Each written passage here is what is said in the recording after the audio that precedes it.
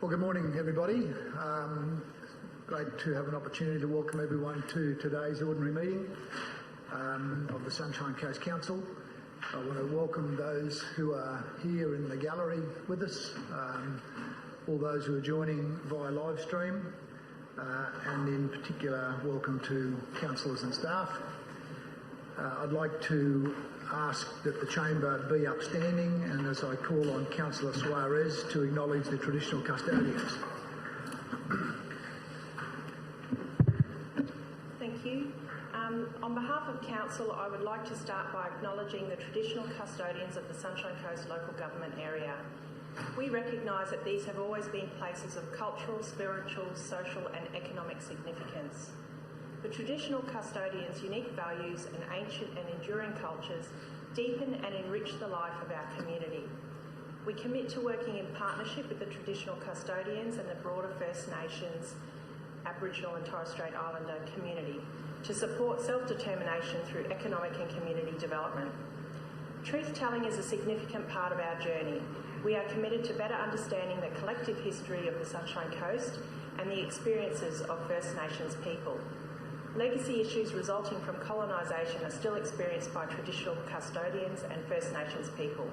We recognise our shared story and will continue to work in partnership to provide a foundation for building a shared future with the Cubby Cubby people and the Yinabara people. We wish to pay respects to their elders, past, present and emerging, and acknowledge the important role First Nations people continue to play within the Sunshine Coast community. Together we are stronger. Thank you, Councillor Suarez. I'd now ask Pastor Donnie Johnson from the Kiwana Life Baptist Church to read the opening prayer. Thank you, Pastor Donnie. Good morning, everyone. Just before I pray, I just want to say a huge thank you on behalf of the churches and pastors on the Sunshine Coast for this honour and a privilege to pray for you and to pray for you today. Thank you. Let's pray. Father God, I thank you for this opportunity of being here with these men and women.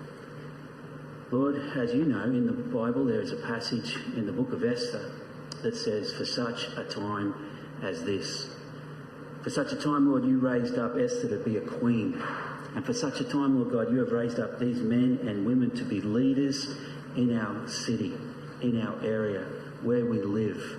And I pray right now, Lord God, that you would continue to guide them, you would lead them, you would fill them with wisdom and discernment, that they may make great choices for all the people here on the Sunshine Coast.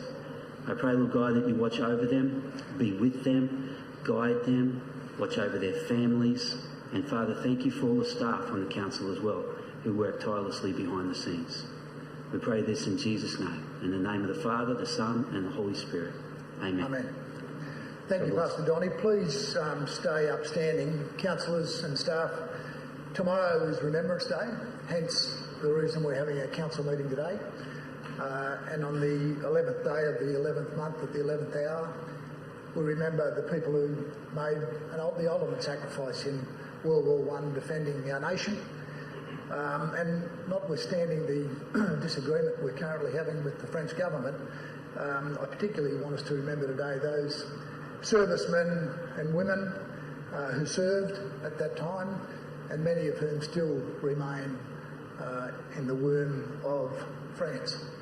So if I could ask you to observe a minute's silence as we mark Remembrance Day.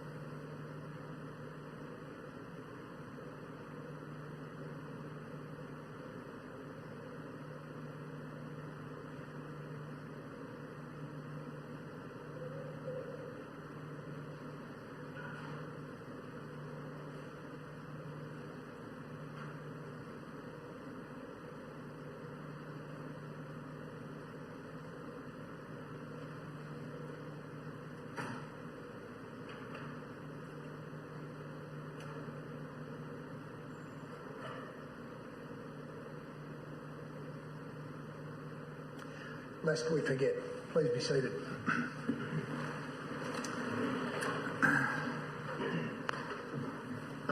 Councillors, we had no one on leave of absence and no apologies for today's meeting.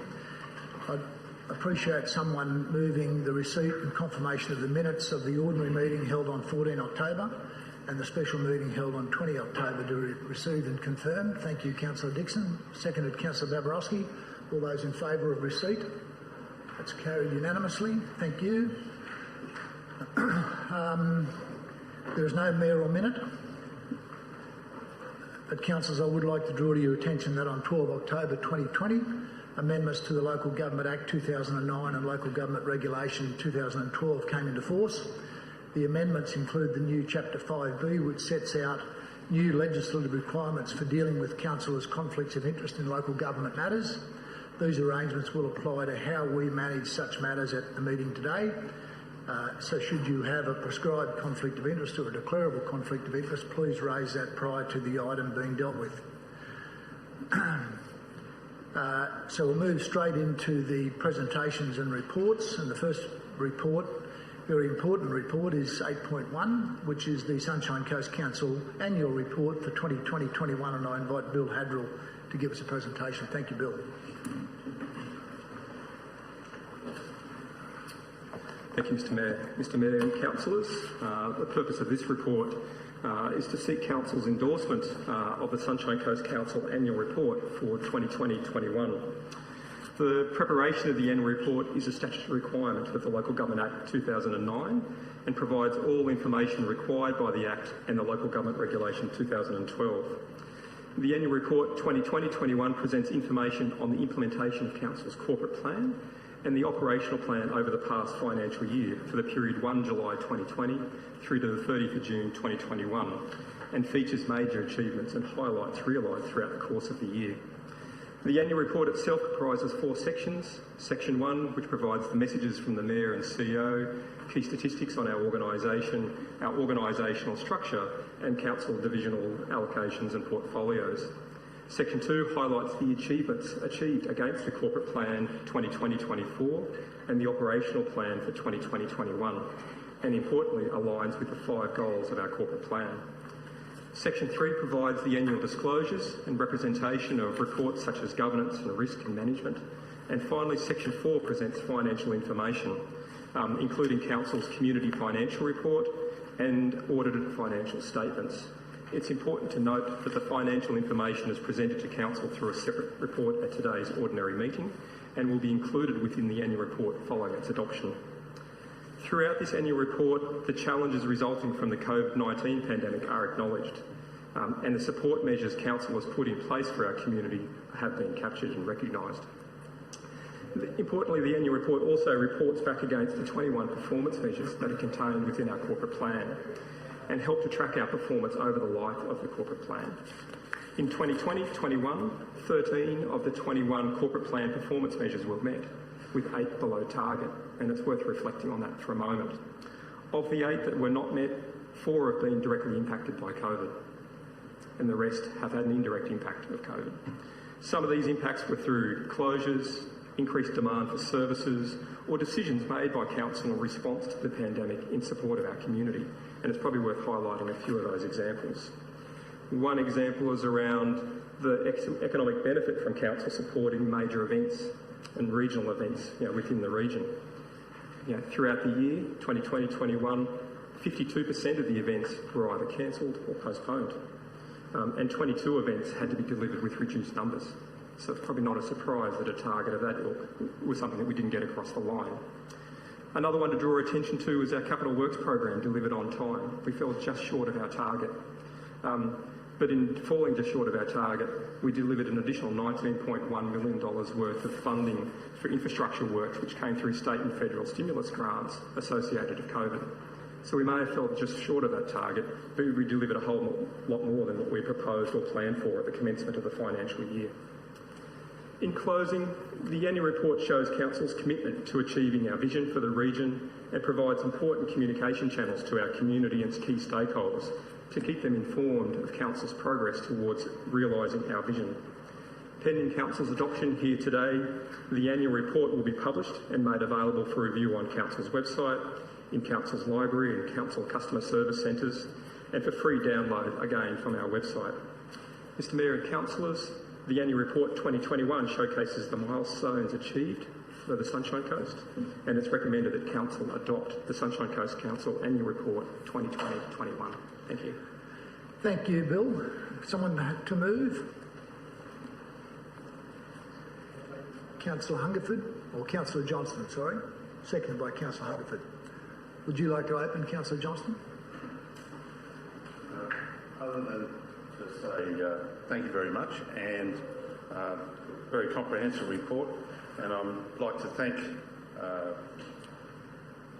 the Chief Strategy Officer, which is you, I assume, for providing the additional breakdown of performance measures, which is actually very impressive for this local authority. It's impressive for any local authority, never mind our own. And I'd like to thank everybody for the great work that's been done on behalf of the residents of the Sunshine Coast and in response to the policies of the Sunshine Coast Council. Thank you, Councillor Johnston. Councillor Landsberg. Thank you, through the Chair. Thank you, Bill. I'd just like to start on a bit of a sad note. I know it's a great annual report, and I totally commend the officers delivering this today. But one of our supporters that I've been personally involved in is Nidai's Water and Land Care.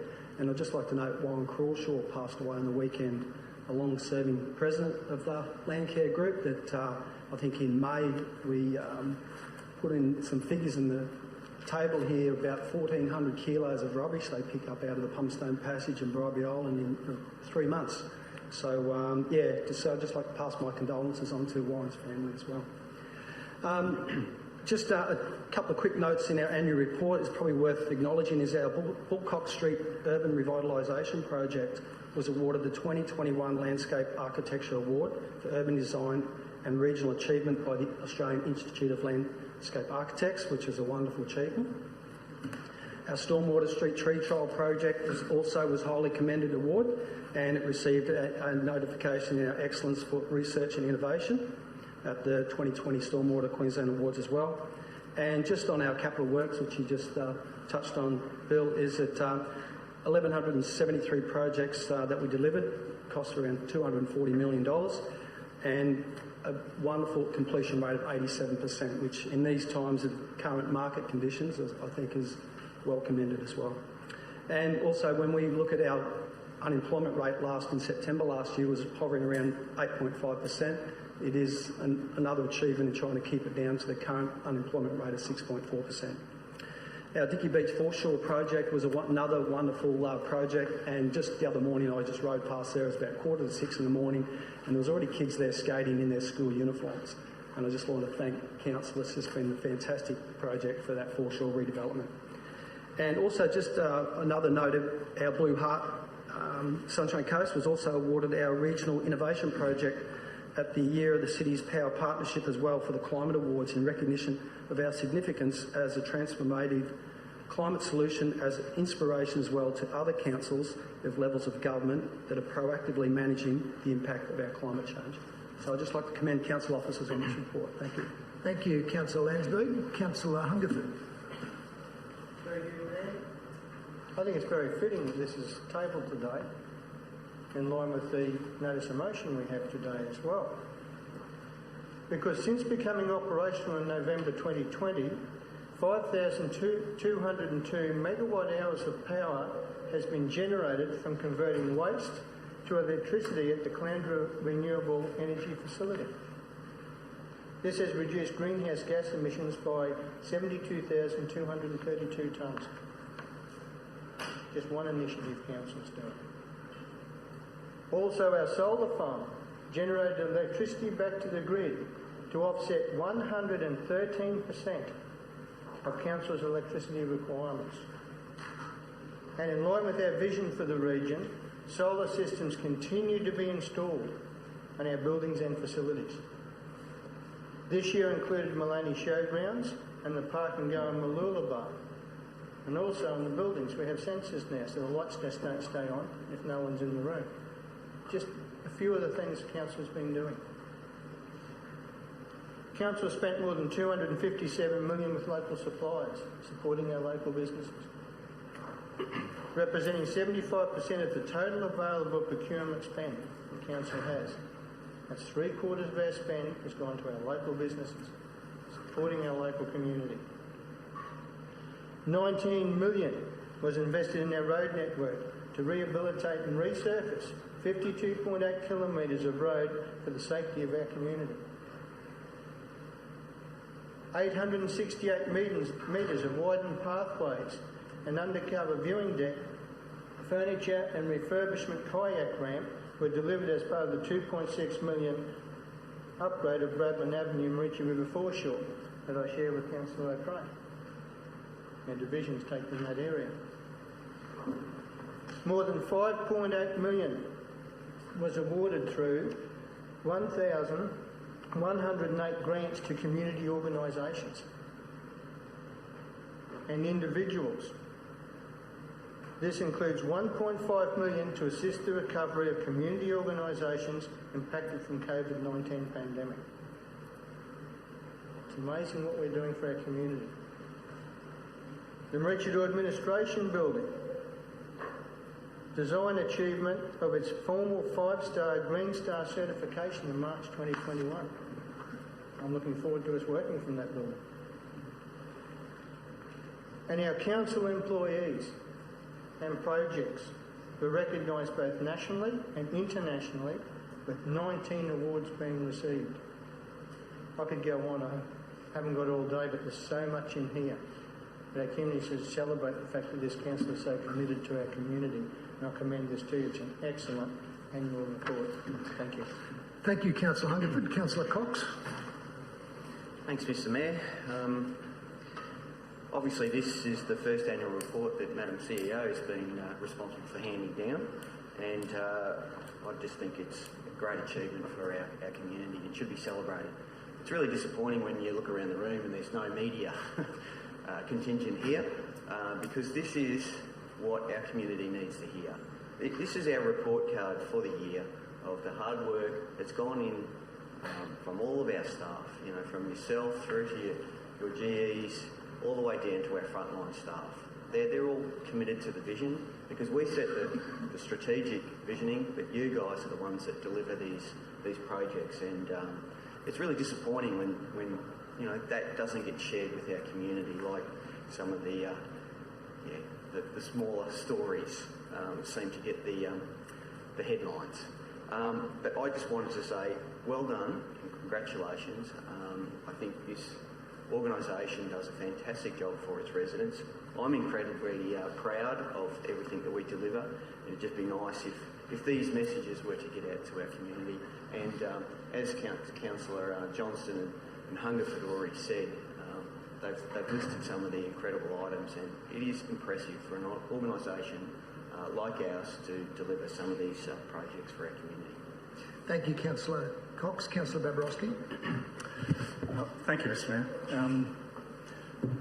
I obviously rise to support the officer recommendation to adopt this report, and like Councillor Cox, I'd like to think that as this is live streamed, there will be plenty of media absolutely champing at the bit, waiting to write about this annual report.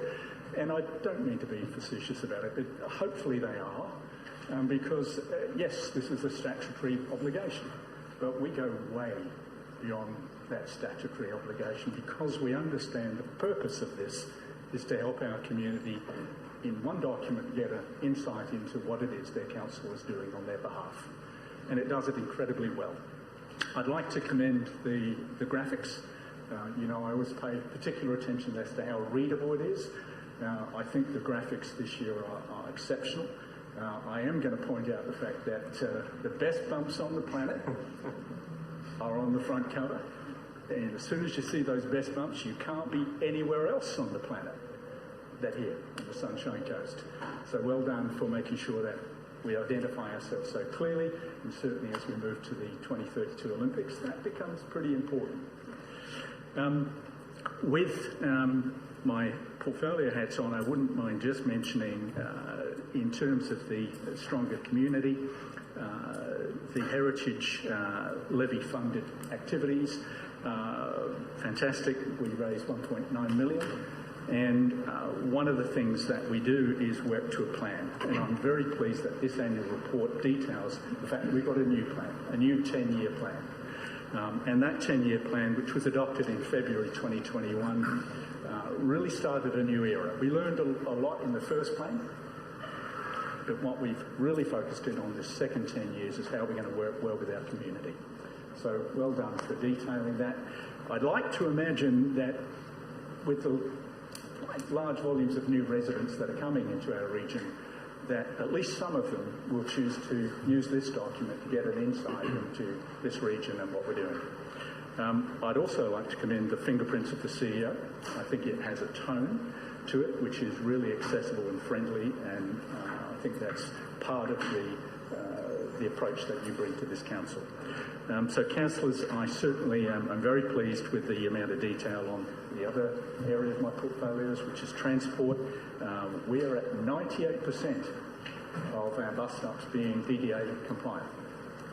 719 out of 730 are now compliant. And we will achieve full compliance in the near future.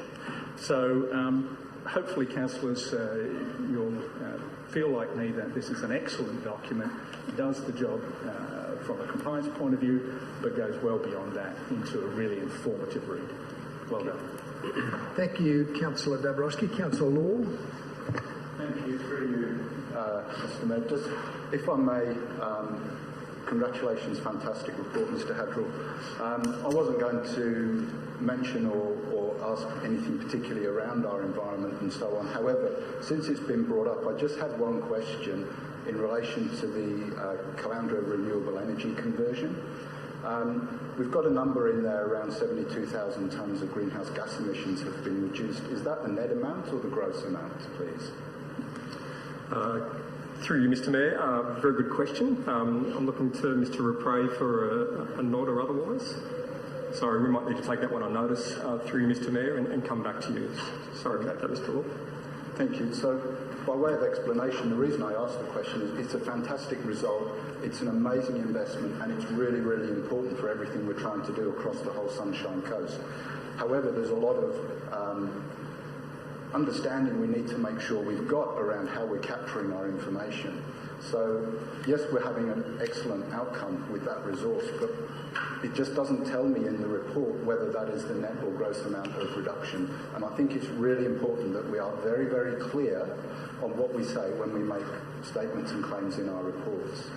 So thank you for the question. If I might just briefly talk to the recommendation and the motion. Mr Hadrill, thank you for the report. Madam CEO, as Councillor Cox has said, an outstanding year under the circumstances.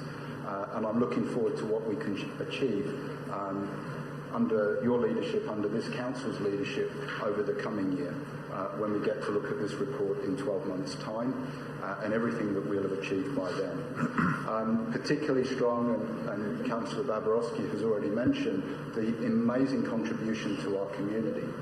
And the Community Strategy Leadership Group met yesterday morning, and they looked back over the year that we've had and the amazing achievements and work that has been done through these collaborative, community-engaged, community-involved projects that we are working on. And part of that would be to commend everyone involved, and particularly to you, Mr Mayor, on the work done at the Homelessness Roundtable and the intention you have brought to not only the local Sunshine Coast community, but to state government, whose ultimate responsibility, social housing and helping people to be housed across the coast. You've taken real leadership there and demonstrated what can be possible with some amazing projects that we continue to support today.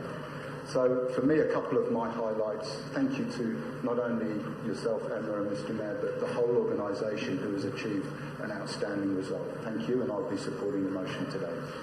Thank you, Councillor Law. Councillor Dixon. Good morning, and thank you for the opportunity to speak. It's not often that I get a chance to publicly thank staff, and particularly senior staff. I just want to take the opportunity today to just reflect on all the good things that we're doing. Too often am I caught up in the weeds on day-to-day things happening in my area that I actually forget a lot of the things that we're doing across the region. I've got a pretty strong focus on my local area, but when I read through the annual report, there's things that even I had forgotten we were doing, and if you actually step back and reflect, I'm pretty proud of what's happening in the region. It's even projects like the Mooloolaba Boardwalk that I understand was open yesterday. That's not really in front of my mind. I don't go down there a lot either, but just to reflect on how much effort and time's gone into that project over the years. Fantastic for the region, and I'm looking forward to getting down there. That's just one of the projects, and you go through the annual report and you just see how much meat is on the bones. So thank you to all the directors and the CEO, particularly James and Tom, who I work with very, very closely. I've got nothing but accolades and positive comments for you and your directorates. Mr Mayor, I'm not one to gloss over things that are important for the community, and I actually want to be the one who fronts up to this today. Over the years, I've probably been the lowest claimant in terms of expenses as a councillor. I don't claim much. I've looked at the 1920 and I think I claimed $138, and that was for some wreaths and things for Remembrance Day and Anzac Day. But I was quite shocked when I went through the annual report and I had the highest, and I had to make some quick emails to Bill and Victoria Nelson to find out why. I'm reported at $5,600, and I actually got the breakdown, and I wanted to quickly talk about it because it's very high. Of that $5,600, $4,200 is for the diploma of local government. So for those of you who remember, and particularly Councillor Ted, everyone encouraged me to do that. I'm very much on my way with that, and it incurs a lot of expense in doing that. And I just want to acknowledge my thanks to the CEO and the team for letting me do that. I think it's important to learn, and you don't know what you don't know. So stepping out there and learning is a good thing, and it's been a good opportunity to do that. And of that $5,600, $1,400 was for corporate gifts. So my office has put together gift packs to give to local community groups so they can put up at their stalls and give away. I think it's very important to talk about those things and not hide from them, because for the community out there, all they see is a figure. They don't understand what you're spending your money on, and it's not for extravagant lunches and whatnot. I actually bring my own lunch to work, so I'm certainly doing everything above board. Again, thank you to the CEO and the leadership team. I'm very, very proud of this council and where we are, and if the community does one thing this year in terms of looking at council and analysing us, please read the annual report and really see the good things that we're doing. Thank you. Thank you, Councillor Dixon. Look, I'd like to rise and acknowledge all of the previous speakers and their commentary on the annual report. Thank Bill and the team. And also recognise our Chief Executive Officer, who, as been indicated, started with us on the 23rd of November last year, so a couple of weeks short of a full year, and has demonstrated in abundance a values-based, caring and engaged approach to the leadership of the Sunshine Coast Council, which is indeed important for our organisation. You'll remember, those of you who work with me on the subcommittee, of the very rigorous approach we adopted in seeking out the very best person to lead our team into the future. And here we are 12 months later, and I think we can be very comfortable with the level of rigour that went into that in making a choice. As President of the LGAQ, I'm very aware that there are a number of large councils that are struggling to find the right CEO for their organisation. So I think you can be all very pleased in the fact that at the end of the day it was a decision of council ultimately that saw us appoint Emma, and we're grateful for the work you're doing, Emma. Thank you. Of course, yesterday's announcement by the state government around the lifting of restrictions on people who are vaccinated, but not for people who aren't vaccinated, potentially creates a string of new challenges for our organisation. And I want to assure the CEO that she has the full support of council around what it is we need to do to ensure that people on the Sunshine Coast remain safe. We don't inhibit the opportunity for business to enjoy an economic recovery after a long period in the shadows of COVID. But we will all need to be firm but sensitive, and that isn't going to be an easy task. There's a long way to go in terms of the implications of COVID. I also want to thank our staff who have managed the organisation through the challenges of the pandemic, and there's been many of those, but also continued to drive the level of excellence and the levels of service to our community and play an important part in positioning this region for the future. So, councillors, I commend to you the annual report, and it will certainly have my support. And if there are no further speakers, I'll go back to Councillor Johnston to close. Thank you, Mr. Mayor, and fellow councillors. Thank you very much for your words. And I have been, as has the rest of the council, been incredibly impressed with the leadership shown by our new CEO, who's now approaching her 12-month mark.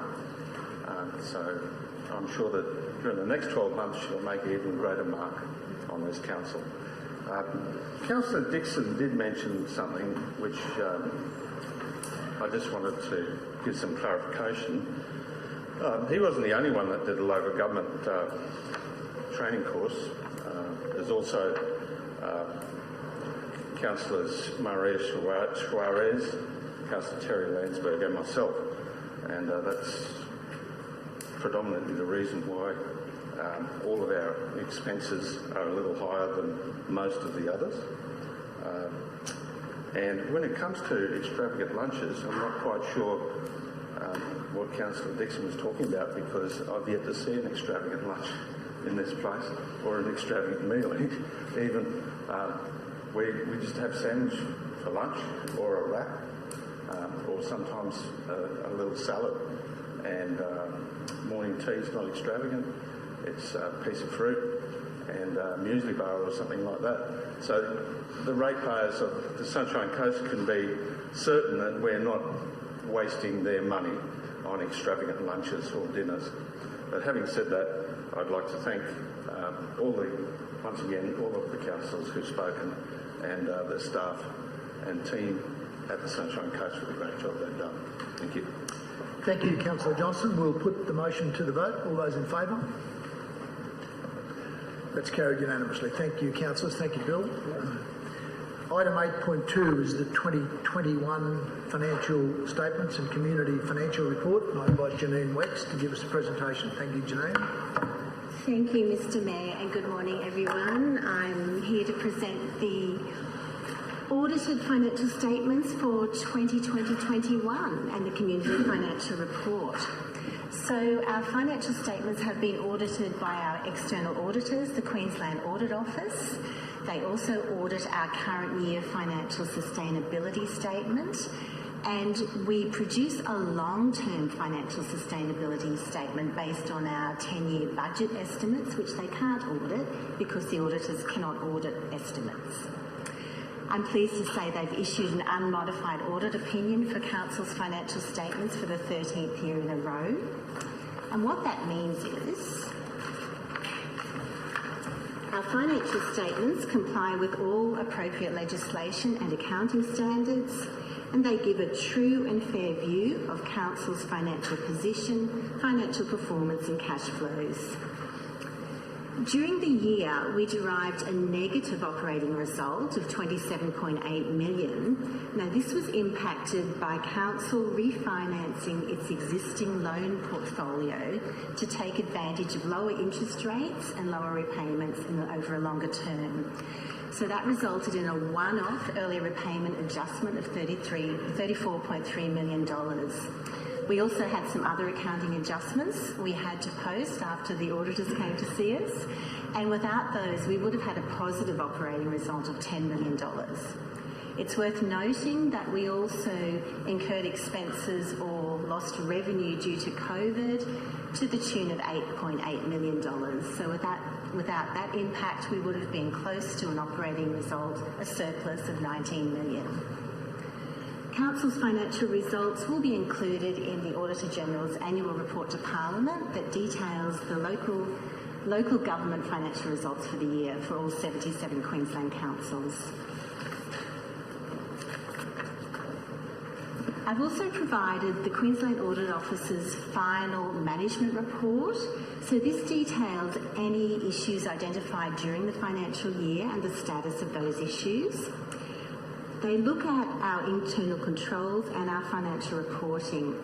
And in terms of internal controls, they classify any issues as either significant deficiencies, which we need to fix straight away, deficiencies which we need to fix in a timely manner, or other matters which are really suggested improvements that we always go with. At the moment, everything is either resolved or not yet due and on track to be resolved. I'm really happy to report we have absolutely no financial reporting issues, and we're really proud of that given the complexity of Council's financial statements and our region shaping projects and the size. I've also provided the community financial report, which is hopefully an easy to understand financial report for the community. The auditors audit this as well, and the auditors also look at our annual report to ensure that there's nothing in it that contradicts with our financial statements.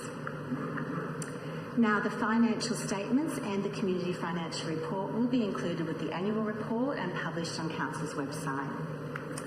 And lastly, I've included the annual report for SunCentral Maroochydore, which is one of Council's controlled entities.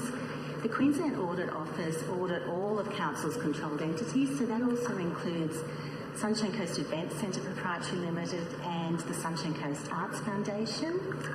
This annual report happens to be ready, so we've included it today, and we'll publish that on our website as well. All of our controlled entities received a clean audit from the Audit Office.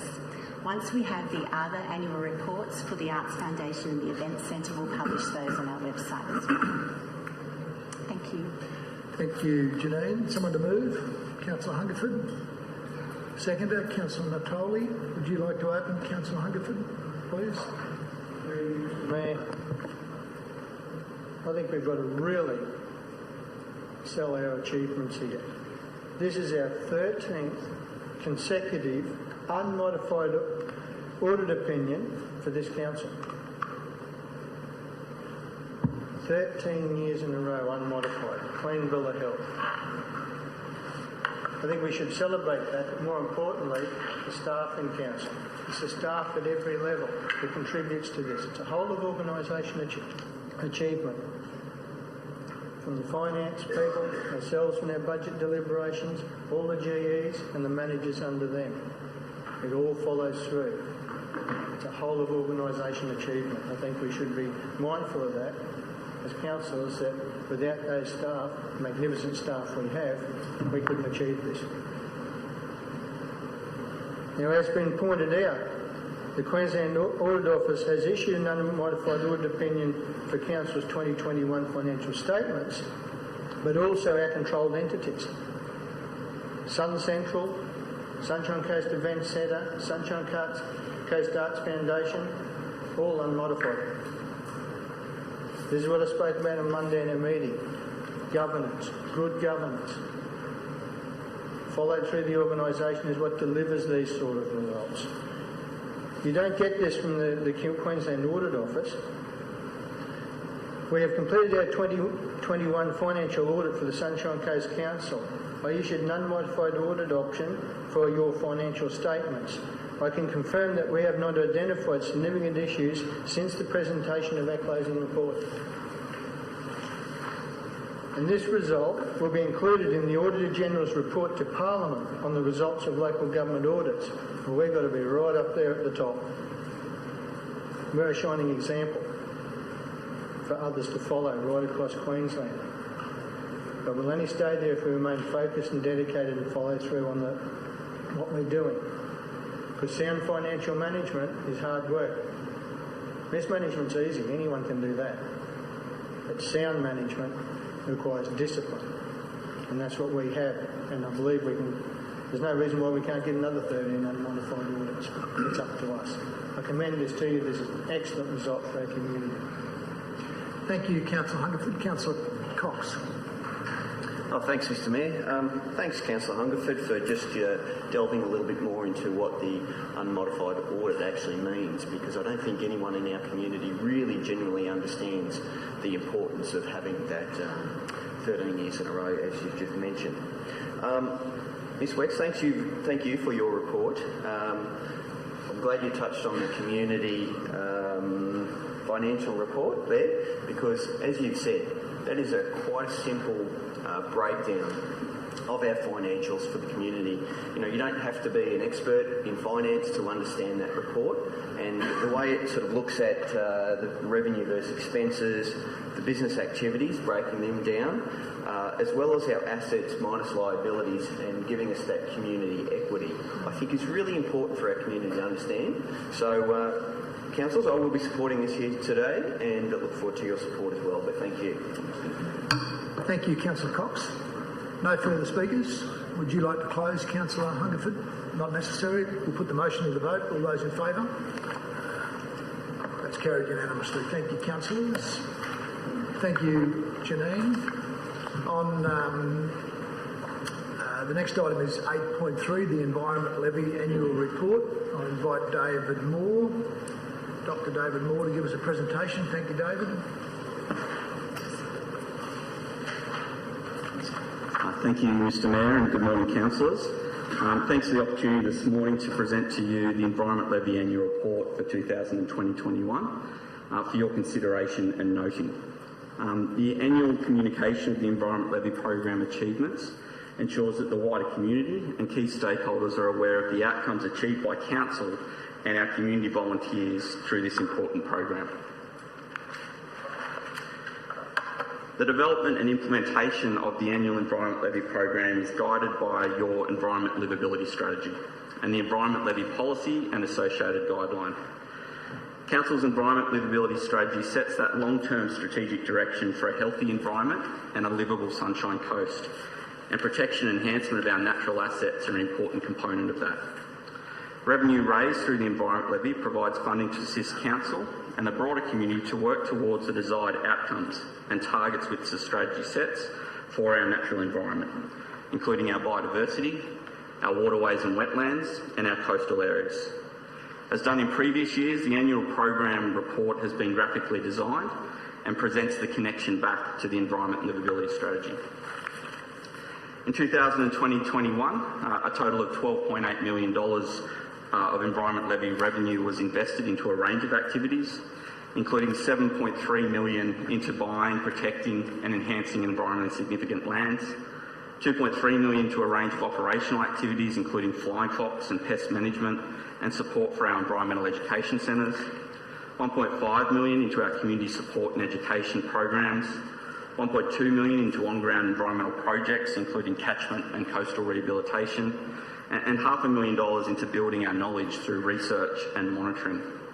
Some of the highlights of this year's achievements include the acquisition of 6 properties, totalling 242 hectares, contributing to the expansion of our conservation estate, as well as the consolidation of our major green spaces, which we're looking to put in place for future generations. Over $200,000 towards landholder environment grants, contributing to the enhancement of privately owned natural assets. Over $1 million towards our healthy coast and investment into dual rehabilitation and the management of coastal weeds. Nearly $500,000 towards community pest action and engagement, and importantly maintaining our annual partnership with Healthy Land and Water, so that as an organisation we can track our progress to achieving our targets for healthy waterways in the years to come. So Council, it's recommended this morning that you note this report and also that we acknowledge and thank the community groups, landholders, students, teachers and volunteers that contribute to the delivery of this important program. Thank you. Thank you, Dr. Dave. Councillor Suarez, you're happy to move. Seconder, Councillor Cox, thank you. Would you like to open, Councillor Suarez? Thank you for the report, Dr. Dave. It's always really wonderful to see what we're delivering through the Environment Levy. I'd like to thank the community, because it is through the levy that Council are able to increase the reserve network of environmentally significant land. manage our conservation estates, actively work on reducing impacts from invasive plants and animals, support our community-based organisations and landholders, and deliver on-ground environmental projects and increase our knowledge through monitoring and research. These collective initiatives maintain and enhance our natural assets and livability, and these are the things that our community value highly, and it's what sets us apart from other regions. So I'd like to thank the community for their ongoing support, and I'd like to thank all of the team for all of their work and all of the organisations and community volunteers who participate in the program as well. Thank you. Thank you, Councillor Suarez. Councillor Cox. Thanks, Mr Mayor. And thank you, Dr Dave, for your report, and thanks, Lee, for your assistance as well. Item C up there, I think, is a great inclusion in terms of just acknowledging the significant contribution that those community groups have and the landholders, etc. So I know Councillor Suarez was out at the Kids in Action, you know, having those next generation of environmental leaders coming through.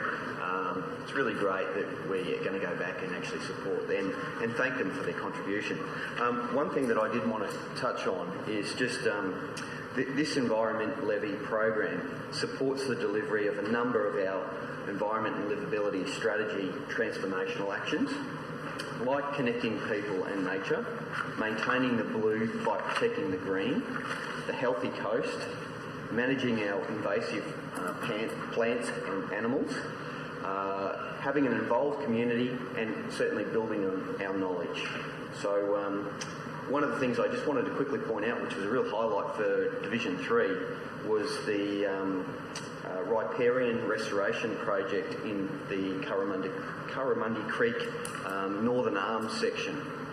So what we did was we had a variety of native trees and plants that were established, reducing that nutrient and sediment runoff. And now the site is actually home to a number of key species like the eastern sedge frog, the northern brown bandicoot, and the red-backed fairy wren. So it's a really great local project that came about as a result of this Environment Levy. So thank you from the people of Division 3. Thank you, Councillor Cox. Dr Dave, I think you're underselling us. As I go through the report, I think it's incredibly modest. And I think this is one area of our operation where we need to be doing so much more to help people understand exactly what it is that their council is contributing to our environment.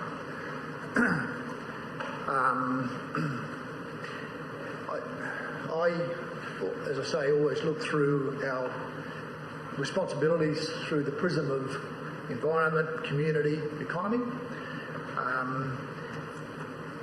We're doing such marvellous things in our environment. Always more to be done, of course, but we shouldn't undersell it, and we certainly should make sure that we're doing everything we can to ensure that our constituents understand the balances that occur. And I talk about something like the interurban break, on which I've had considerable communication this week with the state government at a ministerial and Director General level. That is an incredibly important project. And if you don't think it's important now, I think in 50 years' time people will be looking at it, providing we're able to secure the necessary legislation, and saying, thank goodness, all this space was retained on either side of the Moreton Bay Sunshine Coast Council boundary, because it is such a luxurious natural place to go and visit, highlighted by Bribie Island, the Pommerstone Passage, the Ramsar Wetlands, the Glasshouse Mountains. But I don't hear many people talking about that, or even providing me with any encouragement, which is a little bit unusual. I don't encounter people protesting to help the homeless. I don't see people acknowledging the things we're doing economically around helping many migrants moving to our area to get jobs. I'm moving slightly away from the environment, but it's the point I'm trying to make around the importance of those three areas and the balance that we need to maintain. Call it a synergy, if you like. But I think it's really, really important that we do everything we can to help people understand exactly what the Sunshine Coast Council is doing as a leader, but also as a representative of our community. Because as I engage with a lot of our community, I detect that they don't understand and don't really appreciate. And to be honest, a lot of the people I'm talking to have got a pretty one-eyed view on things. And that's their prerogative. I'm not being critical of that. But what I try to do is help them understand that we can't have a one-eyed view on things. We've got to have a broader view to provide that balance. I don't encounter anybody who criticises the environment levy. And indeed, I think we may need to increase it by a larger amount in the future. Because we are living in a world that's got a variety of different challenges that need different solutions.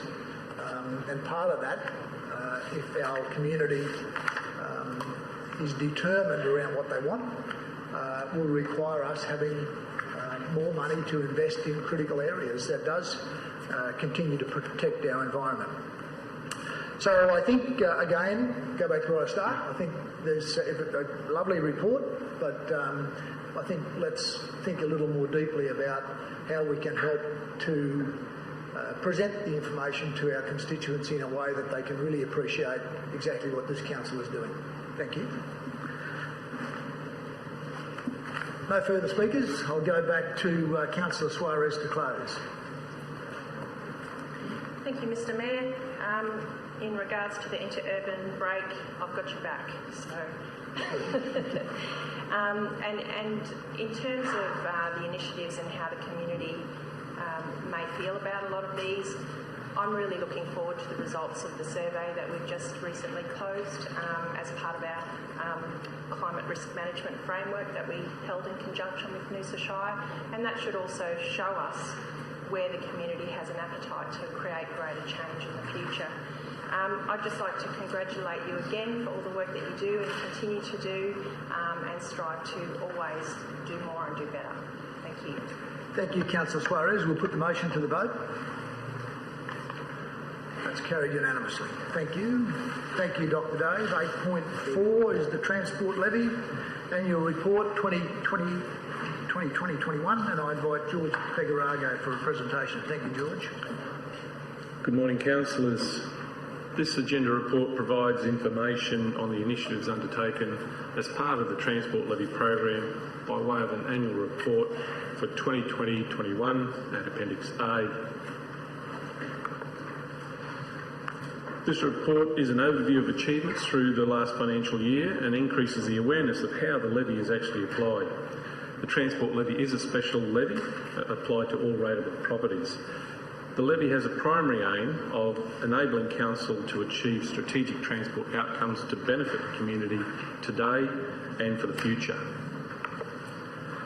For 2020-21, the levy was $44 per rateable property and raised just over $6.4 million. The graphic shows the application of funding across the 5 sub-programs of the Transport Levy.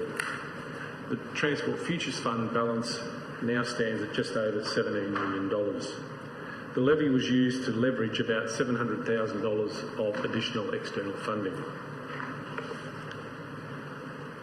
2020-21 saw the operation of 2 FlexiLink services, the Council Link service and continued support for the community-run Kenilworth trial service.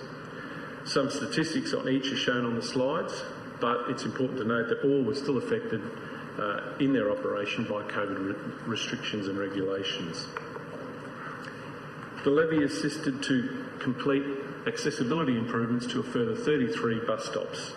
This means 98% of bus stop boarding and alighting areas now meet accessibility requirements in line with the disability standards. The remaining 11 sites are under review by the Department of Transport and Main Roads, with the expectation that Council will meet the 100% compliance requirement ahead of the milestone date at the end of 2022. These accessibility improvements also have a flow-on effect to benefit all bus passengers. The Travel Behaviour Change Program, which is a priority action from the Integrated Transport Strategy, continued through 2020-21, but the consultation and co-design approach and methodology that's been adopted with a range of stakeholders was impacted due to COVID restrictions through the year. The implementation of Ride Score Active Schools program suffered significant disruption through interrupted school approaches due to COVID. However, refinements and other associated activities did occur within the initiative.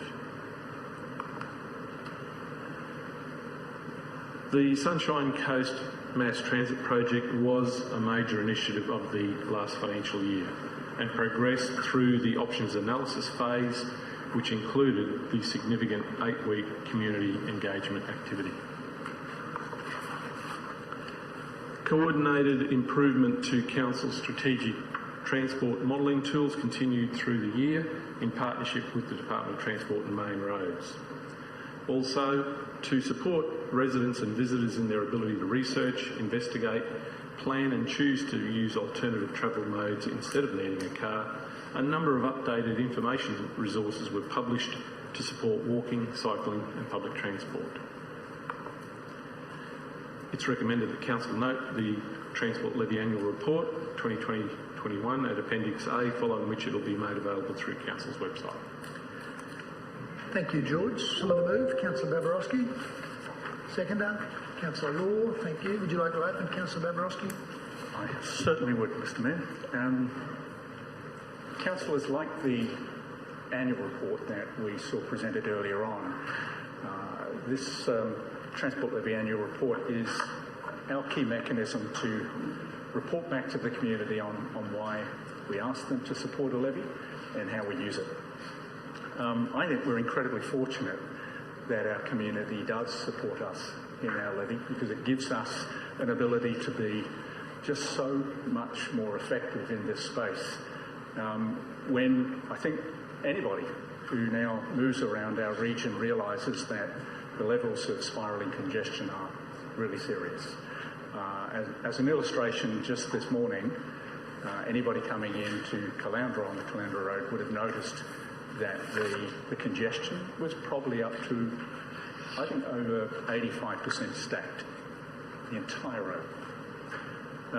But that's why we have had a levy, and it's been my absolute privilege for close to 10 years now to be the Transport Portfolio Councillor and progressively see these reports develop better infographics, which again I commend as part of this report. Well done on the presentation. It's highly readable.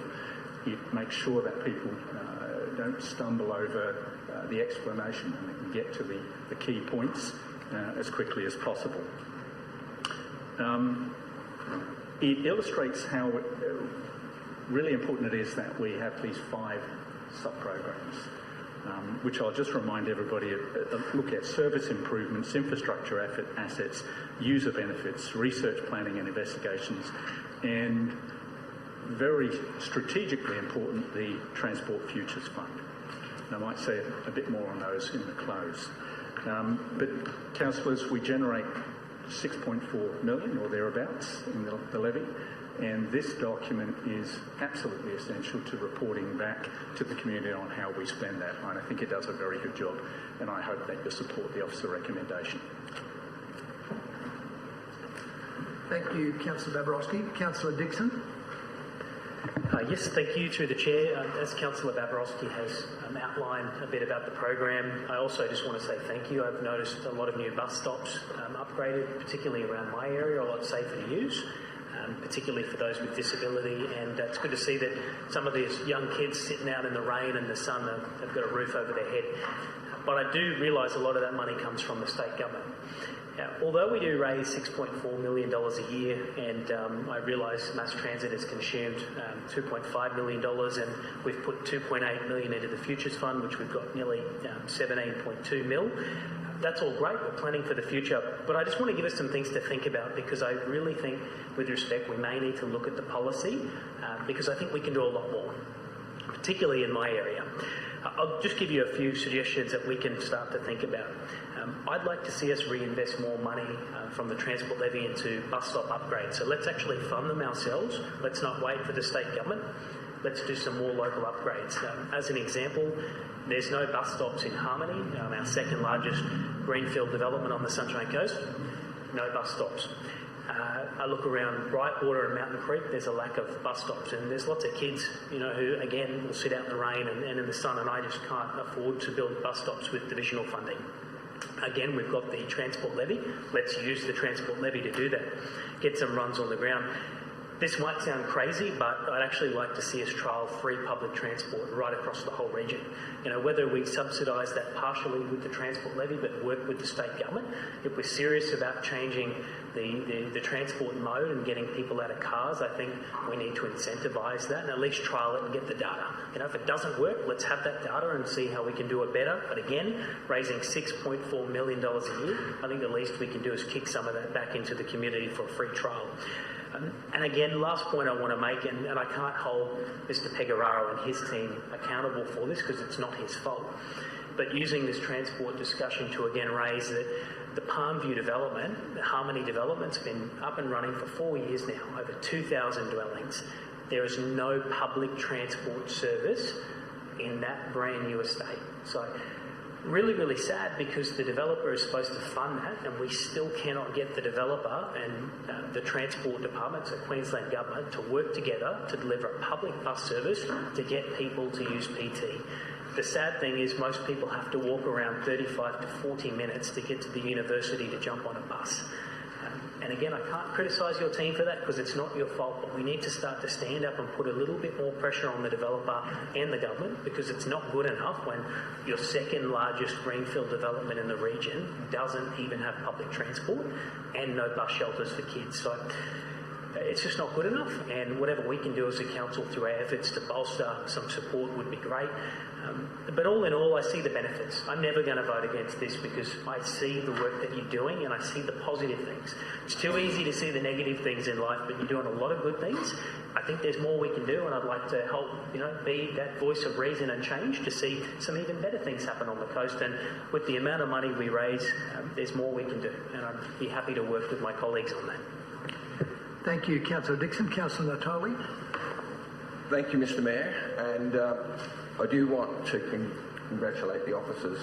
You guys do an incredible job in terms of the work that you have to do, and it is challenging. Dealing with transport on the Sunshine Coast is probably one of the biggest challenges we, as an organisation, state government, the community, have to deal with. The Deputy Mayor mentioned 10 years that this levy's been in place, and that we've been trying to deal with, obviously, congestion. Clandor Road is usual. Every time I come along Clandor Road, that same congestion, pretty much 85% of that stackable road system. But that's not the only road system. Trying to get out of Palmview. Often from University Way, it's blocked up. You get onto the motorway, it's blocked up. So the buses, even if we did have buses there, Councillor Dixon, they would struggle to get through. The buses from the universities trying to get to Maroochydore would have to go through the congestion at Quina Way, congestion on the motorway heading into Maroochydore. It's surrounded by congestion, and every road system that we try and get onto on the Sunshine Coast, major state road system, are choked. And I think, as much as we've got this transport levy, and we look back at the work that's been done over the last year and the years before that, we need to find some mechanism of being able to drive an outcome that is going to give us a solution that's going to deal with all of this congestion.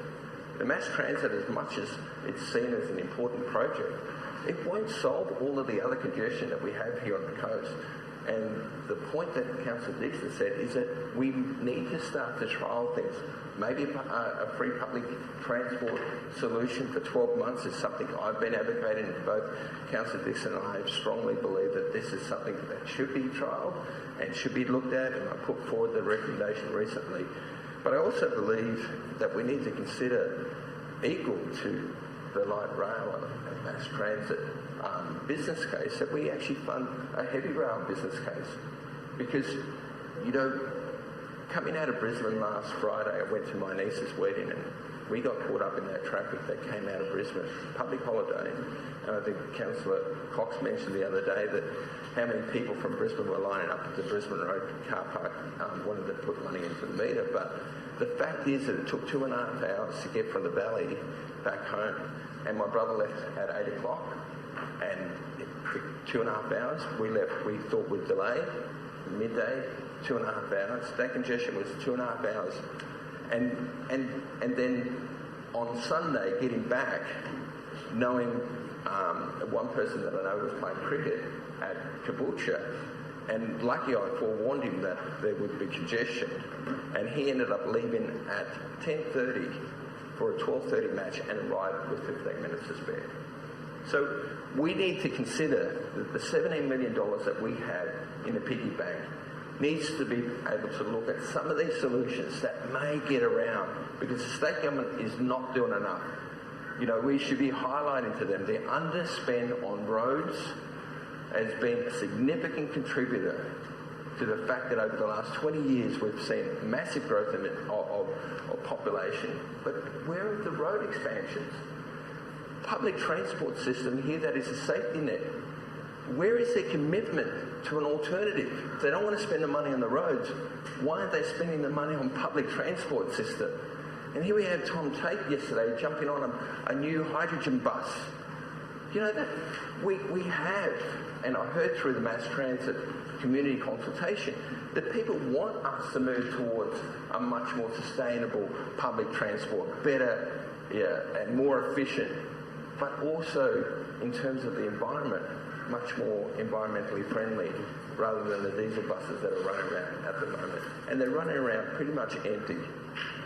You know, it's such a significant investment that the government puts in this safety net public transport system. But it doesn't do what it's supposed to do. If you're going to invest that, you might as well invest more, get a much more efficient system and make it work.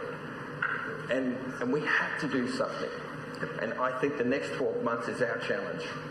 And I'll be advocating that the future fund be used for the trial, and I'll be advocating that we should be putting together and going to the state government. You need an extension. Yes, please.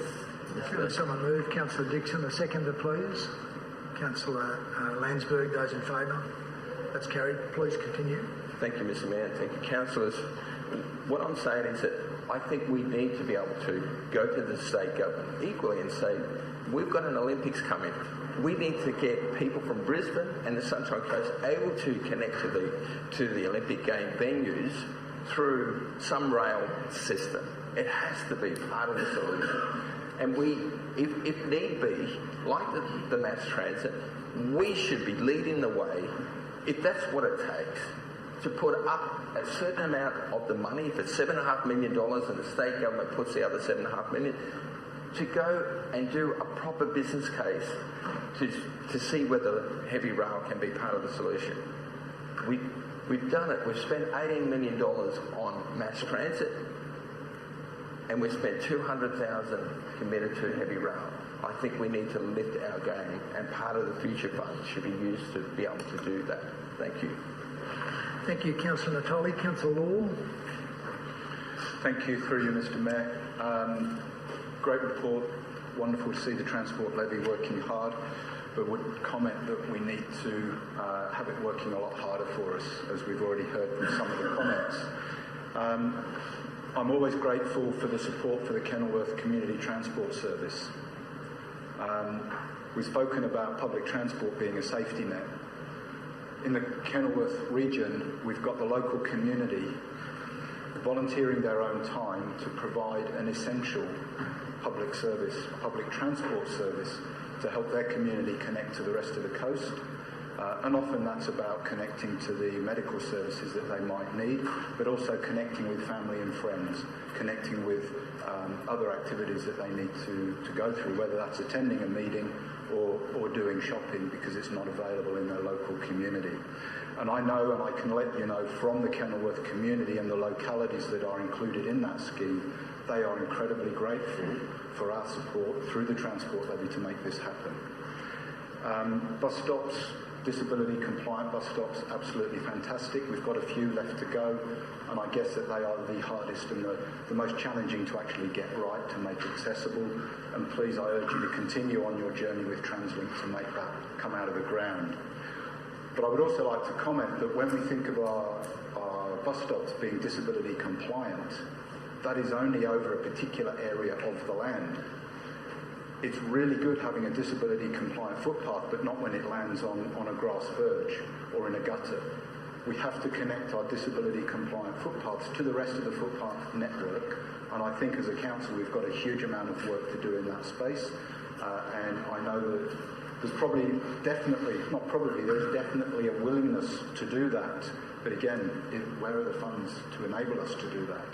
So that if you have a disability, or if you are any user of public transport, once you get out of the bus, no matter what the weather conditions are, you can safely and easily get to your next destination.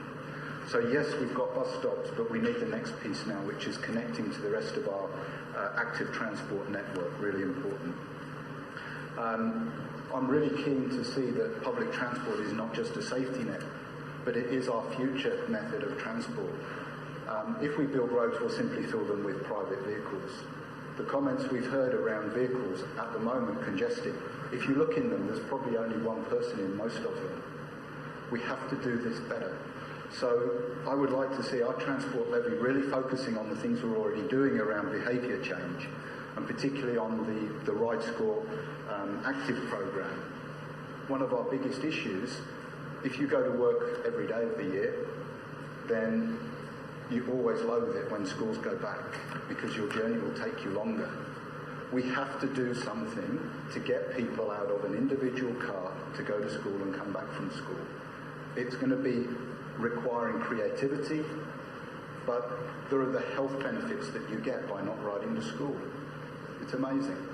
We've got a program, we need to do far more in that space around getting to school without needing to go by car. The alternative is to go by bus, but let's have decent buses for people to go in so that the kids are happy to go in the bus. But it's an old bus fleet. It needs to be a better bus fleet. And it could be an environmentally sound bus fleet as well. We've heard that hydrogen buses are now available. I don't know that they've made it here yet. So we've got a lot to do, but thank you for this report and everything we've achieved so far. But the focus, we've got to build and strengthen the behaviour change. We've got to do more for active transport, not car transport. So thank you very much, and I'm looking forward to what else we can do with the Transport Levy. Thank you, Councillor Law. Councillor Landsberg. Thank you, through the Chair. And just to obviously commend the other councillors' comments. And Councillor David, I was actually just going to make a mention about the Travel Behaviour Change Project. We do need to get people with a change of mode of travel, and the Ride Score program as well, as we're kicking that off with approaching more schools in the future as well. Probably just touch on some work that's been carried out at Moffat Beach recently, and everyone's probably aware of it, and just to show the impact that has caused to repurpose the lighting system at Buckley and Roderick Street. And that is a perfect example of what that road, that entry into Caloundra, was never built for, to carry the amount of traffic. And there's been social media comments about the conspiracy theory to really push the Caloundra Transport Corridor upgrade through Benbena Park. I can assure you that it's part of the road resealing program, and because the radar hasn't been fitted back into those traffic lights to get the signalisation correct, and they'll be fitted tonight. But it's created such an impact in our community, and I'm feeling it firsthand. So, to really try and look at these other transport corridors into Caloundra, and also to look at the 2032 off-ramp for Queen Street proposed by TMR, I don't think we can wait that long either, George. I think there are other avenues that we really need to push harder. But yeah, just want to commend you on the report, and I'll be supporting. Thank you. Thank you, Councillor Landsberg. Councillor Suarez. Thank you, through you, Mr Mayor. Thank you for the report, George, and thank you also for always being available if I have any questions or I'd like to raise any issues, particularly in my division. We've heard a lot of the issues. You've got a big job. We've got a lot to do in this space, but I wanted to talk about something positive, and that's the travel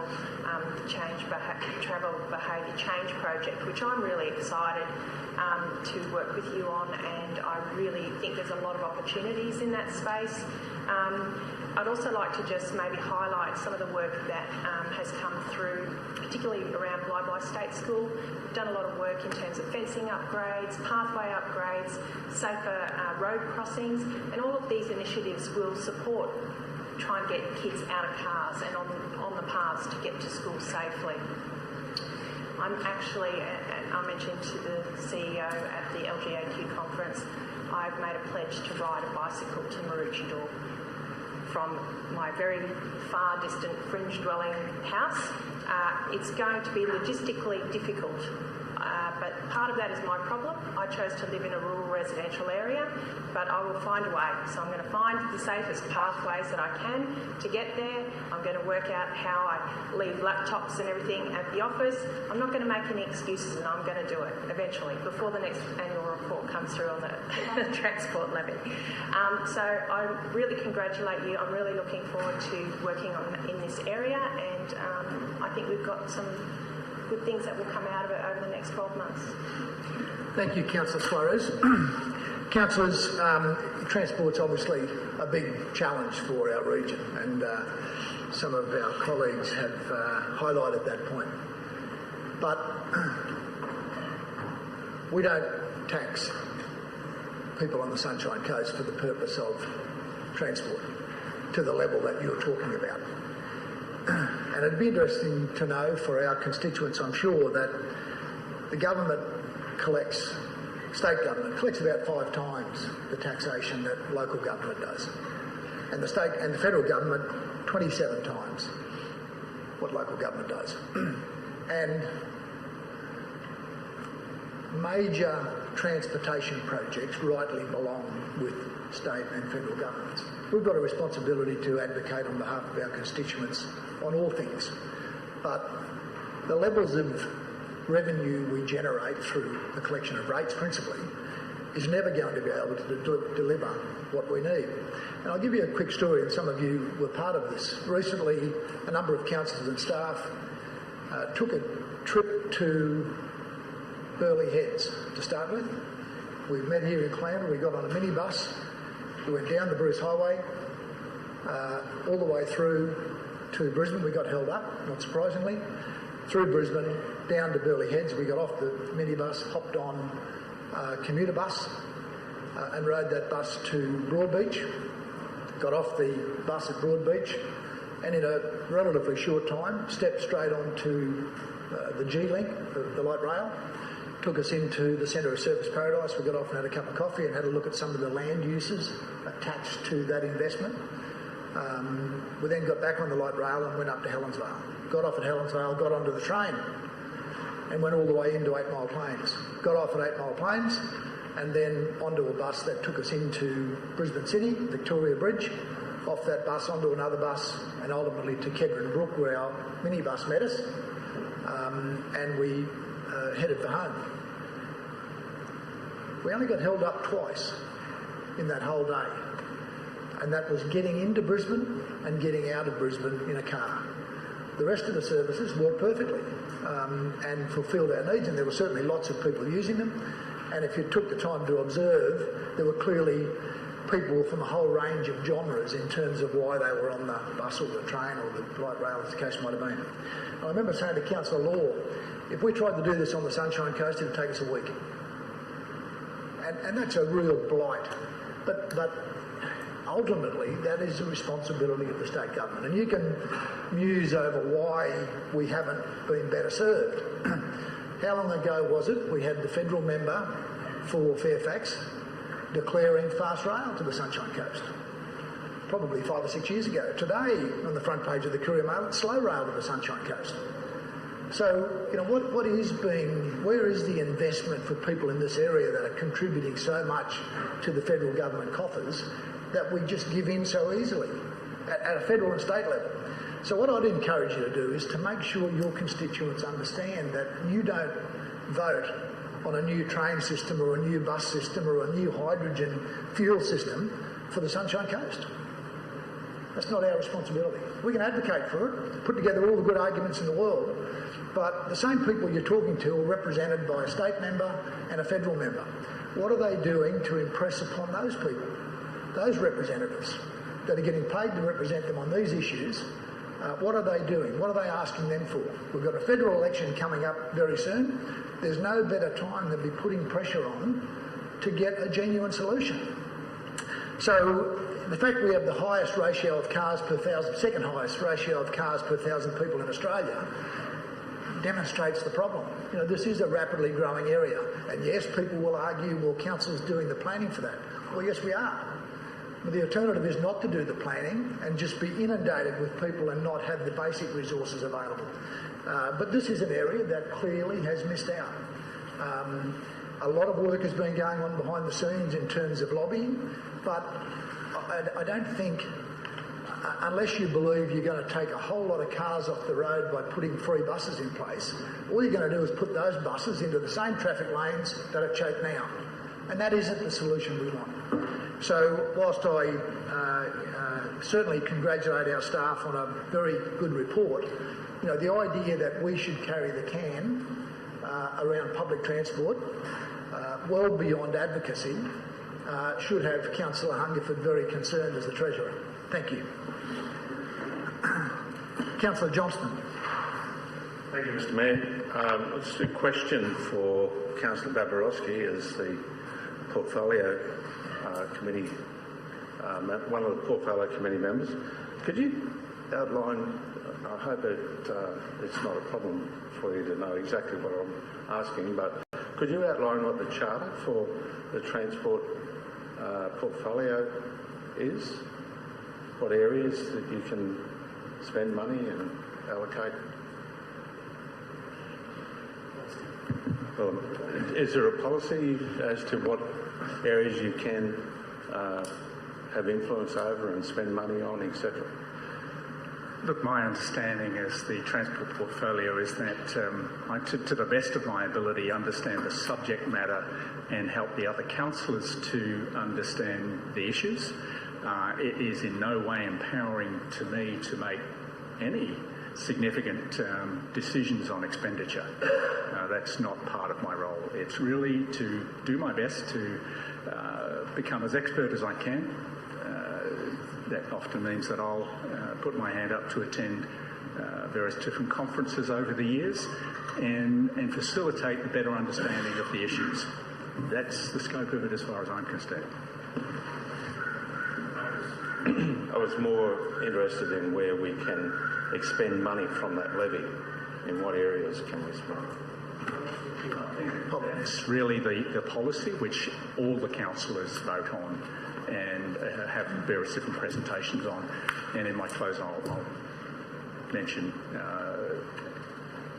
working on future policies. Well, there are no further speakers, so you can close now, Councillor. Thank you very much, Mr Mayor. Look, councillors, I am really pleased and impressed with the level of engagement on this subject. It is obvious a reflection of the fact that it's, if not the most important, it's certainly one of the most important issues for our region. We, as a region, a community of communities, which we deeply are invested in, live wherever you want to live, but belong to the Sunshine Coast. And the way that you belong to the Sunshine Coast is that you move around the various different destinations, the various different attributes. And that's how you become a member of the Sunshine Coast. And transport is utterly intrinsic to that. So it's no surprise to me that you're incredibly invested in this. And as the Mayor's pointed out, the reason we are invested in this is that we recognise that we have had underinvestment in infrastructure for decades.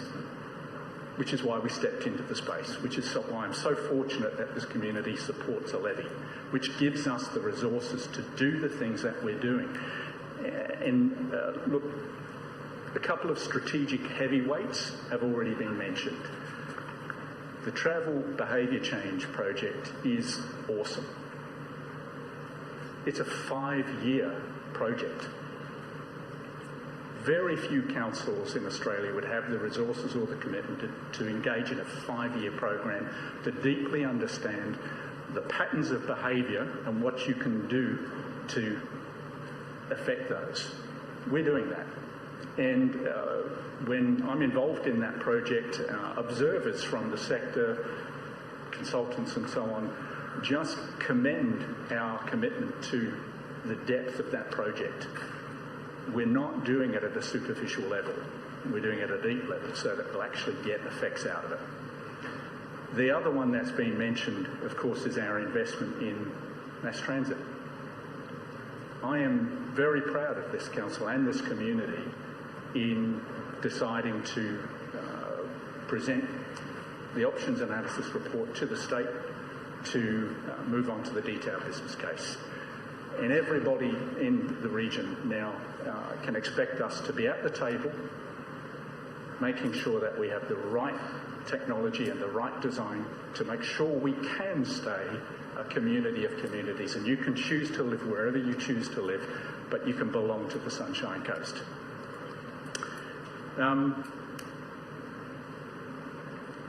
I'm really looking forward to all of the suggestions that have been made today are valid. I'm really looking forward to the workshops that we'll have in terms of policy or the program so we can examine your suggestions. And I might just point out that, you know, the free bus sounds so appealing that it's already been pointed out that, well, as appealing as it is, a free bus network wouldn't particularly work well on a congested road network. Having said that, we have been in this space before, and Councillor Dixon, you'll remember that as a council we invested in free holiday buses over the Christmas period, and we examined the detail of the results, and we'll present those details back to you as a workshop because some of the councillors weren't involved in that process. Bottom line of it, it didn't change behaviour. It didn't change behaviour. But let's look at that. Maybe we can reconfigure it, re-examine why, and redesign it. I would point out that the suggestion for us to be also investing in heavy rail, I guess you're making a distinction between the duplication project and the CAMCOS. Now, I imagine you're referring to the CAMCOS line. And as you'll recall, the North Coast Connectors, that was called, has already had a feasibility study funded by the federal government, done by a private consortium, and Infrastructure Australia rejected it, did not take it any further because it did not meet the cost-benefit ratios required. Look, again, it just suggests that surely you wouldn't quickly jump into that space if it's already been demonstrated that it's a very difficult project to justify. Do you want an extension, Councillor? Look, if I may, I'll just close. Thank you very much for your engagement. I think we recognise a brilliant job well done. Thank you to the team. Long may you continue to do such good work. Thank you, Councillors. Thank you, Councillor Babarowski. We'll put the motion to the vote. All those in favour? That's carried unanimously. Thank you. I'll start up this end.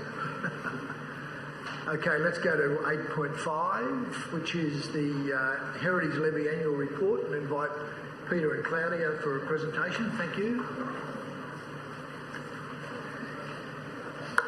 Thank you. So the Heritage Levy really at its core is about preserving and promoting our local stories, from the First Nations stories to the more recent ones.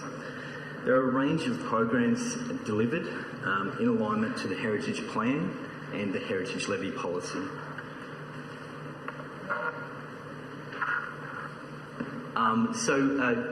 The pie chart here is just a simplified representation of the carve-up of the actuals for the Heritage Levy for 2020-2021. There were a number of impacts, largely due to COVID-19 in the delivery of some programs and some service providers within the region. So the right-hand side of the chart is impacted to the tune of $243,000 worth of projects that could not be delivered as a result of COVID-19. And in accordance with the policy, the Heritage Futures Fund, 33% of that of the levy is banked into the Futures Fund for infrastructure. Any remaining funds or unallocated funds at the end of the financial year also go into the Futures Fund. So that has distorted that wedge. So I will just go ahead to some of the key achievements from the Heritage Levy report. So the Sunshine Coast Heritage Plan was put out for community consultation and endorsed by Council in February of 2021. The First Nations Virtual Reality Program was developed and launched and was a winner of a National Museums and Galleries Award for interpretation out at Bankford House. There is over $76,000 worth of built heritage conservation fund projects supported in the region, and over $183,000 worth of grants for community heritage organisations and projects. The Regional Heritage Discovery Guide was also redeveloped and launched with supporting collateral to promote our community museums and heritage trails.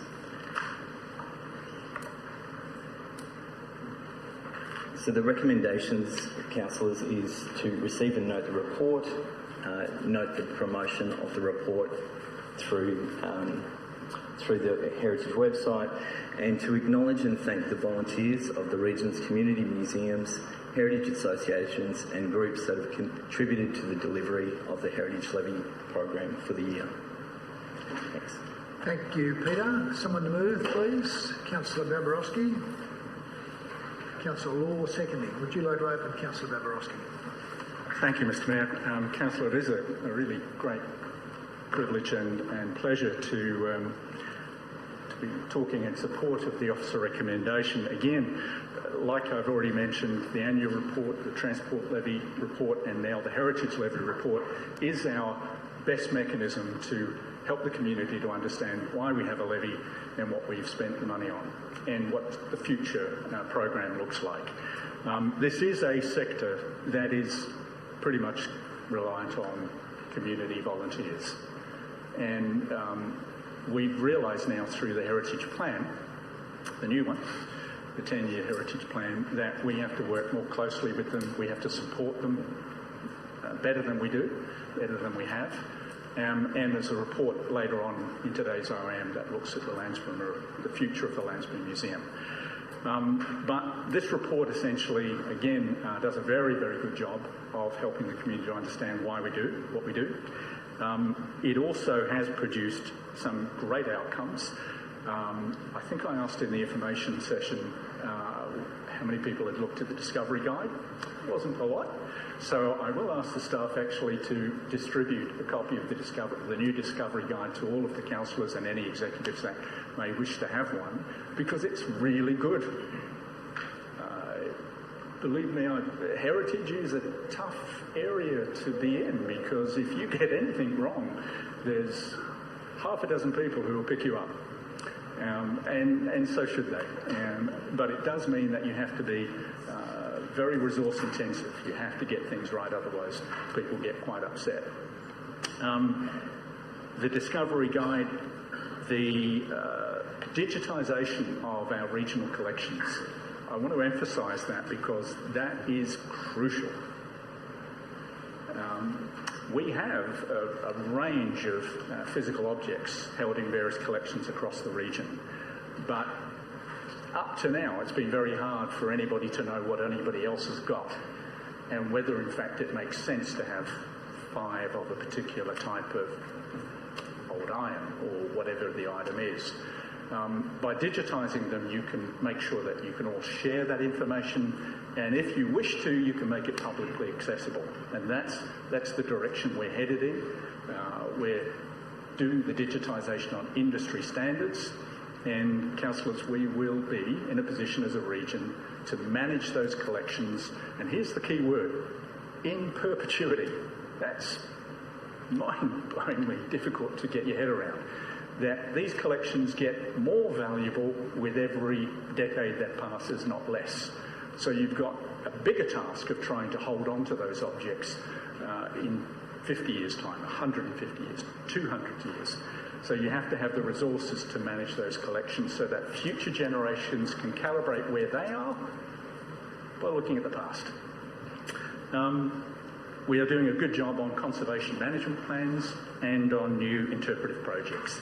So councillors, this is incredibly good value for a very modest $13 per ratepayer.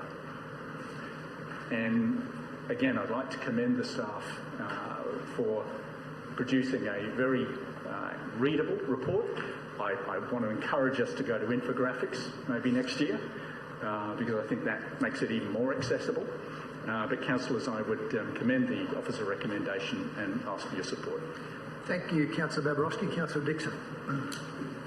Thank you, Mr Mayor. I just thought it would be worthwhile, from my perspective, being Division 6 doesn't really have any places of heritage or significance like historical areas within the region. But it's important to know, from my point of view, that residents in my division highly value this. I actually do receive a lot of positive comment, and although the levy amount's quite small, it's very clear to see the job that you're doing. You know, if anyone ever wants to interrogate the data, going through the annual report and looking at the data on Council's website, it's clear the link between the money raised and what's actually being expended. Now, I think that's fantastic. I just have one question for you, because I couldn't find it. What's the total accumulation for the Futures Fund today? Do you have that figure? I can give you a general figure. It's approximately 3.7 million at this point. Other than that, keep up the good work. Thank you, Councillor Dixon. Councillor Law. Thank you, through you, Mr Mayor. Just want to speak in support of the motion and for this report to be accepted. It's been a very busy year for everyone involved with the heritage work, so thank you to your whole team. And the production of the heritage plan that will give us and set us our roadmap for the next 10 years is a really important part of what's been achieved this year, so congratulations for that. And I would just share with you a personal favourite of mine, which really helps emphasise that we're not talking about only European heritage, we are looking much further back in time. And the virtual reality First Nations program that won awards recently, congratulations, excellent program, recommend everyone have a look and experience that as soon as they can. So thank you, I will be supporting this and I urge everyone to as well. Thank you, Councillor Law. Councillor Natoli. Thank you, Mr Mayor. Just a question, if councillor or community organisation was wanting to create a space, a museum, a curated space, how do they go about the process of being able to engage the council, maybe the levy? Is there seed funding to be able to help them scope and work towards a possible project that could be endorsed by the council? Is there anything there that encourages that to happen? We've certainly had consultations, through you, Mr Mayor. We've certainly had conversations and consultation with various groups. The real where council can get involved and support some of those starting up is through the grants programs. So we can provide some general advice within the heritage team to that group as it begins, but to get that sort of seed funding and to get them going, I would suggest the grants program is probably the strongest support. But more than happy to speak to the community group that you clearly have in mind there. Thank you, Councillor Natoli. I've just got a couple of questions, Peter. The Sunshine Coast Open House Series is the Heritage Fund contributes to that. Can you just tell me how much it contributes and essentially how you think the heritage plan is enhanced by the open house weekend. The open house program is supported by the Heritage Levy through a sponsorship agreement. So there's a 3-year sponsorship agreement. Part of that agreement is percentages of heritage buildings that are part of the open house program. A certain number of heritage programs, talks, walks. This year's open house, for example, and I know that's outside the report here, but this year's open house, we had about 8 heritage walks delivered over the weekend of open house. So there are some percentages and measures that we require of open house as part of that sponsorship agreement. Thank you. And whilst Councillor Babarowski and Councillor Law touched on this, I was eager to know just how advanced we were in capturing the cultural history of our First Nations people in a digitised form, and whether we think we're doing enough there to ensure that that history is recorded for many generations to come. Again, that is it's a very big question. So the First Nations, the VR program was essentially a first step into that space. We also, as part of the review of the heritage listings over the last few years, there is thematic history developed for the region, and also Uniborough and Kabi Kabi histories that were developed alongside the built heritage, which we have available. There are a number of digital stories on Council's website, and our new program under the new heritage plan and in the current financial year, we have a historian in residence program where one of the successful historians, their project is focusing on First Nations stories, pathways, traditional names, and sites across the region in consultation with Uniborough and Kabi Kabi. Yeah, I mean, I'd like to think in the future that we could use QR codes or any other new technology to help people as they're strolling around the Sunshine Coast, whether it's along the coastline or in the hinterland, whether it's to do with a street name or a suburb name, to be able to quickly access that information. And that's a lot of information. We're talking 60,000 years. But some recent examples where things were pointed out to me, I thought, well, that's a really outstanding story, describing a particular landscape and giving people the opportunity through their mobile phone to, enjoy more of what they're looking at, but also understand the rationale behind it and why it's named so, for instance. Okay, thanks, Peter. There are no further speakers. I'll go back to Councillor Babarowski to close. Thank you, Mr Mayor, and thank you, councillors, again for your level of engagement with this. I think we all appreciate that as we rapidly grow and therefore change, it's a pretty big challenge to try and figure out what do you preserve, what do you conserve, what do you interpret, and what do you just let go. But we have the resources, that's the point. The Heritage Levy gives us the resources to take those actions. And I, again, because of the feedback from today, look forward to the workshops on both any adjustments to the policy or the program, where those suggestions for more investment in the technologies of augmented reality or virtual reality to assist people to understand the value of a particular heritage asset. We can do that. So I look forward to further engagement in that. I would like to again point out that if you haven't seen the booklet on the open house, which obviously the Heritage Levy funds would have contributed to the production of, I commend it to you.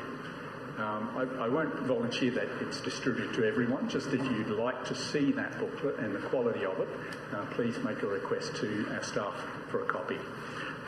Councillors, again, I look forward to the further development of both the policy and the program, and would ask for your support for the officer recommendation, and in closing say thank you again very much to the team for a job well done. Thank you, Councillor Babarowski. We'll put the motion to the vote. All those in favour? That's carried unanimously. Thank you, Peter and Claudia, sorry. I think, councillors, it might be an appropriate time to take a short break. It's 10:45. Be back at 11 o'clock, please. Thank you.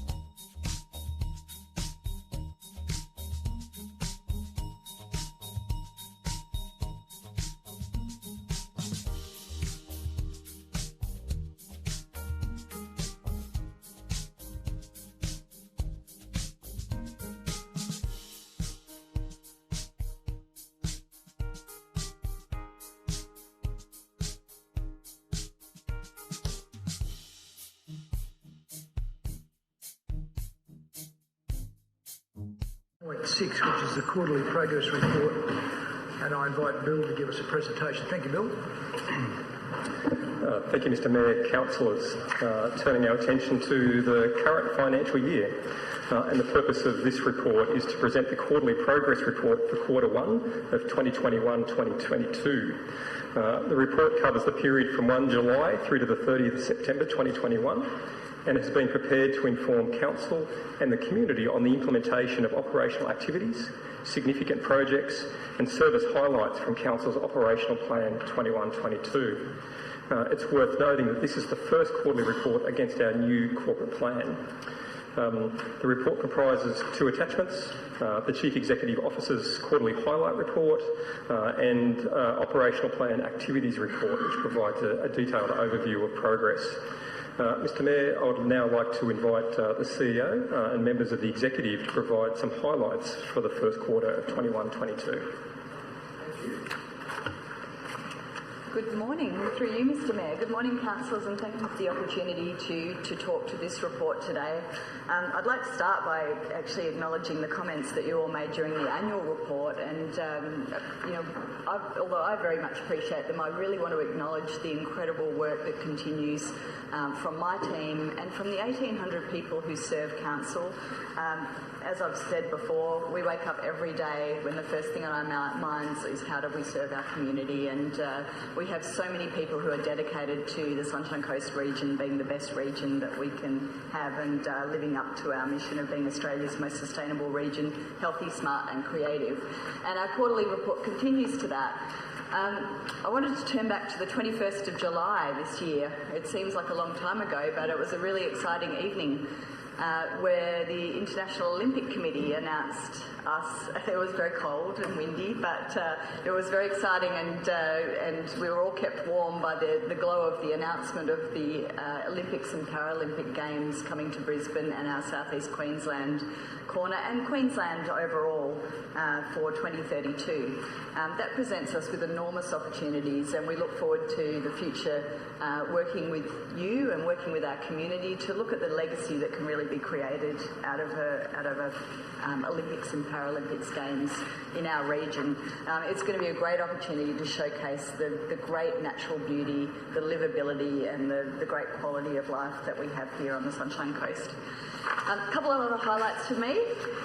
One is we opened the Biawar Community Centre. It was one of the first community centres that I've been along to open, and it's an incredible facility, beautifully designed to sit in with its natural heritage and natural environment, and I feel very fortunate that we've been able to work with the state government to deliver that asset.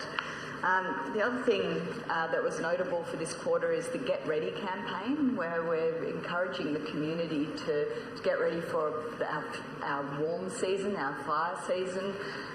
It's been great to see the community get around that message and help us really make sure that everybody is ready for what could be a big season of storms or other natural environment things to come.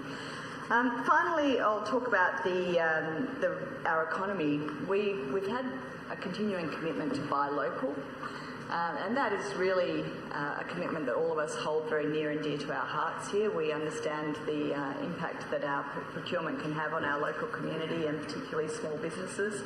And this report shows that $70 million went back into our community, which is about 71% of our total procurement. So we continue to really focus on how we can buy local, how we can support the local businesses across the range of the community, and very proud of the team. I'd like to now hand over to Bill Hadrell to continue with some of the highlights. Thank you. Thank you. And look, I've now got the opportunity to say a few quick words in regards to the environment and livability goal of Council and some of the achievements from the first quarter, and certainly it's been a busy first quarter.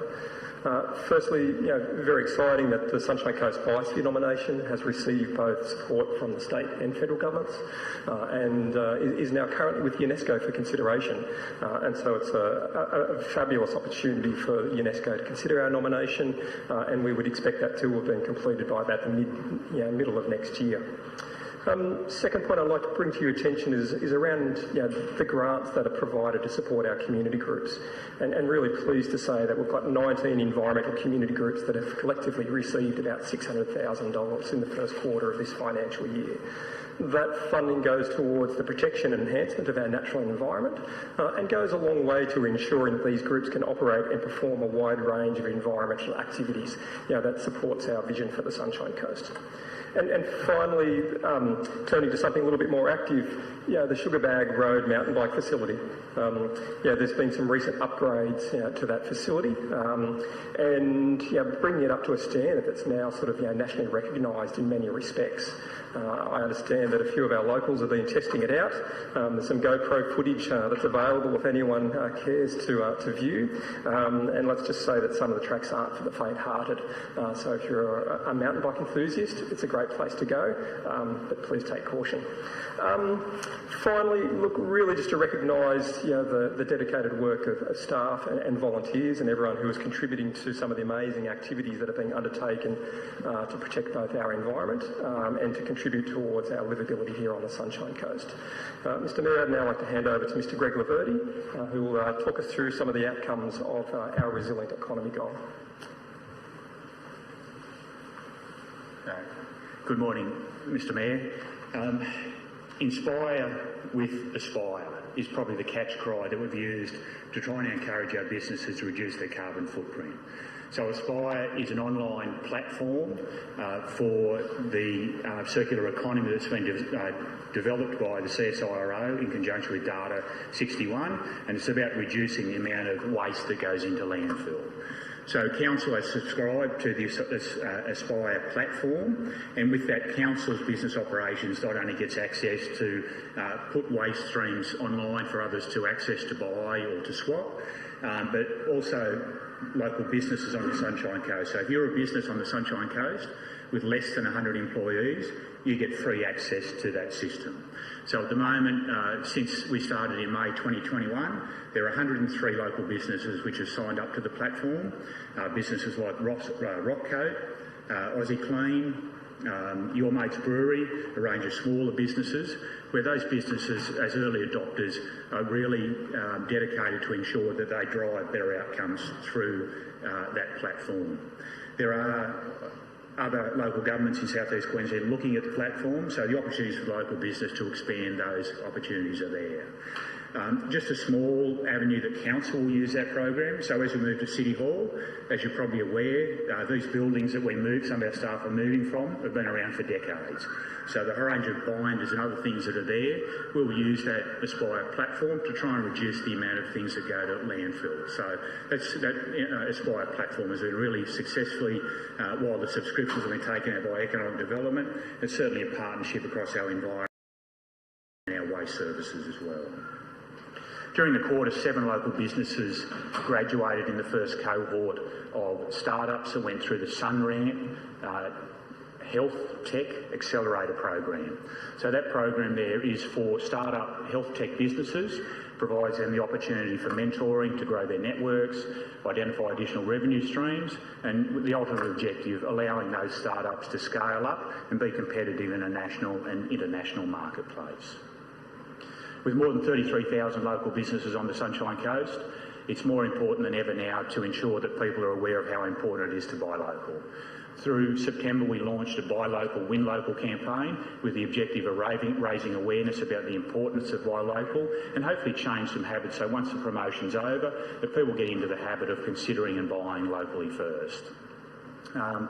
There were also 12 major events sponsored during the quarter, which saw an estimated $24 million worth of economic benefits derived from those events. Turning to the goal of a strong economy, Bill mentioned some of the grants that were allocated during the period, so there was a total of $2.5 million in community grants that were allocated across 256 community organisations. These grants provide support at the grassroots levels for those organisations, and particularly the Community Partnership, the Environment Partnership and the Sports Field Maintenance programs, which are 3-year programs, provide great support and a range of certainty for those organisations over a longer period of time. Council supported a range of initiatives through NAIDOC Week that occurred during the quarter, including the flag-raising ceremony that occurred in the forecourt of the Nambour building. The theme of this year's NAIDOC Week was To Heal Country, so that was about raising awareness of the importance of preserving lands, waters, sacred sites and cultural heritage. While on First Nations, we undertook a cultural burn activity during the quarter that involved Fire Sticks Alliance as well as the Traditional Custodians and First Nations groups across the Sunshine Coast. In Coolum, we undertook the Keeper, which is a live arts program. I see Councillor smiling. She may well have undertaken or participated in some of those live arts events that happen. So that program is run in Coolum. It's run from July to February 2022. There are 10 local artists who provide a range of arts activities. During the quarter, there are an estimated 16,000 local residents that participated in 50 events that were held. During the quarter, and keeping with the arts theme, we also announced the winner of the Sunshine Coast Art Prize. So Marianne Tabbs and her work, The Farm, was successful in winning the $25,000 prize. That's now a significant art prize across the country. It's certainly the flagship event for the Sunshine Coast Gallery, which is located here at Caloundra, and it drew entries from both emerging and established artists right across the nation. So that was a great success, and it was great to be able to hold that event here at the Caloundra Gallery, where there were quite a range of comments about how in other states, because there were a number of representatives from other states, those sort of activities and events were unable to be held. We saw some infrastructure upgrades, so the upgrades to the 117-year-old Yandina Cricket Club. We saw significant upgrades to the Graham Ray cricket facilities at Palmwoods as well.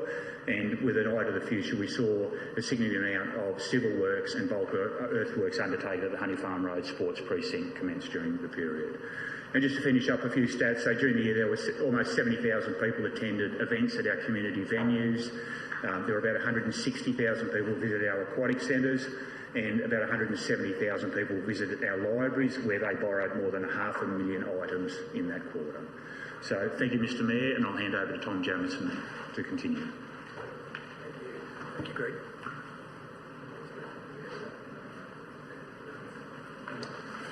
Thanks, Greg. Mayor, thank you, councillors, Madam CEO, colleagues. I'd like to just give a very short update on transport as part of strong community portfolio. And first off, just like to start thanking the Deputy Mayor, Councillor Babarowski, for your continued support and proactive advocacy in this really essential portfolio for Council, so thank you very much for that. Transport remains Council's highest expenditure item, and this year we are starting with a total capital budget of 87 million. To date, Council has spent 21 million in the first quarter, so a good start for the year of 25%. And this 87 million is broken really up into 23 million for roads resurfacing and renewals, 8 million for gravel roads, and 31 million on major transportation infrastructure projects. And in addition, for this year, some key projects within transport will focus on the Sunshine Coast Integrated Transport Strategy, the implementation of that. A very exciting piece of work which we're kicking off now is the development with Council and the community of a new active transport plan. We have updated levels of service for stormwater services, and we're continuing further engagement with TransLink for investigation into a park and ride from Coolum catchment to Maroochydore City Centre and the Sunshine Coast University. We've been publishing a range of updated flood studies, flood maps and online resources, and shortly we'll be coming to Council with updated road safety plan, a road lighting plan, and various other policies for sealed and unmade roads. I just would like to mention 5 specific transport projects that are ongoing during this quarter and will continue to be going. The first one is the Stormwater Management Strategy, which was formally endorsed by Council, and that was following an extensive period of community consultation. The second one is the Caloundra Transport Corridor Upgrade, has progressed. and notably by way of community consultation and concept design refinement. This is a crucial project, joint funded by Council and TMR, and really, as we've heard earlier, is there to address the significant congestion issues of accessing and departing Caloundra CBD. Flood mapping engagement was open from the 26th of September until last week, and we've held several briefing sessions to community groups and industry stakeholders, and we'll be reporting back shortly to Council on those. The Transport Community Reference Group met in August with a focus on mass transit, active transport and electric vehicles. And finally, the inaugural meeting of the newly formed Sunshine Coast Active Transport Advisory Committee was held on September the 28th with the Minister of Transport and Main Roads in attendance. This session and forum is a great indicator of the growing support and interest in active transport that we have here in the region. The committee, a broad base of keenly interested community members, will help guide Council in prioritising and delivering an improved active transport strategy. Thank you very much, and I'll hand over to James. Thank you, Tom. Welcome, James. Thank you, through you, Mr Mayor. Councillors, growth. That's largely the issue that Service Excellence as a portfolio aims to tackle, and really aiming to get to the nuts and bolts of us becoming a bit smarter in the way that we can deliver services to a growing community. We've achieved a range of positive outcomes over the past quarter for Council and for the community. In that respect, Mr Mayor, I'd like to, on behalf of the staff, thank the portfolio councillors, Councillor Dixon and Councillor Johnston, for their leadership and support. Over the past 3 months, we have undertaken a strategic asset management review, working on commencement of implementation of those outcomes via a strategic asset transformation policy and a multi-year priority program. We've continued to build our asset management capabilities over time with development performance reporting from our new asset information system, Confirm, which assists in informing our priorities and our asset maintenance regimes, and assisting Council in designing our services to appropriately ensure that we apply the best practice asset management processes for infrastructure improvements to our community. That's evidenced by a $6 million injection into road reseals and rehabilitation works over the quarter. Council, we've taken a nation-leading position in sustainability and innovation this year. In June, you'll recall, we launched the automated underground waste collection system in the Maroochydore CBD. Over the past quarter, the first quarter of this financial year, that system continued to operate to service Foundation Place, the existing commercial and retail building that is operational within the CBD at this point in time, as well as the accessible public realm components, and is pretty well geared up now to continue to service the growth of the CBD as further development continues in that area. We also went through tender evaluation processes for Council's largest operational project, our next generation waste collection tender and contract. That service will now commence on the 10th of July 2022, and it will include two very, very large environmental commitments. First, the commitment from Council to expand our green waste and organic service, further reducing carbon emissions from landfill into the future, as well as freeing up future landfill space, which will eventually start to become a premium. We've also introduced electric garbage and curbside collection vehicle into the contract. So we'll be one of the only regions, I think, in Queensland to have an electric curbside collection vehicle running as part of our fleet. Through our customer experience management program, we continually respond to the growth of online services, monitoring the way in which customers are interacting with us, how they like to do business with us, and how they're seeking information from us. That included launching a new automated online set of forms. People can make payment plans for rates, seek information and do business with us on animal registrations, and even look at change of address and some very simple processes that traditionally needed to be done through face-to-face or phone contact. What that is doing is allowing us to provide our customers and our ratepayers with a way to do business with us on a 24/7 basis, how they want to and where they want to, whilst still supporting traditional methods of contact through face-to-face, phone, email and chat.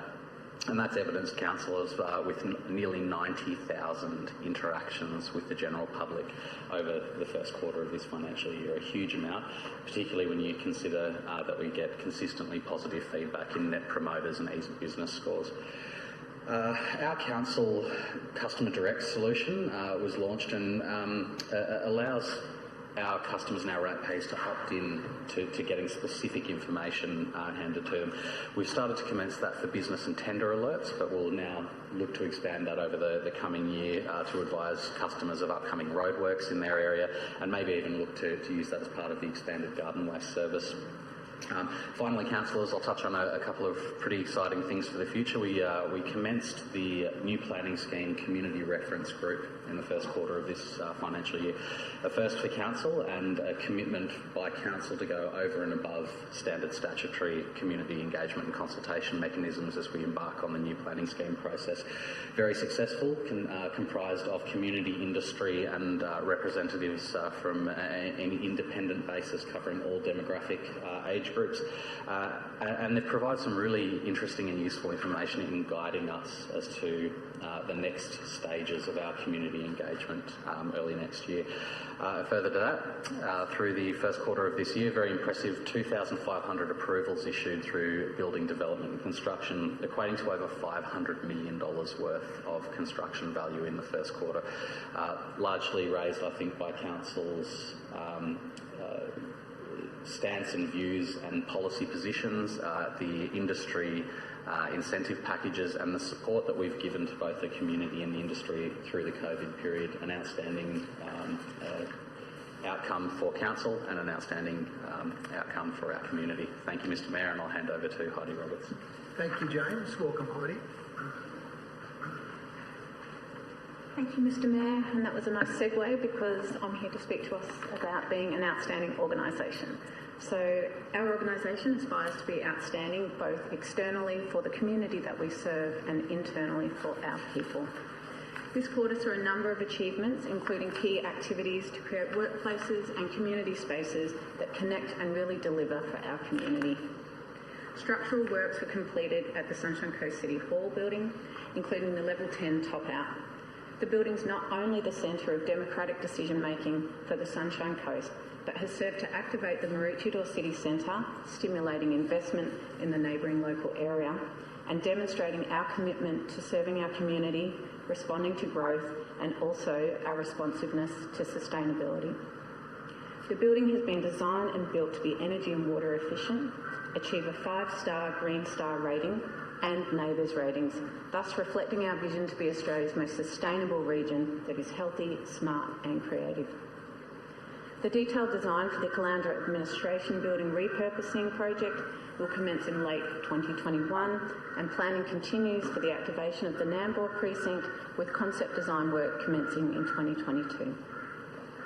In response to public health and safety, at the height of the COVID lockdown, we acted quickly to ensure that Queensland Health QR codes were rolled out across 43 corporate buildings and 192 public amenities within 4 days, thus ensuring effective contact tracing would be possible and also that public safety was strengthened. Also, in response to COVID, Council provided residents with an extra week in August to pay rates without incurring interest and has continued to offer interest-free payment arrangements to assist those who are not able to meet the payment deadlines. We've also offered 7-day payment terms to our suppliers and contractors throughout the period, demonstrating strong corporate and community citizenship and supporting the economy locally, regionally and nationally. In terms of procurement activity, as mentioned by our CEO, $70 million has gone to local businesses this quarter. Internally, Council is committed to creating a diverse and inclusive workplace that is safe and fair for everyone. A wellbeing, health and safety plan was developed following extensive consultation across Council, and a process to refresh our risks, our critical risks, and to develop critical risk controls has also commenced.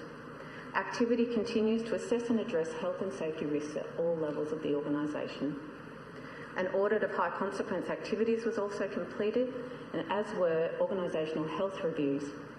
An employee performance process is also being implemented.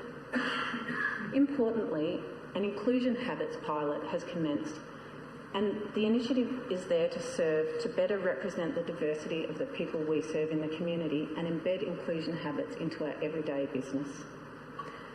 A suicide reference group has been established to respond to the high rate of suicide impacting our community and also our organisation. Sunshine Coast has historically seen higher percentages of suicide, 9% higher than the nation. And this has impacted our staff directly and also their families and their friends. A suicide reference group has been set up with the intent of fostering a workplace that supports mental health and grows and equips us to assist and respond where required.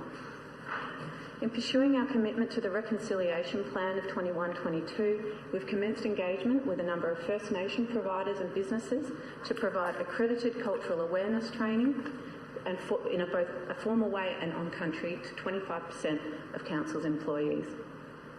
Council's strategic risks are being revised in line with contemporary standards and commensurate with the size and the scale of our operations. And a cybersecurity project has reduced cyber risk by replacing aged firewalls with modern firewalls, protecting our internal systems and data from malicious cyber attacks. To date, we've implemented a security information and event management platform for greater visibility of cybersecurity activity, and during the quarter blocked 2,901 impersonation emails. All of the above initiatives are designed to deliver on community expectations and our own vision and determination to be an outstanding organisation. Thank you, Heidi. Do we have any questions? Oh, sorry, back to Bill. No, you're right, Mr. Mayor. And through you, that concludes the presentation. I'm happy to take any questions.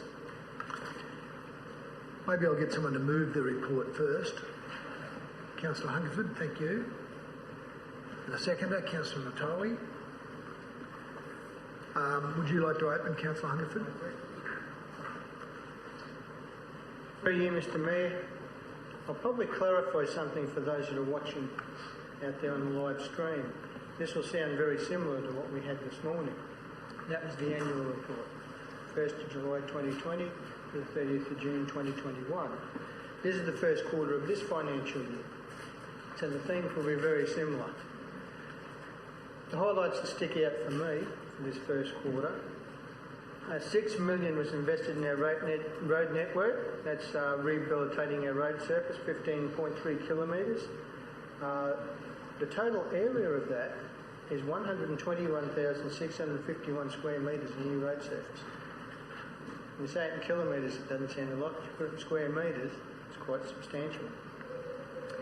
And 100% of Council's electricity consumption is offset by the Sunshine Coast Solar Farm. I still come across the comments that it's a failure, a white elephant, losing the ratepayers millions of dollars. Consistently, comes through these reports that it's doing above 100% of Council's total energy consumption. I ask myself, are these people also flat earthers? But that's just me having a bit of a jibe there, because you get this silly nonsense again and again and again. It's completely false. 70 million, which represents 71% of our total available purchasing spend, went to local businesses. Remember, for the whole of last year, it was 75%. It's a consistent thing. Over $2.5 million in community grants to over 256 applicants. That's supporting our community. It's ongoing, continuing. 1,687 megawatt hours of power generated from our Council's landfill renewable energy facility in Caloundra. That equates to over 14,000 tonnes CO2 taken out of the system. Our contribution to global warming, reducing that. 2,336 Sunshine Coast businesses accessed specialist advice, information in workshops and events to support their economic development. That's over and above our 71% going to local businesses to support our local community. We're actually going further and supporting those businesses to become more successful. And Council's Sunshine Coast Airport Expansion Project was the winner of the Civil Contractors Federation Queensland Award for a Queensland project valued above 75 million. We're at the top award in the whole of Queensland for a major project. It just goes on consistently. And we've got the rest of the year, we've got another 3 quarters to go yet. But it shows how we're consistently applying ourselves and delivering benefits for our community and looking at what we can do on the sustainability side of things, as well as our contribution to reducing greenhouse gas emissions. And we're going to keep doing that. So I plan to tell you this is an excellent result. This is only the start of the year. Like I say, we've got 3 more quarters to go yet. There's a lot more to achieve. Thank you. Thank you, Councillor Hungerford. Councillor Suarez. I really love hearing from the ELT about when they report on the quarterly report, tell us what their teams have been doing each quarter. And you should all be very proud. I just wanted to touch on a couple of other initiatives that weren't talked about. One was Plastic Free July. I don't know if anyone else undertook that challenge, but it's really hard. I mean, try and buy bread without plastic. You know, that's really challenging. Just all those little things that you don't think about on a daily basis. It's a really good exercise to undertake. You know, 1 month a year, just think about it and change 1 or 2 habits would be great. The Economic Development team supported the Coolum Business and Tourism Group with the Shop Local 4573 card, and that supports businesses in the Coolum and the Peregian communities across both shires. Great local uptake, great local support.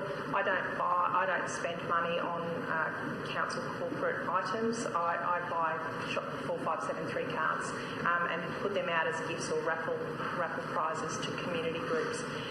The Keeper project in Coolum, I did participate and met a couple of the artists, not all of them unfortunately, and one of them was painting the landscape along the boardwalk over a number of days. So the painting, the watercolour changed as the days, you know, the sky changed and the ocean changed colour, and people were invited to write down their thoughts or their recollections for Coolum Beach. I actually learnt how to body surf at first day at Coolum Beach. I also bit the dust a couple of times there as well. But one of the comments... in the water. Yes. Came up with a mouthful of sand, put it that way. One of the comments on the artwork was, as someone was walking past and a bike was coming past, the lady yelled out, "Use your bell!" So that was written in and that was included in the artwork. So it's a really nice little snapshot of the past and the current and the future aspirations of Coolum. The Parks and Gardens team implementing community-led initiatives at Coolum Beach and also at Park Lakes in Bly along the Avenue of Honour. It's not a great financial cost, these projects, but it certainly means a lot to those local communities. And I did pass on an email to Mr Jamison about how grateful the community was at Bly.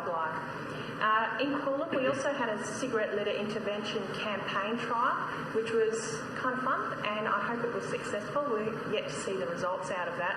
I know doing a clean-up day at Coolum Beach, the cigarette butts were, you know, everywhere. So I hope that it's going to have some impact in the future. And I'd like to also congratulate the team for the CRG, for the planning scheme. It's really important to get that input from the community and from the industry at the outset of the scheme going forward. So I congratulate you on that and all the other initiatives that you guys have done in this quarter. Thank you, Councillor Suarez. Councillor Natoli. Thank you, Mr Mayor. I know we've got a big day today, so I'll try and keep it brief. And again, just my great thanks to everybody in the organisation for the tremendous work that you do. I want to highlight 2 factors. One is the amount of money that we are trying to spend in our local communities in terms of infrastructure spend, and 70% of that is going back into local businesses. The Mayor and I yesterday were at the top of the headland there at Alex, opening the new boardwalk, and that Northern Parkland is being built and by Murphy Builders, a local company that's been there for a long time, as well as the jetty specialists who provided the boardwalk. And jetty specialists have now set up brand new operations in Caloundra South. But the owner lives in Minyama. So it's just the quality of that work, and to be able to now showcase that wonderful precinct to locals and visitors, I think it's just testimony to the quality of the work that you can see that they've been able to achieve from our local builders and our local suppliers. So that's just a really good, clear understanding of what can be achieved within our own local community. This strategy of supporting them is really great. The other part is the tremendous work that Council's doing in terms of suicide. It's a big issue, and Heidi mentioned 9% higher here on the Sunshine Coast. And for me, you know, at the moment there are a lot of challenges. COVID is presenting enormous challenges, and after we opened the boardwalk yesterday, I was invited to go and listen to some of the nurses who have been stood down, who obviously have an issue with not wanting to be directed in terms of taking the vaccination. That's their choice that they've made. They've been stood down. But what I gathered was the mental stress that it's causing. And I know that there is a survey at the moment that we've been put out to our staff. And I think I just caution that whatever decision we make, we take into consideration what adverse mental stress. And I think that for me that is just an indication, Madam CEO, that we need to step cautiously and understand that this is an issue. A lot of people making decisions based on principles, on fear. For whatever reasons they choose, whether the government can direct them or not, I think we have to be mindful that any implication on their mental health is something that we need to be very mindful of. So if we could just put that forward, the great work that we do, that we can continue throughout. Thank you, Councillor Natoli. Councillor Babarowski. I'll try and be as brief as possible. One, I definitely would like to contribute my acknowledgement of the really professional type reporting. Thank you for that from all of our GEs and the CEO. But there are a couple of standouts that I couldn't resist highlighting. One of them being the delivery of the Beerwood Community Meeting Place. Very grateful for the state government for the $1.65 million, but reinforcing the point that both the designers and the builders were local businesses, and they did a fabulous job. And the reason I wanted to point this out is not because I think it's an outstanding building, which it is. It is a paragon example of our Yellow Book principles. So I'm really looking forward to, and I hope that it would be included in a reprint of that Yellow Book in the future, because like you pointed out with the City Hall, both are paragon examples of the principles behind the Yellow Book, which is our design manual for the Sunshine Coast, so that we end up with sustainability built into the designs and the build, but also in terms of our lifestyle. Both of those buildings, I think, will perform very, very well from building efficiencies, but we'll be incredibly proud of them, and they will function very well to use for the users. The other standout for me, if I may, is the climate change survey, which commenced this quarter, and is a really important initiative of this council. And even though it didn't close in this quarter, it did close at the end of October. My understanding is it attracted about 2,000 respondents. Here's the important point. It was deliberately designed to reach out beyond the normal constituency. So it's engaged with the business community, with other levels of stakeholders, so whether they're non-government organisations or government organisations. So I think we really look forward to the findings of that survey report. But again, to me, it's an outstanding initiative of this council to produce a survey that, as it says, will inform the creation of a toolkit to inform our community on ways to mitigate and adapt to projected climate risks in the future. And it will form part of the roadmap project. So, two outstandings for me, and I certainly will be supporting the officer recommendation. Thank you, Councillor Babarowski. Councillor Johnston. Thank you, Mr Mayor, councillors. It was my pleasure in the month of September to attend the opening of the new AFL/Palmwoods Cricket Clubhouse. magnificent facility. Whoever designed it deserves a lot of credit for designing a wonderful facility. There's a lot of thought went into it. It provides for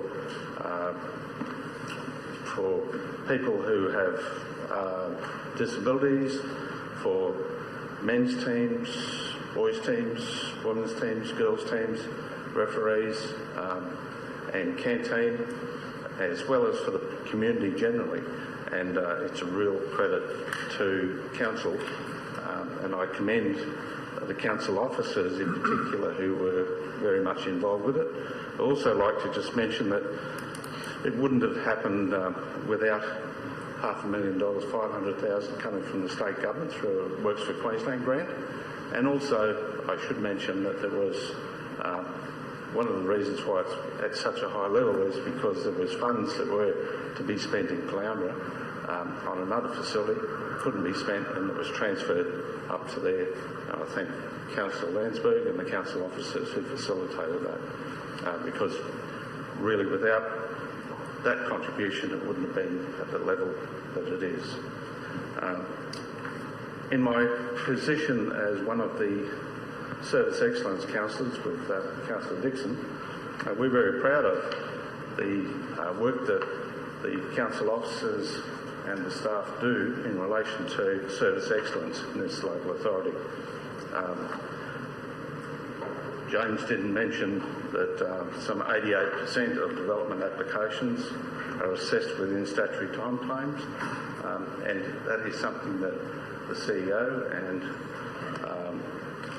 James and some other planning officers are working on to improve it so that we can, wherever possible, approve every application within time frames. And watch this space. I think that you will see a big improvement in that in the future. There's some, as far as collection of waste is concerned, well in excess of 99% of all waste collections are on time. And, you know, it's a damn pest to a ratepayer whenever they put their rubbish bin out and it's not collected for whatever reason.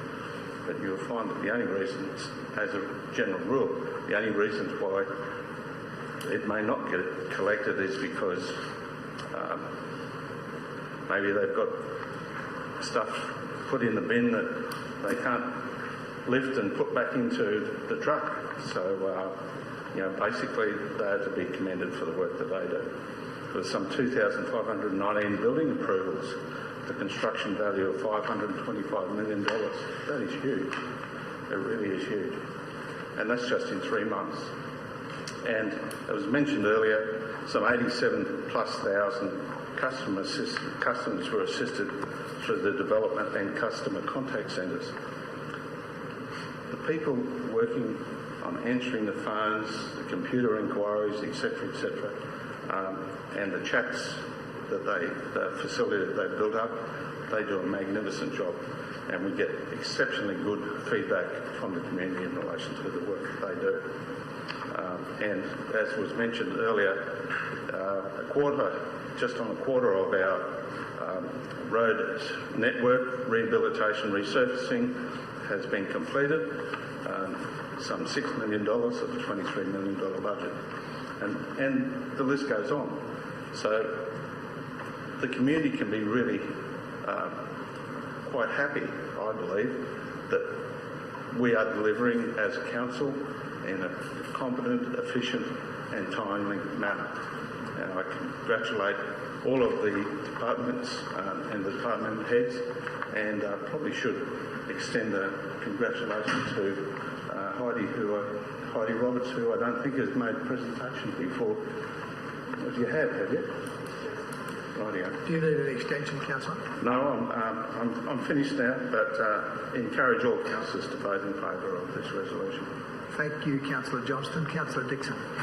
Yep, thank you, Mr Mayor. Whilst we're talking specific projects, I firstly wanted to thank the project delivery team, specifically Kerry White and Amanda Weeks.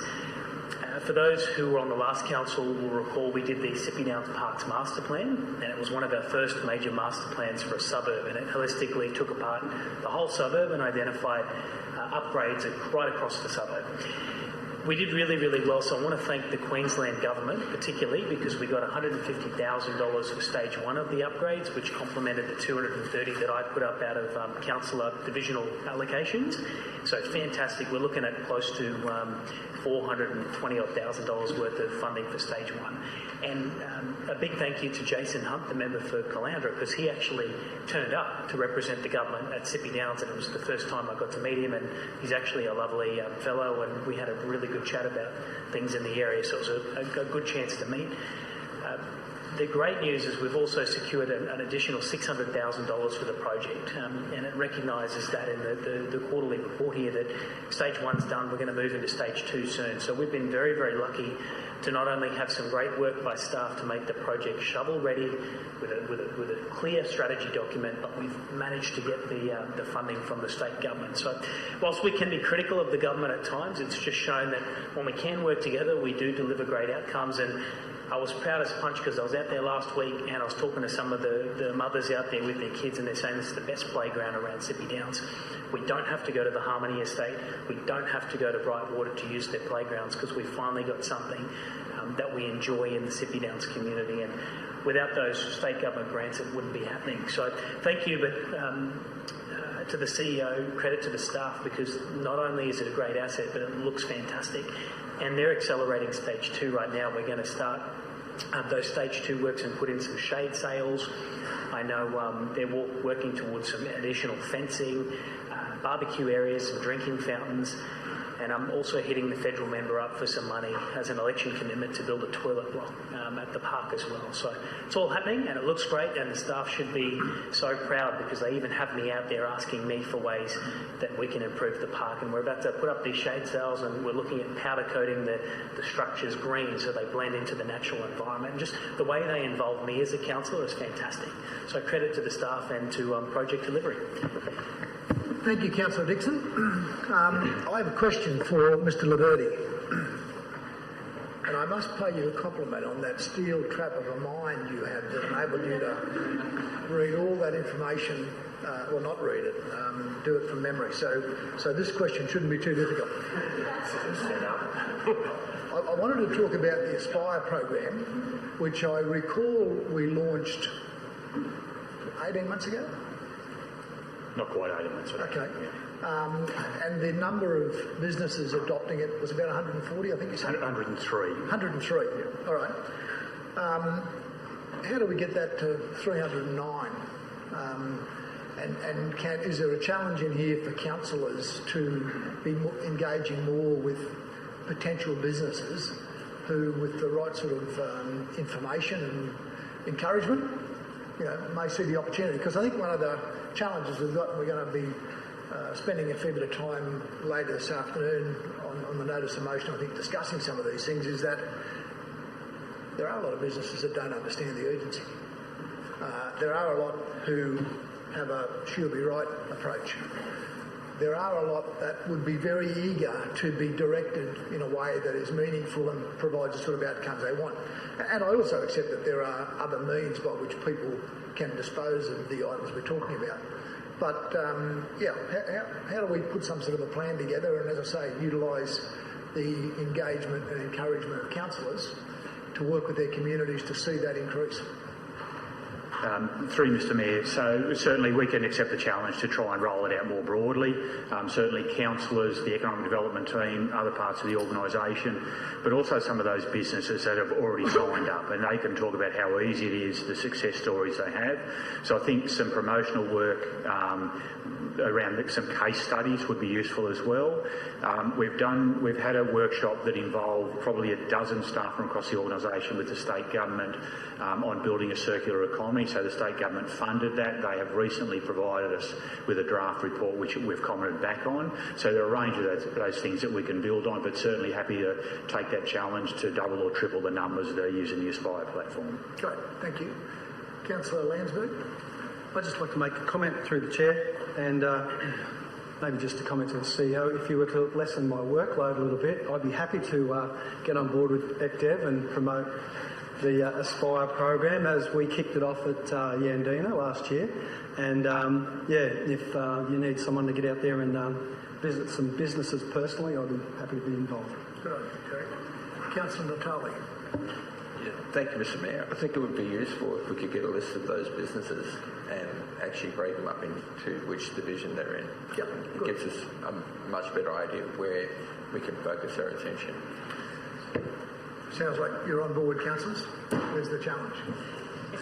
Okay, no further speakers. Go back to Councillor Hungerford to close.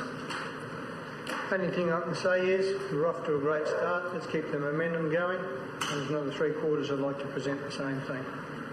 Thank you. We'll put the motion to the vote. All those in favour? It's carried unanimously. Thank you, councillors. And Bill, 8.7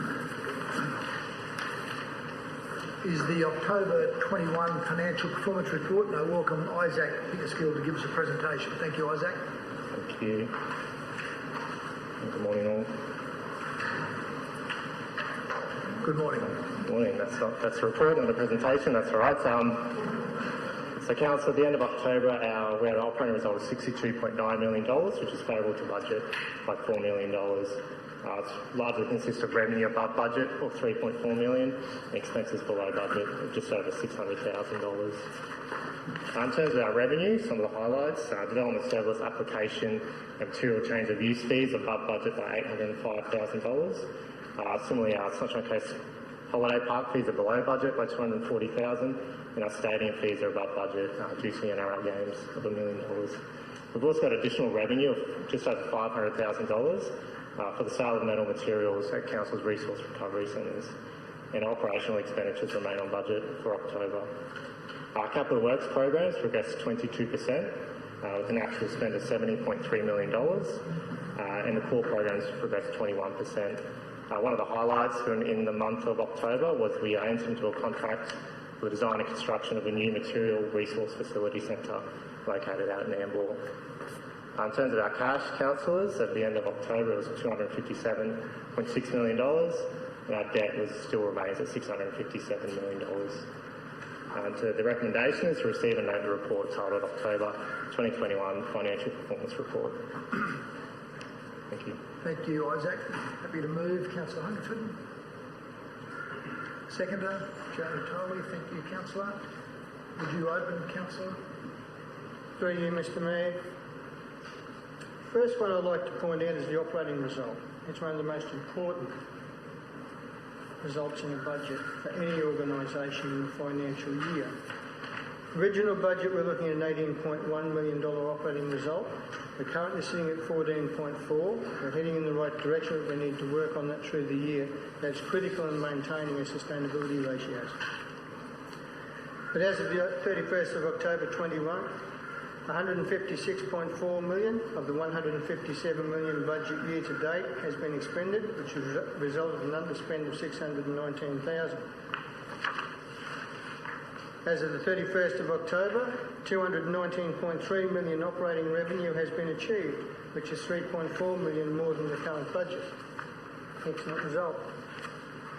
Council's $23.1 million road resurfacing and rehabilitation program has progressed 38% for October, with a total expenditure of $8.9 million.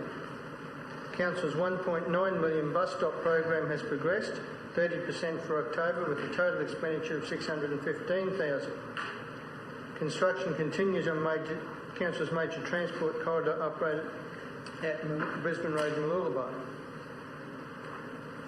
In the waste, Council has entered into a $20 million contract in October for the design and construction of a new material resource facility at the Nambour Resource Recovery Centre, and this is important for our sustainability in the future also. As of the 31st of October, $70.3 million of Council's $315 million capital works program has been financially expended. But as you can see, 71% of that going to local businesses. Very important. The core capital program has progressed 21% of budget, with an actual spend of $41.5 million. Our corporate major projects have progressed to 21.9% of their respective programs. and we stand with the council's cash at the 31st of October at $257.6 million. We're in a very good place, but as we know, the headwinds we have with the costs on projects, shortage of materials, being able to get contracts on things are headwinds we have to deal with going into this year. And we saw that with the special meeting with the City Hall project and the unfortunately increased costs for that environment there. But that also goes across all of our projects. So we have to remain very focused going into the next quarter and the one after that for this year, because we still need to get that positive operating result. So that will be hard work, but I believe we can do it. I commend this to you. It's an excellent result and we're heading in the right direction. Thank you, Councillor Hungerford. Councillor Johnston. Thanks, Isaac. I was just wondering why, and there's obviously a good reason for it, in the grant funding from state and federal governments, the Warmbye streetscape doesn't appear. Through the Chair, I'll have to double check that for you. Thank you. Sorry. No further speakers. Do you need to close, Councillor? Put the motion to the vote. All those in favour? That's carried unanimously. Thank you. We're going to move on to item 8.8, which is the Audit Committee meeting for 6 October. Thank you, Bill.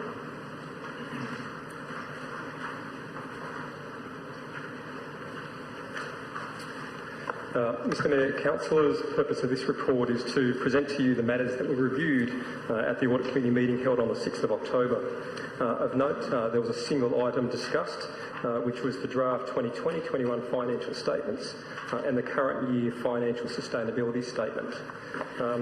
It's worth drawing your attention to the minutes, or a couple of the comments contained within the minutes of the Audit Committee, in particular the statement that the draft 2021 financial statements, sustainability statement and closing report have been comprehensively reviewed by the independent members with both the finance and external audit teams.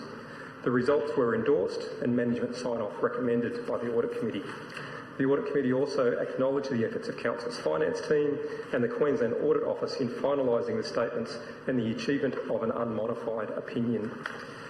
Mr Mayor, councillors seeking your consideration and endorsement of the Audit Committee minutes from the 6th of October 2021. Thank you. Can we have a mover? Councillor Hungerford. Seconded Councillor Natoli. Would you like to open, Councillor? Mr Hasbro took the very paragraphs I was going to use, so all I can say there is we're in a very healthy position there. The Audit Committee is straightforward, getting an unmodified audit. The Queensland Treasury is another excellent result for the year, but again I can't back to the good governance, and having good governance in all areas gets you that result. In the Audit Committee meetings, all the recommendations are accepted without modification, which means we're in a very healthy place. And I like to see that keep going, and I enjoy being on the Audit Committee. Thank you, Councillor. We'll put the motion to the vote. Sorry, I didn't ask if anyone else had any questions. Put the motion to the vote. All those in favour? Great. Carried unanimously. Thank you, Bill. We'll move to item 8.9, Councillor Expense Reimbursement and Provision of Facilities and Support Policy. Victoria Nelson to give us a presentation. Thanks, Victoria. Through you, Mr Mayor, and good morning, councillors. This report is presented to you today under the Local Government Regulation, which states that all local governments must adopt a councillor expenses policy. A review of the 2017 policy has been conducted and amendments are proposed. The amendments aim to provide clarity for the community as to what facilities are provided to councillors and what expenses may be incurred by councillors in discharging their duties. The updated policy takes account of the intent of recent amendments to the Local Government Act, as well as technology and contractual changes since 2017. The proposed changes do not significantly alter the entitlements under the existing policy, nor do they necessitate material change to the processes and procedures already in place. Most of the changes are simply rewording sections to make them more robust and contemporary to other council policies. The section of most change relates to mobile devices. It is proposed that the requirement for councillors to make personal use contribution be removed. The reason for this is simple. the cost of going through the process of recouping those contributions easily exceeds the amounts to be recovered. That is, it costs more if councillors contribute. Having said that, if councillors nevertheless prefer to make a contribution, then there is provision for them to do so in an ad hoc fashion and at their discretion. The second relevant change aligns the policy to amendments to the Local Government Act by referencing the statutory administration support guidelines which were introduced in October last year. The new policy also introduces communication support guidelines under the same operational support premise. The inclusion of the communication support guidelines makes obsolete the 2012 endorsed media engagement policy, so today's recommendation includes the removal of that policy from the policy register. In short, Council must adopt a councillor expenses policy such as this. The document put before you today is recommended. Thank you, and I welcome your questions. Thank you, Victoria. Someone to move? Councillor Cox, thank you. Seconder, Councillor Hungerford. Do you want to open, Councillor Cox? Thanks for the presentation, Ms Nelson.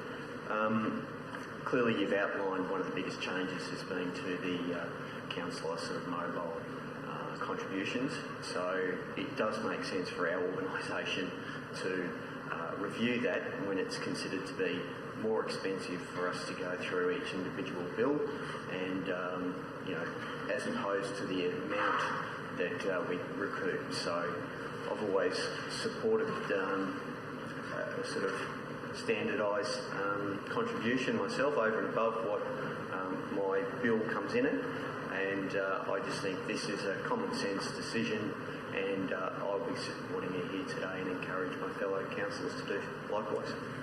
Thank you, Councillor. Councillor Dixon. Yeah, thank you, and also thank you for the report.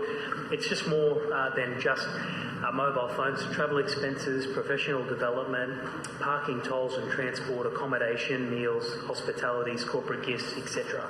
There's a lot in this and it's very important, okay? In terms of governance, I think the way that this council has run this process, and I've been on board for 15 plus years now, I think it's exemplary. I don't have to fear that I'm making any bad judgments or live in fear that there's going to be some reprisal action from the newspaper for doing something wrong, because I'm kept on the straight and narrow through great policy. And if I'm in doubt, I pick up and call Megan or Tori and just double check where I'm at. I think the structure we've got should give residents a lot of confidence that councillors on this council, and I can't speak for other councils because I think there's been some pretty ordinary councils in the past, but this one, I fully support our policy and I think it's great. I wanted to make the point though, when Victoria Nelson came around to talk about the mobile phone use, I'm glad that she actually listened, because there's a few councillors like myself who, I do call mum and dad on the mobile phone. I do pay an amount every time the bill comes out. I'm still going to do that. The difference is now I'll go down to customer service centre, I'll make a bank transfer back to council to reimburse what I would usually do, which is about $25 when I get the bill. So I think it's the right thing to do. If you're going to use a provided asset, you should reimburse for that usage, and I will continue to do that. But overall, it's a great policy. I can't suggest any changes, and the changes I did suggest, you took on board. So thank you very much. Thank you, Councillor Dixon. Councillor Hungerford, did you have a question? No, that's great. Sorry. My apologies. I'm an item behind. You're right, not a problem. I'll probably explain this. This only relates to the change here, because all the other provisions are still in there, to the mobile devices. And I'll explain why we've come to this point. Council's existing policy was adopted on the 12th of October 2017. The policy has been reviewed principally to ensure it's current, robust and reflects the intent of amendments to the Local Government Act 2009 in recent years, and to take account of emerging environmental factors such as technology and contractual arrangements. The amendments proposed do not deviate significantly from the existing policy, but aim to improve transparency and make clearer the conditions that apply in approving expenditure and the allocation of facilities. The most significant alteration is the recommendation to remove mandatory contributions for personal use of mobile devices. This recommendation is made due to the changes to Council's new telecommunications contract that sees all national calls and text messages, including in the monthly plans. So that makes it harder for the staff to identify which is which.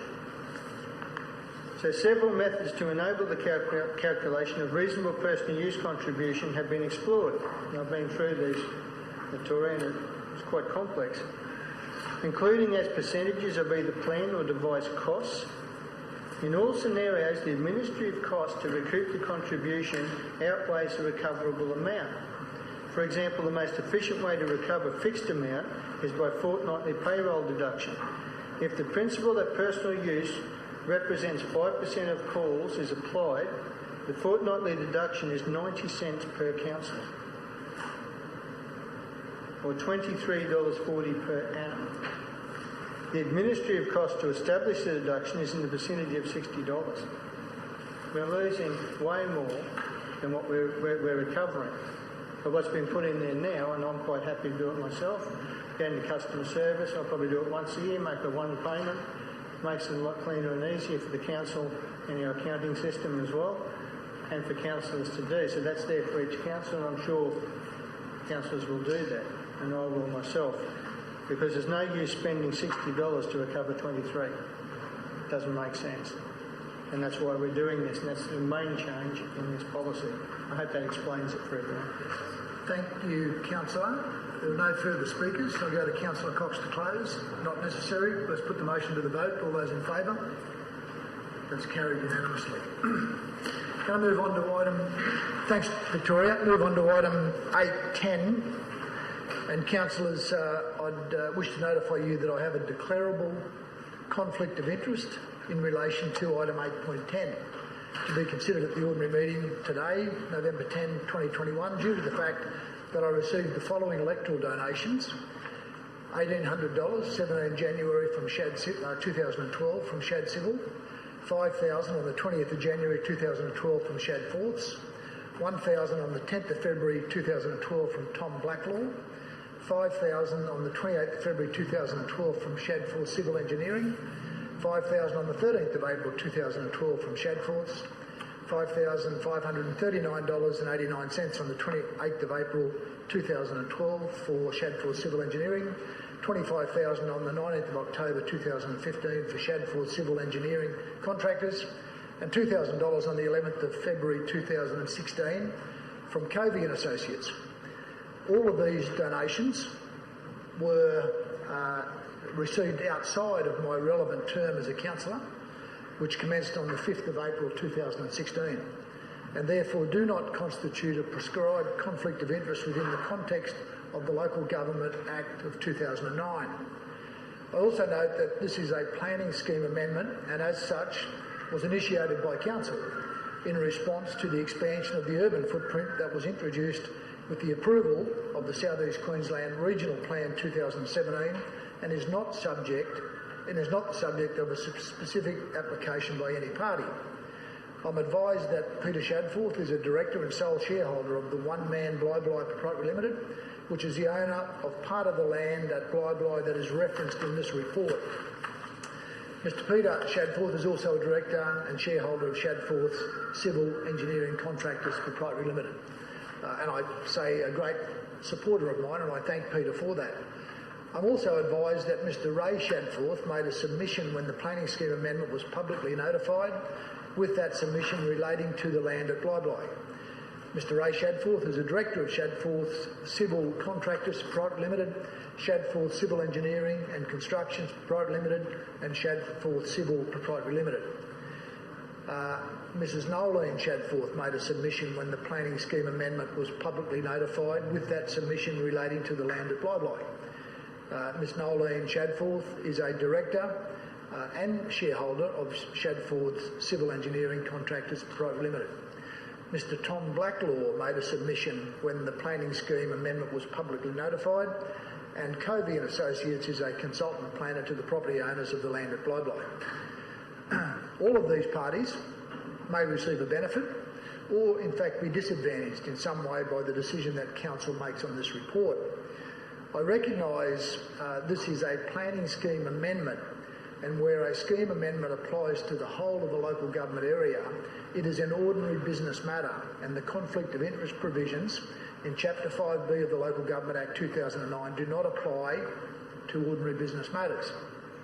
That said, the specific proposed planning scheme amendment which relates to the land at Bly Bly does not relate to the whole of the local government area and is subject of a separate recommendation in this report. Accordingly, I have made the decision that I will exclude myself from the meeting while agenda item 8.10 is being discussed and the vote is taken, and I ask the Deputy Mayor if he will take the chair. Thank you.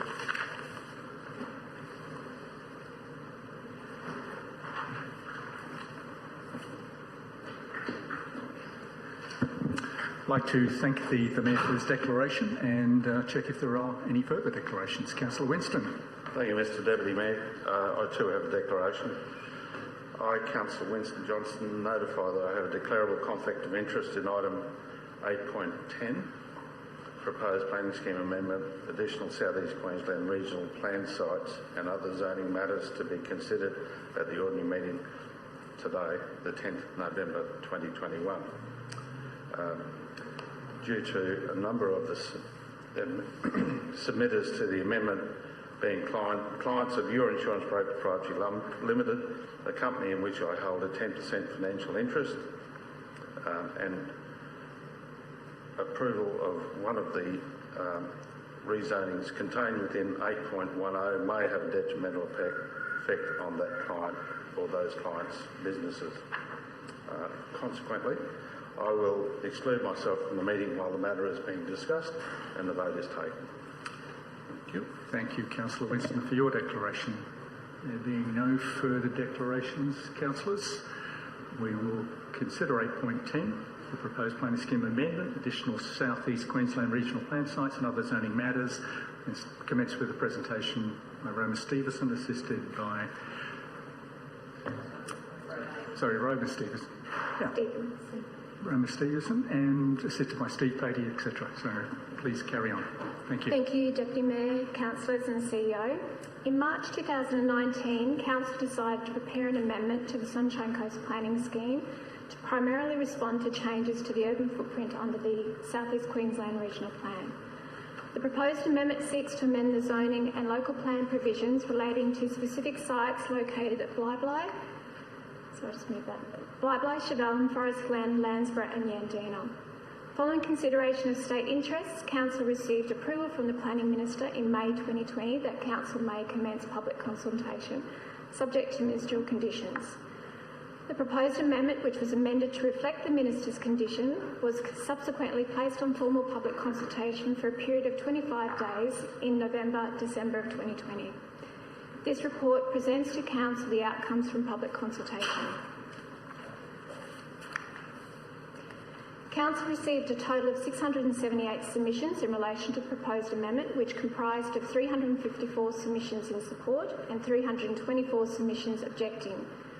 The vast majority of these submissions were in relation to the Bly Bly site, with a total of 581 submissions, of which 313 were in support and 268 objected. In relation to the other proposed amendment sites, 48 submissions related to the sites at Yandina, 21 submissions related to the site at Landsborough, 3 in relation to the Chevelin and Forest Glen sites, 17 submissions were in relation to the whole of the amendment package, and 8 submissions raised matters that are considered outside the scope of the proposed amendment and generally sought a change in the zoning of another site. The majority of these submissions are proposed to be referred for consideration as part of the preparation of the new planning scheme project. The consultation report included as attachment 1 of this report provides a summary of the key issues concerns raised in submissions and Council's proposed response. The submissions received raised a range of matters which generally included support for and against the demand for residential land and the associated economic benefits, support for and against the proposed local centre at Bly Bly, concern about the capacity of the existing transport network and an increase in traffic and parking issues, concern about the lack of community infrastructure, support for an increase in housing choice and affordability, concern about the impact on environmental values, including the loss of vegetation and wildlife, concern about the scale and intensity of development and the impact on the rural village character and amenity, concern about flooding and impact on people and property, concern about the loss of good quality agricultural land and the conflict with adjoining agricultural activities, concern about the impact on cultural heritage values at Bli, support for the proposed amendment as it aligns the planning scheme with the SEQ Regional Plan, and concern about the public consultation process. Most of these issues, concerns raised in submissions are appropriately addressed in the planning scheme or the content of the proposed amendment. In response to the consideration of submissions in relation to the proposed Bli amendment, it was identified that part of the amendment area is registered as a cultural heritage site on the state government's cultural heritage database and register. This registration occurred in January 2020. The inclusion of the site in the cultural heritage register was not a matter raised during the formal consideration of state interests. Accordingly, the proposed amendment, as publicly notified, did not consciously reflect consideration of the cultural heritage values on the land or in the local area. To ensure the proposed Bli amendment appropriately values and protects these cultural heritage values, and in accordance with Council's First Nations partnership arrangements, it is considered that further consultation is required with the representatives of the Kabi Kabi First Nation. Whilst productive discussions have occurred between the relevant stakeholders, consultation and engagement remains ongoing, with no formal agreement about how the proposed amendment can best reflect the cultural heritage values, in particular those values that are considered intangible rather than archaeological in nature. A number of submissions for Bli also outline concerns about flooding and filling of the land and impacts on the downstream properties, including waterways and wetlands. Submitters also raised concerns about climate change, sea level rise and the requirements for the Q Coast 2100 program, which provide the framework for the development of Council's coastal hazard adaptation strategy. A flood risk assessment was undertaken as part of the preparation of the proposed amendment, which determined at a strategic level that the proposed Bli site has development potential, subject to compliance with the planning scheme. The proposed amendment for Bli included an indicative plan of development that allowed for a 15% loss of flood storage from the site. The planning scheme allows for a loss of flood storage only in rare circumstances where an overriding community benefit can be demonstrated. Potential community benefit identified in this instance was the implementation of a whole catchment flood management solution for Bli. This was anticipated to include material improvement through widening of the downstream cane drains to be funded or undertaken by the owners of the Bli land. However, since the development of the proposed Bli amendment and public notification, new information has arisen which raises questions and doubt about the extent of any identified community benefit proposed to offset the loss of flood storage. Further, the adoption of Council's CHAS in May has identified that the Maroochydore estuary and floodplain will need a plan for the transition of inundation-prone areas to wetland ecosystems. If any community benefit is temporary but the loss of floodplain storage is permanent, then this lessens the long-term community benefit. This was not considered in the drafting of the proposed Bli amendment. Appropriate address of the flooding and cultural heritage matters may require material modifications to the current planning scheme proposal. It is therefore recommended that Council not proceed with that part of the proposed amendment relating to Bli and to proceed with the remaining parts of the proposed amendment without changes. This will provide the opportunity for further investigations to be undertaken in relation to the cultural heritage and flooding matters at Bli, and for the outcomes of these investigations to be fully considered and reflected as part of a future planning scheme amendment or the new planning scheme project. Notwithstanding the significance of these outstanding issues, it is considered that the Bli land remains suitable to be developed for urban purposes in some form, and that in not proceeding with this part of the amendment at this time, it is not intended to give the impression that the Bli land should remain undeveloped indefinitely. Thank you. Thank you very much for the presentation, councillors. We have a recommendation. Someone to move? Councillor Law. Move an amendment. Is that an amendment or an alternative? An alternative, my apologies. Would you like to present your alternative? Sure. Thank you. Through you, Mr Deputy Mayor. And we're just circulating a alternate motion for this item this morning, which you can now see on the screen and has been presented to you. Would you like that read, or would you like my... I think, Councillor, I'm not going to assume everybody's had the opportunity to read it, so you might just explain the changes and then look for a seconder. So, in brief, the changes are in relation to the land parcels in the Yandina area and only apply to that. And my proposed alternate motion is that at item B1, we would be removing the land at north of Steggles Road and number 1 Ninderry Road, and then we would be asking the CEO or we would provide the CEO with delegated authority to make the necessary changes in the attachment 1, Appendix A and B, to properly reflect those, this alternate motion. Councillors, as the alternate has been explained, we'll look for a seconder. Councillor Natoli, sorry. A question at first. A question on the procedure? No, question on... Let's get a seconder and then you can speak to it and then you can question. You've seconded? Yeah. So Councillor Natoli seconded. And you'd like to speak to the motion now? Yes, thank you. So obviously I need to provide explanations as to why I might wish to do this. And Yandina, as you know, is one of the core towns in Division 10 in the hinterland that I represent. And since becoming councillor in April of last year, I have had regular meetings every month, if not more, with local residents, both as members of the Community Association and also members of the Chamber of Commerce there, and other conversations when I hold councillor drop-in sessions. So I feel that I have been given a very broad and wide range input from the local residents of Yandina, and why I have put forward today this proposed alternate motion. Sorry if I'm using the wrong word, alternate motion. Okay, so why would I want to do this aside from the community input? As we saw on the numbers there, the community responded to the amendment.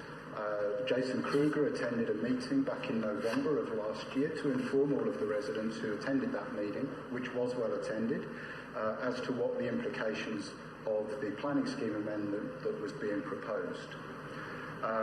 Then we can see that 48 people have responded specifically to these amendments, 30 of them were opposed and 18 were in favour.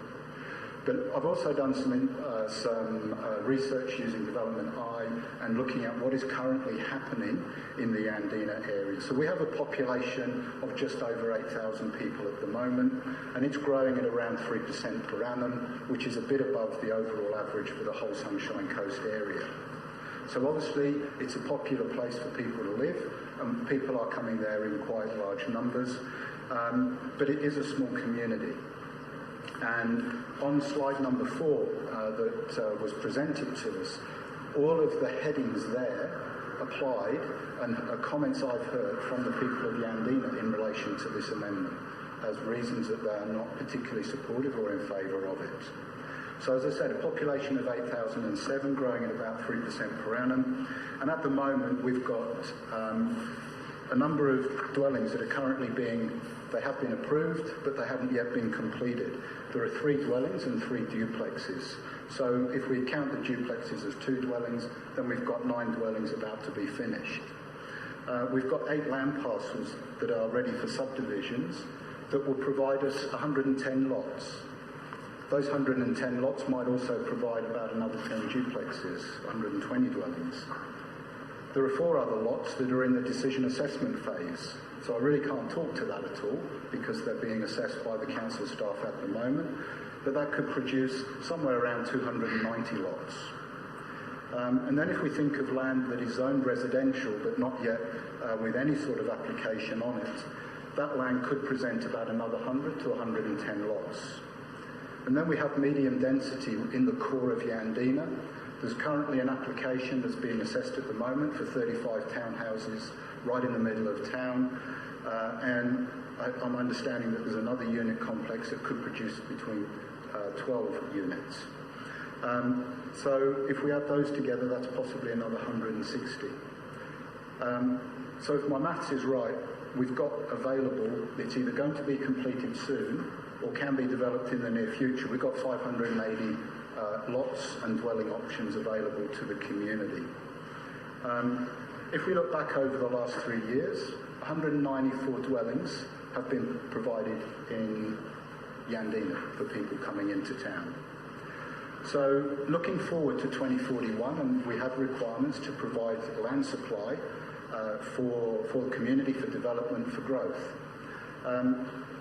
If we continue with our estimates of 3% per annum, we're going to have a population increase from the current 8,000, possibly up somewhere to around 10,000 people wanting to live in Yandina.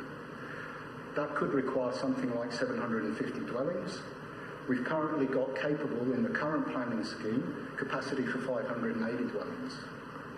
So, for the benefit of the people of Yandina, who have got a huge capacity already in the planning scheme, I'm seeking your support to have this alternate motion considered just for the Yandina area, because the people of Yandina, they've got plenty of capacity for their growth. And when I listen to what they're telling me now that the infrastructure is way behind times. There are no LGIP proposals for Yandina anytime soon. So I urge and I seek your support for this alternate motion this morning. Councillor Lloyd, you had 4 seconds. Councillors, speakers to Councillor Law's alternative motion or questions. Councillor Dixon, just no, you prefer. Just a quick one, if I can. With no disrespect, it's unusual to make significant changes at this point in time, but that's fine, and I understand your right to do so because you've been out there listening, and that's your job. Could you, and this is the question through the chair, are you, Councillor Law, wanting to review this again as part of the next planning scheme and have a larger conversation with the community? How does the current work that we're doing tie into the future scheme? And if this doesn't, are we just wanting to knock the future growth completely down in the end? I'm just trying to get a bit more understanding on your thoughts. Yep. Great question. Thank you, Councillor Dixon. So I would anticipate that this would become part of the 2024 planning scheme renewal, and I would expect to see these land parcels being a part of that at that time, because obviously 2024, that's going to become part of what are the requirements throughout to 2041. So really, if you like, I'm asking to put this on pause and have it included in the 24 scheme renewal process. And my sense of community's response to that is that they would be accepting of that and recognise the need for that additional growth that is beyond what is currently in the system. Further question? If I can, thank you for the opportunity. Probably through to Mr. Patey, if I can ask. In terms of risk, I don't really see any huge risks at the moment, but what's the time lag now? So if we do away with these changes today and they don't proceed, what's the time lag with the new planning scheme? Are we losing 2 years, 3 years on this land opportunity? You know, what's the lag now? Through you, Mr. Deputy Chair, I think that probably depends on the point of time at which the new planning scheme takes effect. So at this stage, Council's anticipating that will be sometime in 2024. So, you know, a 3-year time lag would be what would be envisaged if this land was incorporated into the new planning scheme as opposed to the amendment that's now proposed. Just last question, if I can. It sounds like Councillor Law's done a lot of homework on this, and I really appreciate the accumulated number of available or existing dwelling numbers. Are you confident as a strategic planner that there is enough growth opportunity within the Yandina Township if Council wasn't to proceed with the proposed amendments that have been put forward here today from the officers? Is there enough capacity for us to wait until the new planning scheme? Through you, Mr. Deputy Mayor, look, I'm concerned about the utilisation of the urban footprint everywhere across the Sunshine Coast. the urban footprint in our region operates at a pretty tight level. We try and take maximum advantage of it to provide as many broad range opportunities for different housing options and different locations. I would say there's a particular probably shortfall of urban land north of the Maroochydore River, and certainly that's what proposals in this amendment package related to the Yandina and Blythe we're trying to recognise and bring forward. So there's no doubt that there is, relative to some other locations, a reasonable amount of land potentially available in Yandina. That probably reflects most of all the level of constraint that exists across the Sunshine Coast, and that Yandina actually has some of the better land in terms of what could be made available for urban development in the short to medium term. Happy with that? Councillor, I'll just correct that. This is Council's motion now, so it's not Councillor Law's motion. But Councillor Hungerford, do you wish to speak to it or ask questions? It's not questions to start with. I'm struggling. So this is to take it out, not on planning grounds, but just because some people don't want it.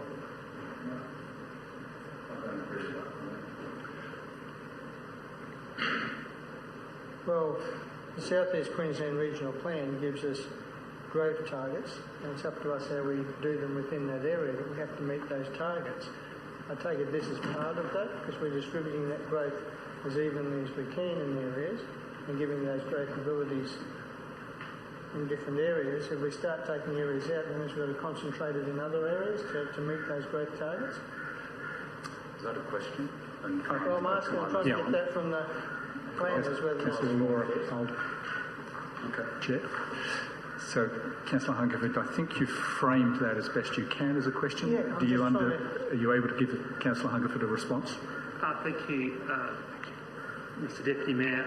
Look, I guess my observation would be that this land is certainly part of the land supply potentially to make available on the Sunshine Coast in the urban footprint.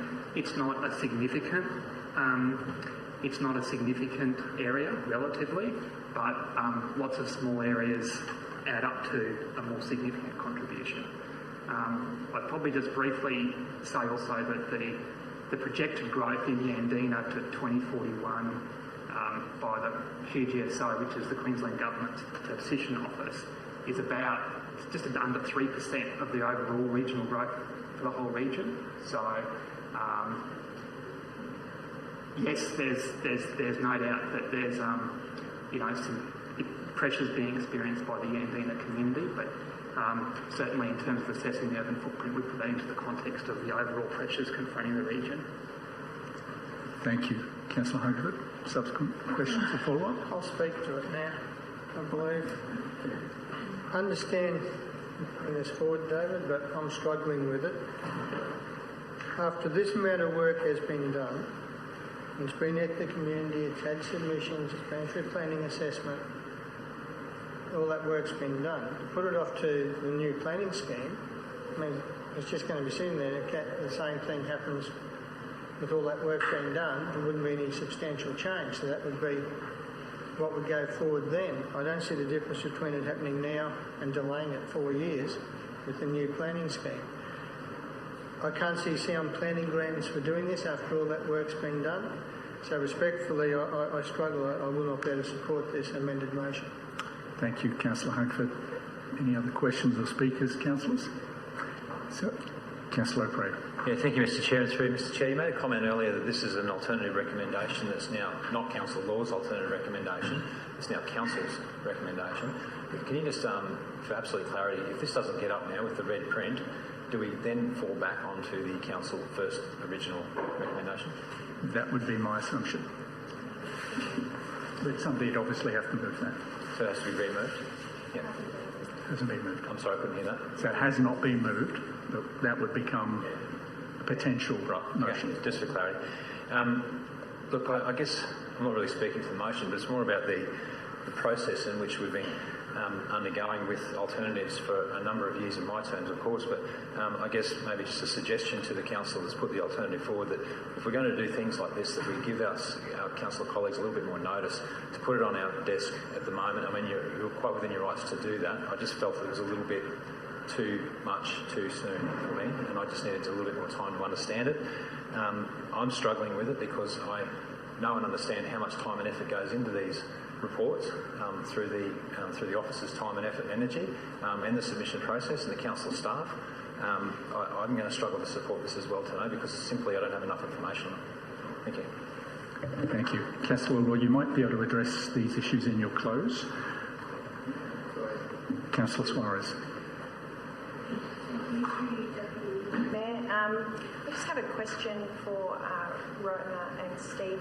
I'm not sure if you can answer this, but one of the issues Councillor Law raised was the pressure on infrastructure on the community. Should such a proposal go forward and the population increase, what does that mean for the infrastructure network at Yandina? Will there be any improvements, future improvements? Through you, Mr Deputy Mayor, look, there's no doubt that additional population brings additional implications for infrastructure. There is currently this, there is a local government infrastructure plan that applies to Yandina, and it's something that would be progressively reviewed, and certainly something that would be updated in the new scheme to look at new development commitments, including this area. So I think that there's no direct link between infrastructure provision and the addition of this land at this stage, but certainly that would be part of the ongoing deliberations as part of the development of the next scheme and the local government infrastructure plan to support it. So just, sorry, I'm not that au fait with the development and the local government infrastructure provisions. So if this goes ahead and then development applications come to council, there will be some provision for LGIP funding to be contributed to council. Through you, Mr Deputy Mayor, yes, there will be provision for LGIP funding. But there's no guarantee that LGIP funding would be applied to the Yandina community. That's probably a question that, through you, Mr Deputy Mayor, that probably is better directed to Mr Cooney around how those LGIP funds are allocated. Probably the most important thing in this instance, which I think Councillor Law is referring to, is having more specific infrastructure identified in the local government infrastructure plan to support Yandina's development over time. Mr Repry, have you got some additional information? Thank you. Look, I think Mr Patey's done a fairly succinct job in articulating that, but aside from the LGIP provisions, Councillor, any significant development application, particularly for a reconfiguration of lots or material change of use to fit zonings back into some form of a low density residential, for example, would require significant infrastructure upgrades directly by the developer. So there would be road, other infrastructure like intersection upgrades specifically relevant to the development, as well as the application of LGIP funds, which would then effectively contribute to network planning for that integrated transport and other infrastructure, as well as I think the other infrastructure that will relate to truncation around water, sewer, telecoms and those other bits and pieces. So I know that's a fairly complicated answer, but in short, I think the answer is yes, there would be infrastructure upgrades directly relevant to the development as it came out of the ground, and there would also be contributions through the LGIP to wider network infrastructure upgrades. Thank you. I did say to my community that I would represent them because that's my job. I am their voice here in council. And I did request an additional information, the heat map of submissions, and I should have been clear, I was actually only talking about the Bly proposal because I had the numbers, but I didn't have where those numbers were coming from. But I'm actually grateful now that Councillor Law had raised this, that I've got the whole of the region heat map, because while clearly the Bly community showed strong opposition to their planning scheme amendment, which didn't strongly, as I understand it, relate specifically to the cultural heritage issues, and while it did mention flooding, transport was probably one of the hottest issues that they raised. and they also feel the same pressures as the community in Yandina about infrastructure and continued development. But when I look at the map, I do see that the Yandina community showed some objection within their township as well, so that local community are probably more opposed than supportive of that amendment, and therefore I think it's Councillor Law's right to try and represent his community, and it's up to us as councillors to either support or not support his argument in that, and I'll just leave it there and let Councillor Law close. Thank you, Councillor. Sorry, just clarifying that was a question that Andrew spoke to it. Then I'll let it on. Thank you. Councillor Dixon? Just one more question and then I'll speak to it. And with respect, I'm just asking this because I need to know. Probably to Mr. Patey or Mr. Rubrai, what reputational risk is there for council given that this has been through the state government obviously before it's gone out? I'm assuming we do state interest checks. The state, you look at our proposed planning scheme amendments, it's gone out to the community, it's got to go back for final sign-off. What's it going to look like to the state government with respect if we don't have a large amount of submissions strongly saying, council, you shouldn't support this planning scheme amendment? I can see some of that data with Bly and I can accept that reasoning, but with the Yandina, most of that I'm hearing from the local councillor. So what does that look like for that reputational risk to pull it out now? Through you, Mr. Deputy. Councillor, the scheme amendment has travelled a fairly significant journey to date, including having gone through a state interest check process, a ministerial check, before proceeding to the community consultation components. Ultimately, whether or not council decides to progress with the removal of Yandina today, the minister has the ultimate responsibility for deciding as whether that will remain or continue to be removed from the package that council puts forward from this time onwards. Without a compelling reason through the community consultation report and through the early stages of the process, without painting that picture moving to this particular decision, that can become more difficult for the state and for the minister to make that decision. Now, of course, that's probably remiss of us to try and comment too much on what the department and the minister may do in that case. That's ultimately their delegation and their decision. But typically removal akin to the recommendation to remove Bly would be backed by a significant amount of rigour from the officers through that assessment and consultation process. And while the team probably hasn't had time to fully assess or look at that for the removal of Yandina as proposed here today, ultimately it would fall to the department and a recommendation to the minister as to whether that would proceed. I'm comfortable with that answer. What I'm going to do is I haven't made a decision. I'm going to wait until everyone's had their bit to say, and I'll focus on what Councillor Law has to say when he sums up. But, you know, the key here for me is that I think we have enough land available on the Sunshine Coast. You know, I'm in a high-growth area. I get growth is my number one issue. I get it.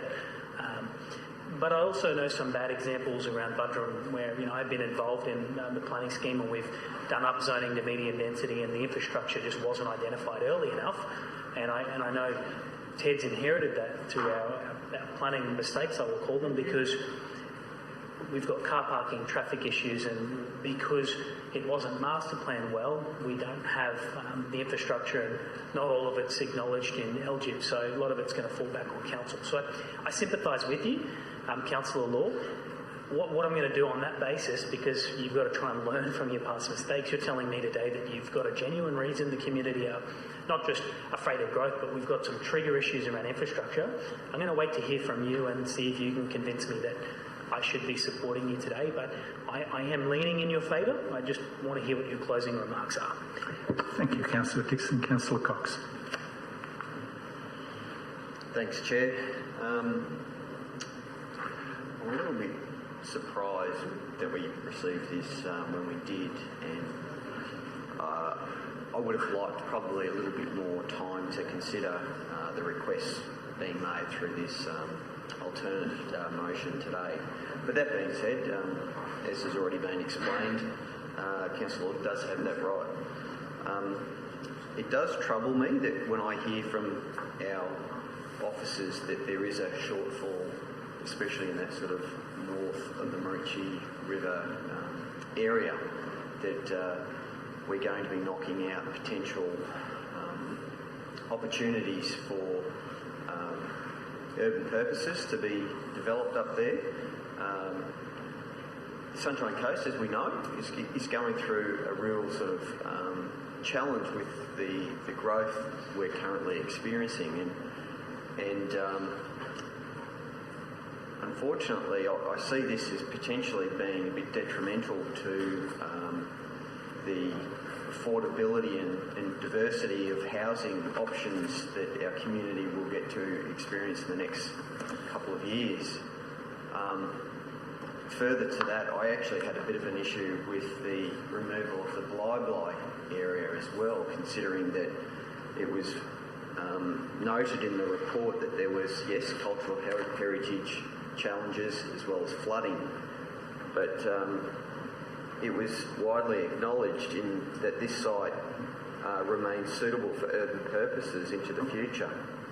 And I'm just really concerned that we're hamstringing our community with the options that are going to be available for housing. So as it stands at the moment, I probably cannot support the alternate that's in front of me now, and I was already challenged with supporting the council's, the original council motion that was put up before. So yeah, bit of a tough one for us, but I'll be listening to the closing debate as well. Thank you, Councillor Cox. Councillor Natoli. Thank you, Mr. Deputy Mayor. Just a question. Maybe Steve or Roman might be able to tell me. Blybay's been taken out. When would you envisage, and what process would you envisage reconsidering? But the fact that you've made it very clear that you don't believe that it prohibits future development on that land. So I'm just trying to get a better understanding before I make any other comments. Through you, Mr. Deputy Mayor, to understand this question relates specifically to Blyby land. So we feel there needs to be a further conversation with the First Nations people and the affected landowners in this area to try and resolve those cultural heritage issues to a point of conclusion. And we think that process can lead to some revisions, or may lead to some revisions to the underlying structure plan that was proposed for that site. And that, subject to that process being undertaken, we would either then include Blyby land with a different development concept or a different master planning concept potentially as part of a future scheme amendment, or indeed as part of the new planning scheme, depending on A, when that process is concluded, and B, the alignment, with the development of the new planning scheme program. And just to follow up, if you were to do a future scheme amendment rather than plan scheme, I noticed previous comments were that we wouldn't be doing that until we finish this one. So when would that decision be made? Through you, Mr. Deputy Mayor, I think it's probably difficult to be definitive about when a decision might be made at this stage. What we do know is that these processes can take some time, and we've got a plan, I guess, in terms of the development of the new scheme, which is based upon tapering existing scheme amendments.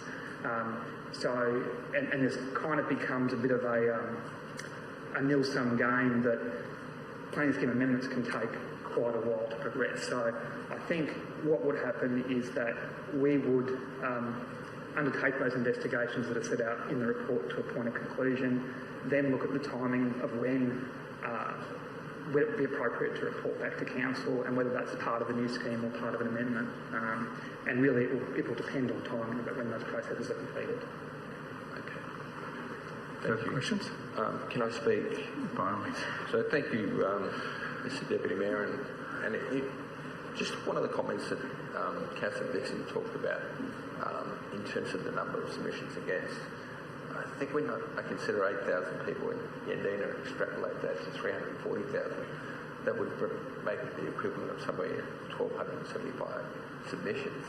So it's all relevant in terms of the size and place. How many people would be prepared to make comment, and I think that's really relevant.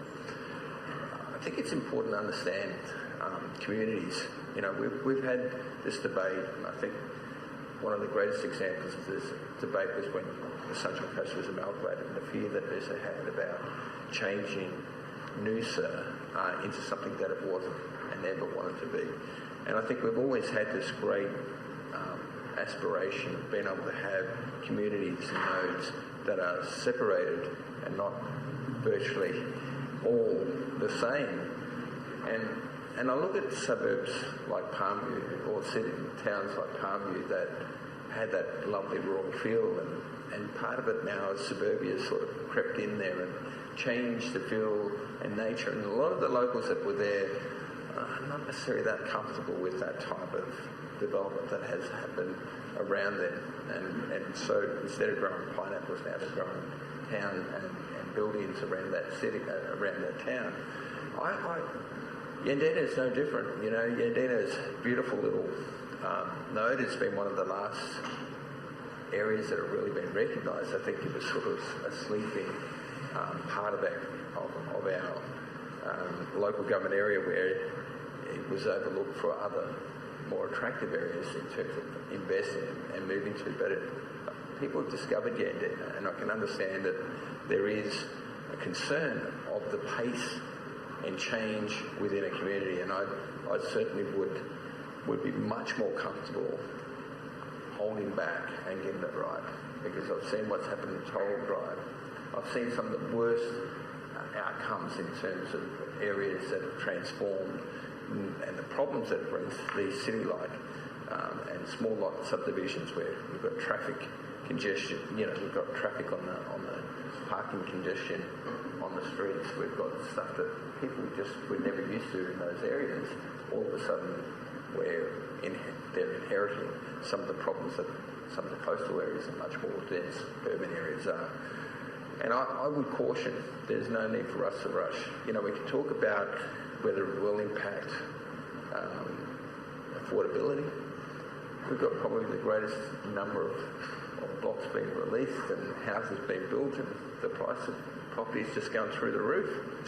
I saw a great program on Four Corners the other day about what is driving property increases and property prices, and COVID has been one of the greatest contributors to that. That people now telecommuting, they're basically, you know, people that need to work in other locations. So they're moving to regions like ours, lifestyle, and they're able to work from home, and they're paying a lot more for properties. So affordability in terms of the amount of stock that you put out there has really made there's no relevance to that argument. There's absolutely no basis to that. And so until interest rates go through the roof and we start to see that market slow down, then we may see a change and affordability come back. So I'm supporting council law because I believe that there is no rush, and I think there is an opportunity for us to go back and make sure the infrastructure is in place and there's a comfort there before that we go and change and transform Yandina. That sort of number will have a larger impact in terms of the smaller the community, the larger number of lots that are released, 500, significant compared to maybe larger population areas. So I'm prepared to support this alternative motion. Thank you, Councillor Natoli. Councillor Landsberg. Oh, thank you. Look, I feel a little bit taken back having this just landed pretty much here during the meeting. I was one of minor parts of council that supported Twin Waters West because I see the need for more development north of Maroochydore River, and I think with the lack of available land that we've seen around the coast, I was just going to ask the question, David, you mentioned them probably to the officer, sorry, about 3% growth. Has that been constant over the last decade for Yandina, or we just witnessed that in the last 12 months, 2 years?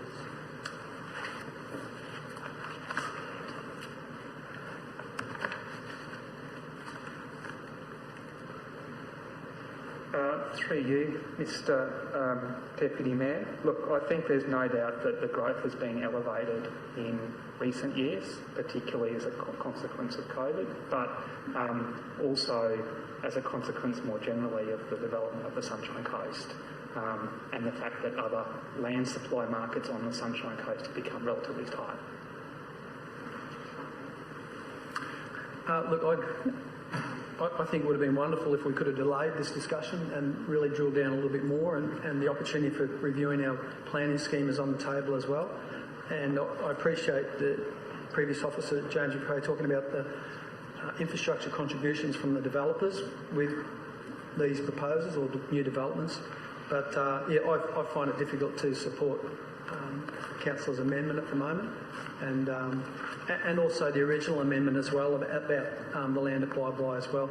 I see the potential, for us to try and accommodate that growth, and especially moving towards further out into our hinterland region with our heavy rail. I think if the opportunity is there to promote some more growth around that area, I think it should be accommodated. But I'm really just speaking as a representative of Caloundra, where we are just inundated with growth at our end of the coast, and if we can share the load around the coast, I think that's something we need to more discuss as a council and as further with our review of our planning scheme. Thank you, Councillor Landsberg. Any other questions or comments? Councillors, I might ask a question, because the assessment of supply being around 580 lots did include some calculation for the land that's already zoned but hasn't been yet taken up. What's your assessment of the supply of land in the period now we would be constrained to, because your next opportunity is the next planning scheme? What's your assessment of the supply, given obvious increases in demand as well? Thanks for your question, Mr Deputy Mayor. Look, I think there's no doubt supply on the Sunshine Coast is tight, and we often consider supply also in the context of who controls that supply. So we know a very significant part of the supply for the Sunshine Coast is within the ownership of a small number of entities, and largely focused very much on the southern part of the coast, so particularly in Caloundra South and Palmview. So other opportunities for smaller developments are very limited, particularly, as I said, in the North Shore. I'd also make the observation that we're certainly careful as officers not to assume that all land that's included in an urban zone is developed in a particular point in time. And what we want to have is an ongoing level of capacity, because we know that not everyone who might own land brings it to market or is in a position to develop it. So we've always got to have over the odds in that regard, more than actually what's required to make sure that there is that choice. So they're certainly the factors that are impacting on supply at the moment. So are you concerned about the capacity that if this was successful, would constrain? Look, through you again, Mr Deputy Mayor, I certainly wouldn't claim that the development or the inclusion of this land at Yandina would have a massive contribution to land supply, but it's part of an equation to bring lots of smaller areas that can help support those larger areas that we've got. So from my perspective, it's certainly important, and we feel the same way, obviously, about the Blythe land. That as a region, the Sunshine Coast probably has the tightest urban footprint in South East Queensland. So relative to other parts of South East Queensland, they generally have more land. We have a very tight urban footprint, and certainly historically, our preference has been to work that urban footprint hard, so that we haven't got what's called underutilised urban footprint, because that also heads off claims that there isn't enough land and the urban footprint needs to be expanded into other, perhaps less suitable locations. Thank you very much. Well, there appear to be no other speakers or questions, so I'll ask Councillor Law to close. Thank you, Deputy Mayor. A couple of quick responses to some of the comments. As you're all aware, we have a councillor information session where we go through all of the items and we have the opportunity to ask questions. I asked questions at that time, and I also said that I was not comfortable with this being included in the package, and I also suggested that I would be seeking to put forward an alternate motion. Now, I know for absolute certainty that the staff who were in the room presenting to us that day heard me say that, because they provided the alternate motion the very next day. And I have been considering that, and I have been looking at all the information and the data that I shared with you earlier to arrive at the decision whether or not to put that amendment forward. In terms of how have we arrived at this point, my understanding of working within the planning scheme is that as a councillor I'm not permitted to influence or direct an officer, especially when they're making assessments and making their decisions. So this was out for community consultation in November of last year. So since that point in time, all I could do was encourage the community to respond to the consultation process.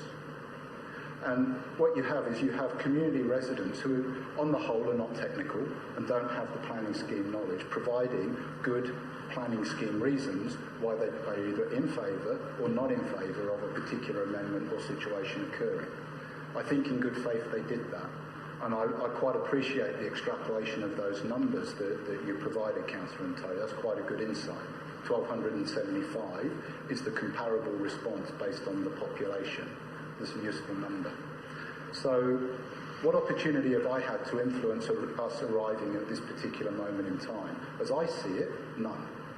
Because it's an officer's decision. I cannot direct or influence them. So I had a briefing in October, and I think during that briefing I made comments that I was not comfortable, not particularly happy with it. What can be done to not have this as part of the package? It's part of the package, it had to go forward. Okay, fair enough. So I've continued to do my research and talk to people. I've checked back in with the community. We had a special meeting on Monday. It was a big day. That night I was at a community meeting in Yandina till 9:30 of the evening, listening to the comments and feedback, checking in with them. I have also checked in with the Chamber of Commerce. They have a different perspective to community associations because they want customers. They want their region to grow. But they were sort of mixed. So the capacity for the whole Sunshine Coast, if I think back to when we started in April of last year, we had quite a number of meetings and workshops around the planning scheme and how as a new council do we deal with that. And I recall, I believe at the time, Mr Bunker making comments that we have available land at the moment that doesn't need anything else other than an application on it for 20 years. Now I accept that we have had the most unusual 18 months that we've probably all ever experienced. And what we might have said 18 months ago is quite different to what we might think today, unless we've been off the planet somewhere else. It has been a dramatic 18 months.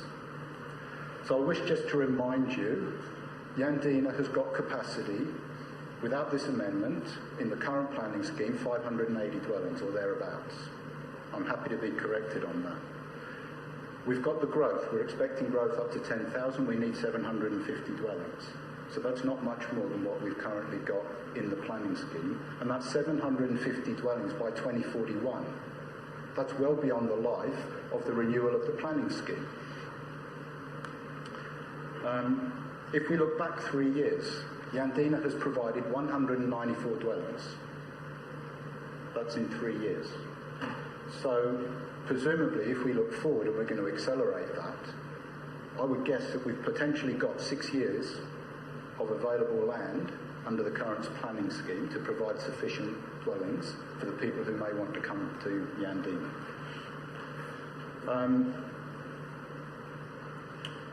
What else do I need to cover? I think I've probably got it. And at the end of the day, it will come down to the Minister's decision, as we've heard. And thank you, Councillor Dixon. I haven't done this for sympathy. I've done this for the community.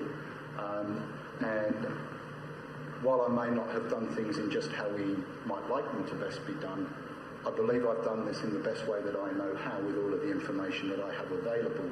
And given that this is my only opportunity to change the officer's recommendation. Councillor Lloyd, you've just run out of time. Would you like a short extension?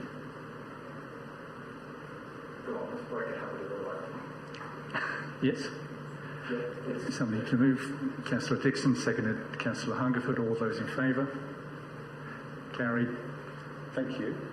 That is the first time I have ever had an extension to my time to speak. I don't intend to make a habit of it. It might happen once more today, we'll see. So the people of Yandina, they're ready for this to happen. They understand the urban footprint. They may not like it, but they understand it, and they know that we must have capacity for growth in the future, and they recognise the growth that's there. During our conversations with the local community, they're reasonably well informed. When I asked them what's the capacity in the community, their answer was 400. I thought they had a pretty good guess at what was the capacity available under the current planning scheme. What the people of Yandina want is good development. Some of the things that are put forward doesn't always look like that, perhaps, but I know we have to find our compromise way through. There was a comment about heavy rail. Goodness knows when we'll ever get a decent rail infrastructure. At the moment, the best rail travel is to Nambour. Yandina's the next station on. I think there's 2 trains a day. Heavy rail's not going to help us there anytime soon. And we can't even get anything to give us a rail duplication through to Nambour.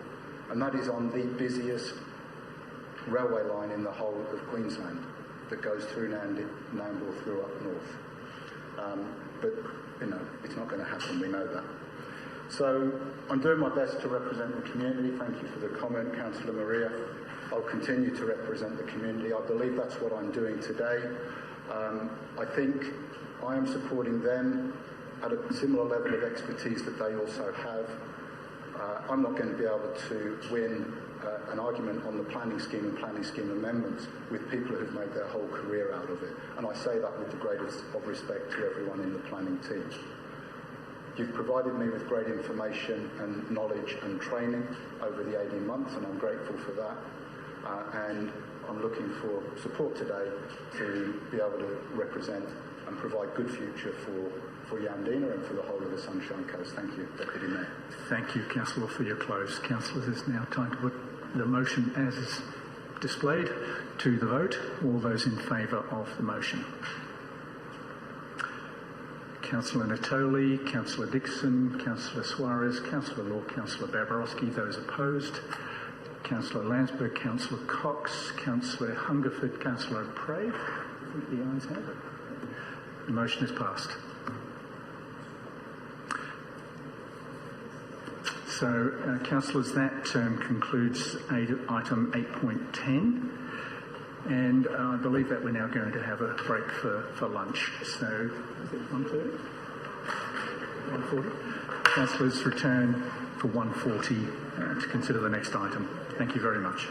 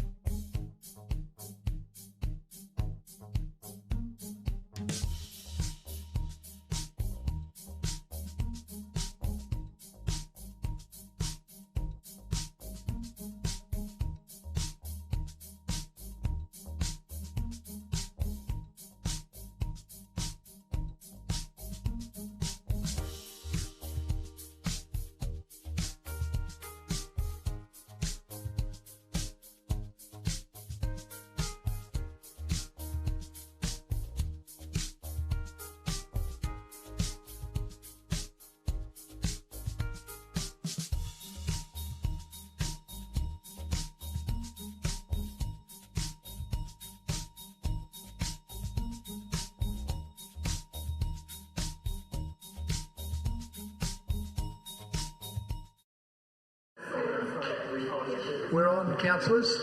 1:40, I understand, was the restart time, so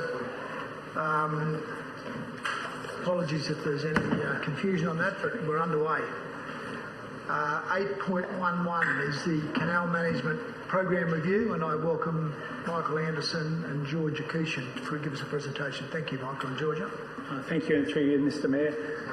Thanks very much, councillors, executive leadership team, for giving the opportunity to undertake a presentation on item 8.11, the Canal Maintenance Program Review.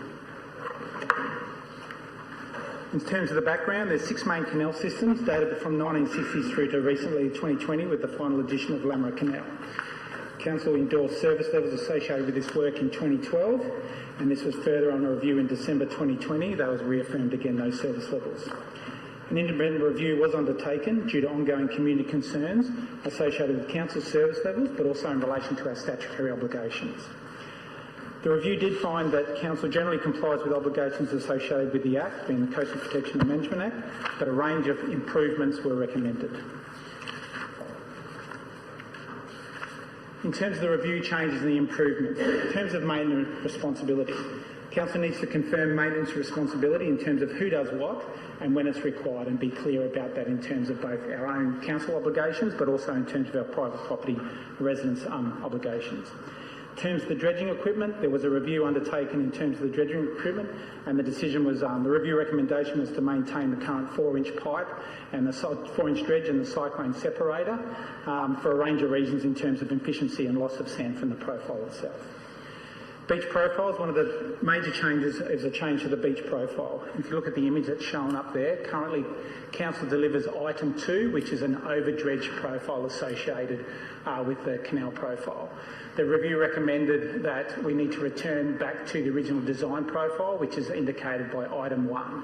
So given the latitude that's required associated with the cyclic nature of the program, e.g. the dredge is not posted on every person's property each day, then the result is item 3, which is the indicative revised post-dredging profile, beach profile. This obviously will give us a range of efficiencies and improve the current cycle time, or estimated to improve the current cycle time from a 3 to 4 or a 4, around the average 4 at this point in time, through to a 2 to 3 dredge cycle. Dredging approvals, there's been a range of changes in terms of some areas of the Mooloolah River, but also the additions of the final Lamra Canal. So it's important that we review the review recommended that we review our dredging approvals to make sure that they're consistent with the work that we're undertaking and the amount of sand and product that we're moving.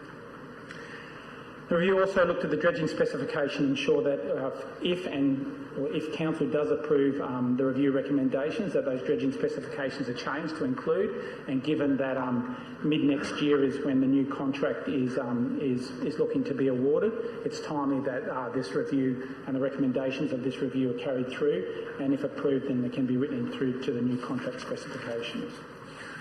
Review also looked at turbidity management. Now, currently the contractors undertake the water quality improvements and the turbidity management, and council obviously received those records, but there is a review recommendation to improve the QA associated with that, with council undertaking spot checks and ensuring water quality is consistent with the detail that's being provided to council from the contractors. Vegetation is another significant change that will occur, removal of all vegetation from over that cyclic period from within the system and the dredge profiles. There's a number of reasons for this in terms of grass. So grass in the vegetation profiles locks up sand, and it becomes where residents are undertake an extension of their property in the order of 2 to 3 metres out from their wall. So that obviously locks up sand. So it's inconsistent with their approved profile, first off, but it also locks up sand that should be allocated to other people within the area. So that's important that the removal of that dredge, grass over time will improve and increase the sand supply for the broader canal system. Similarly, larger tree species impact the amenity of the canal system in terms of leaf drop, but also those larger root system has the ability to undermine and impact the private walls. So there's obviously council has a responsibility there in terms of vegetation, managing that vegetation, but also removing that vegetation. Further review changes and improvements to continue with the current litter program. It was well accepted and did a good job, so that will be to continue. Rock scour protection is again another change, a significant change. So where residents have their original design profile of their canal property and their wall properties is rock scour protection. It'll revert back to rock scour protection. So this is for a number of reasons. Firstly, it gives the ability for residents to check their own rock scour and make sure it's fit for purpose as required by the original design.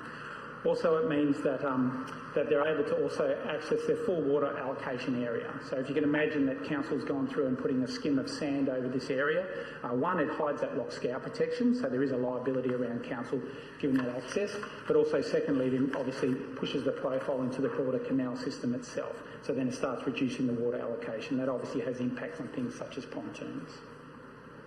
Illegal structures, while council does have a legal structure program, it certainly needs to be improved and increased, and then obviously there's key components around that in terms of legal advice and mechanism, but also working with the community to get those outcomes. It won't be the iron-fisted approach, but it's also working with the community around what they can do and when they can't do it on a step-by-step process. One of the biggest improvements that have come out from the review is around the communication, and this is important around giving people a good understanding of, again, what their responsibilities are, but how they can go about it. This will be through a website, improved fact sheets, revised handbooks, but also improving the communication with the officer time in terms of explaining on a property-by-property basis and making things available like everybody's individual design profile for their properties, and also explaining what that means in terms of it. Canal survey, so the review recommended continue with the canal survey, and obviously any increase in those canal surveys better informs the program and the efficiencies associated with that. Next one is quality control, so ensuring the quality control in terms of collation of all the data and centralising of the data, but also any advice that's given, written evidence of any advice that's given, and handing over of the different fact sheets and handbook, again improving the communication component. The review did look at other local governments, and the review recommendations are consistent with all the other local governments or similar local governments that we looked at, including Gold Coast, Moreton, Cairns and Noosa, and obviously ourselves. So one point of difference was how the local governments are funded, with Cairns and Moreton using a user pay system, and Gold Coast and Sunshine Coast Council using a general rate. So the review recommended to continue with that general rate process. Finally, in terms of the financing, so while the current structure or the current funding and the current resourcing is able to undertake a number of these review or instigate a number of the review recommendations, there is a need for us to go through the future budget consideration and obviously take that through the normal budget review process. In terms of the targeted consultation, so external consultation was undertaken by targeted community engagement, both as part of the review process, so the initial one, where a number of submissions were provided, and then obviously post the review development. So generally the feedback from this consultation included general support for the review outcomes, a request that these new lower sand profile arrangements, and obviously that surface cycle improvement, is monitored to ensure that it actually does occur, which I think is a very fair point. Ensuring the budget levels are maintained, both core and CPI, and also support for the implementation program, a broader implementation program. And finally, I recognise that importance of improved communication, which I think is a key component of it. In terms of the report recommendations, that Council receive and note the report titled Canal Maintenance Program Review, support the prioritisation and implementation of the recommended actions from the review of the canal maintenance procedures, which is provided in Appendix A of the report, and finally refer the Canal Maintenance Program Review recommendations to the next available budget review or annual budget process for consideration. Thank you. Thank you, Michael. Someone to move? Councillor O'Prey. Seconder, Councillor Natoli. You'd like to open, Councillor O'Prey? Yes, thank you, Mr Mayor. Thank you, Mr Mayor, and through you. Firstly, I want to thank the staff from the bottom of my heart. There's been a lot of hard work getting to this stage to get the Cardno report to the Council, and I just want to congratulate you, particularly both Michael and George, on all the work you do. So, Madam CEO, please know you've got two of your best right here. I'd also like to thank the canal property owners and the canal residents for their input as well. There's been a lot of debate and discussion over a number of years now, probably 3 years, and I understand that this is across 6 different canal systems, but generally speaking, I think most of this has come about from the Maroochydore Canal Action Group, and I'd like to also congratulate Bob Carroll and his committee from the Maroochydore Canal Action Group on being part of the process here today. I'm very impressed with the reports and the review. There's nothing there that's outstanding or surprising. There's nothing there that's highlighted too badly. It does prove that we're on a fairly good trajectory, but what it does do is it shows our successes and our failures, warts and all. And there are a few failings which we've got to try and correct. And I draw your attention to pages, I think it's 247 to 250 in the report, and there's a couple there that I'd just like to bring mention to, and that's the probably my pet hate is the illegal structures. The illegal structures, and in our canal system in the Maroochydore waters, there's a lot of inherited old jetties, boat ramps that are illegal, that have no permits or anything wrapped around it. So we've got an enormous amount of illegal structures in there that we've sort of turned a blind eye to for the last couple of decades. So we have inherited a lot of issues there, which we want to try and tidy up and clean up as best we can. So the beach profile is probably one of the most important elements of this report and review. Just the change of the angles particularly. The rock scour protection is another one, going back to its original design.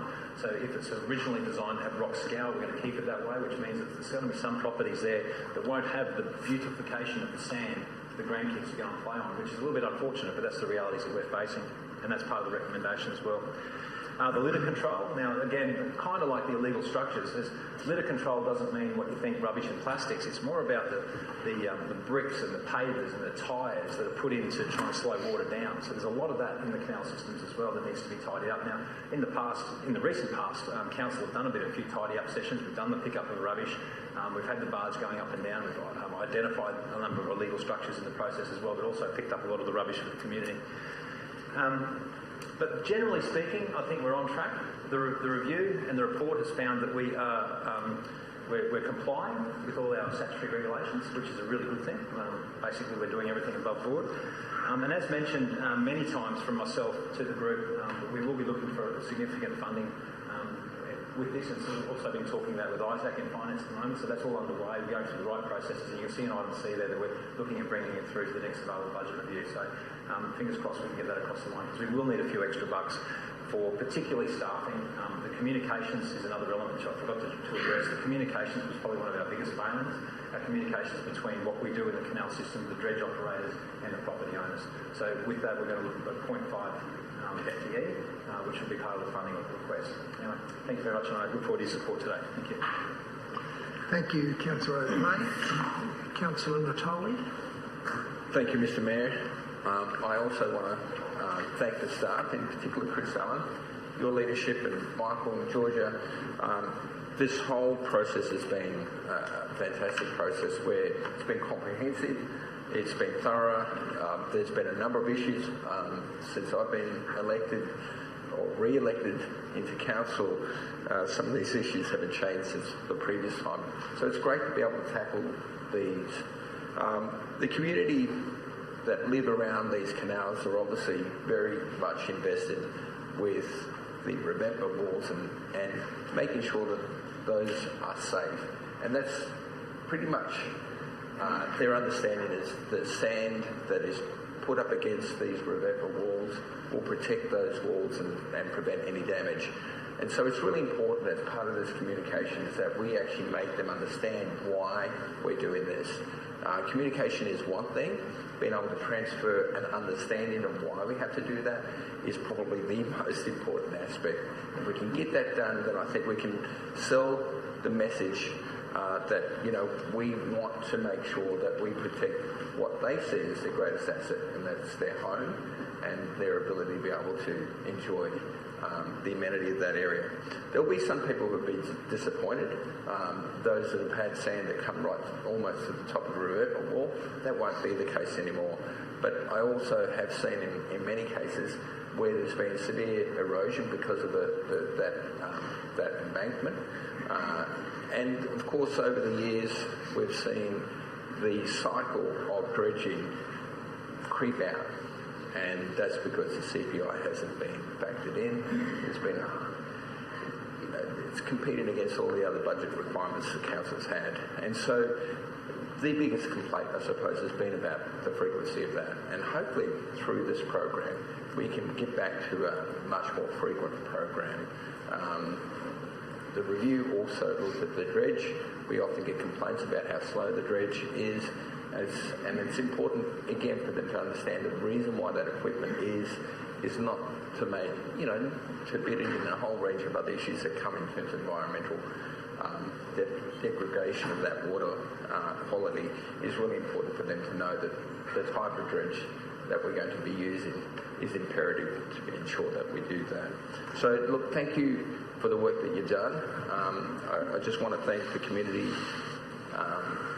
those that got involved with the community reference group, and I did have contact from your group, Jason. I've had contact from some of the residents in Councillor Cox's area. So, I think it's been comprehensive that we've covered all of those areas. Their input has been invaluable. The way that you conducted that with them, I think the comments that I got back was very favourable. So, well done on that. Thank you. Thank you, Councillor Natoli. Councillor Landsberg. Thank you, through the Chair. Thank you, and probably just touch on a couple of things that came up in our workshop, Michael, and thank you for the report as well, Georgia and Chris. A lot of work that's gone into it is the opportunity to educate our coastal canal owners, and obviously we spoke about the uninsured pontoon issue that I had at Pelican Waters that really held up the sale of property, so I think you touched on that was an opportunity to keep them informed during this whole process of the newsletter. And also, you spoke about communication, but I mean the Coast Guard's an important part of our end of the coast down here, and they do liaise with a lot of those coastal canal owners, so I'm sure we're probably keeping them informed as well. But apart from that, great work. Thank you. Thank you, Councillor Landsberg. I just have a couple of questions. Why don't we remove illegal items put into the canals? So we do, Mr Mayor. So through the process, it's around improving that process. So, and obviously that compliance program has to compete with the broader compliance program, especially because it's through the DA compliance process. So there's improvements around one, identification of it, the proving of who put it there and when it was put there. So we've worked with DA through that, and also some really good templates in terms of from the legal team in terms of improving that process. So once we get that in, it obviously will compete with those other compliance components, but we're going to improve the process. So 100% we do, but at the moment it probably is described as ad hoc and as, resources are available. So it's through the improvements of, say, templates, for example, working with the development improvement staff where our engineers do the groundwork, so then obviously it becomes fit for purpose and something we can deliver up to improve it. Do we actually engage via communications with new property owners in these areas to help them understand, what's been approved and what hasn't been, and what they're capable of doing? Because that really concerns me. Yes, for sure, Mr Mayor. So we have a residential handbook on responsibilities associated for residents with the artificial waterways.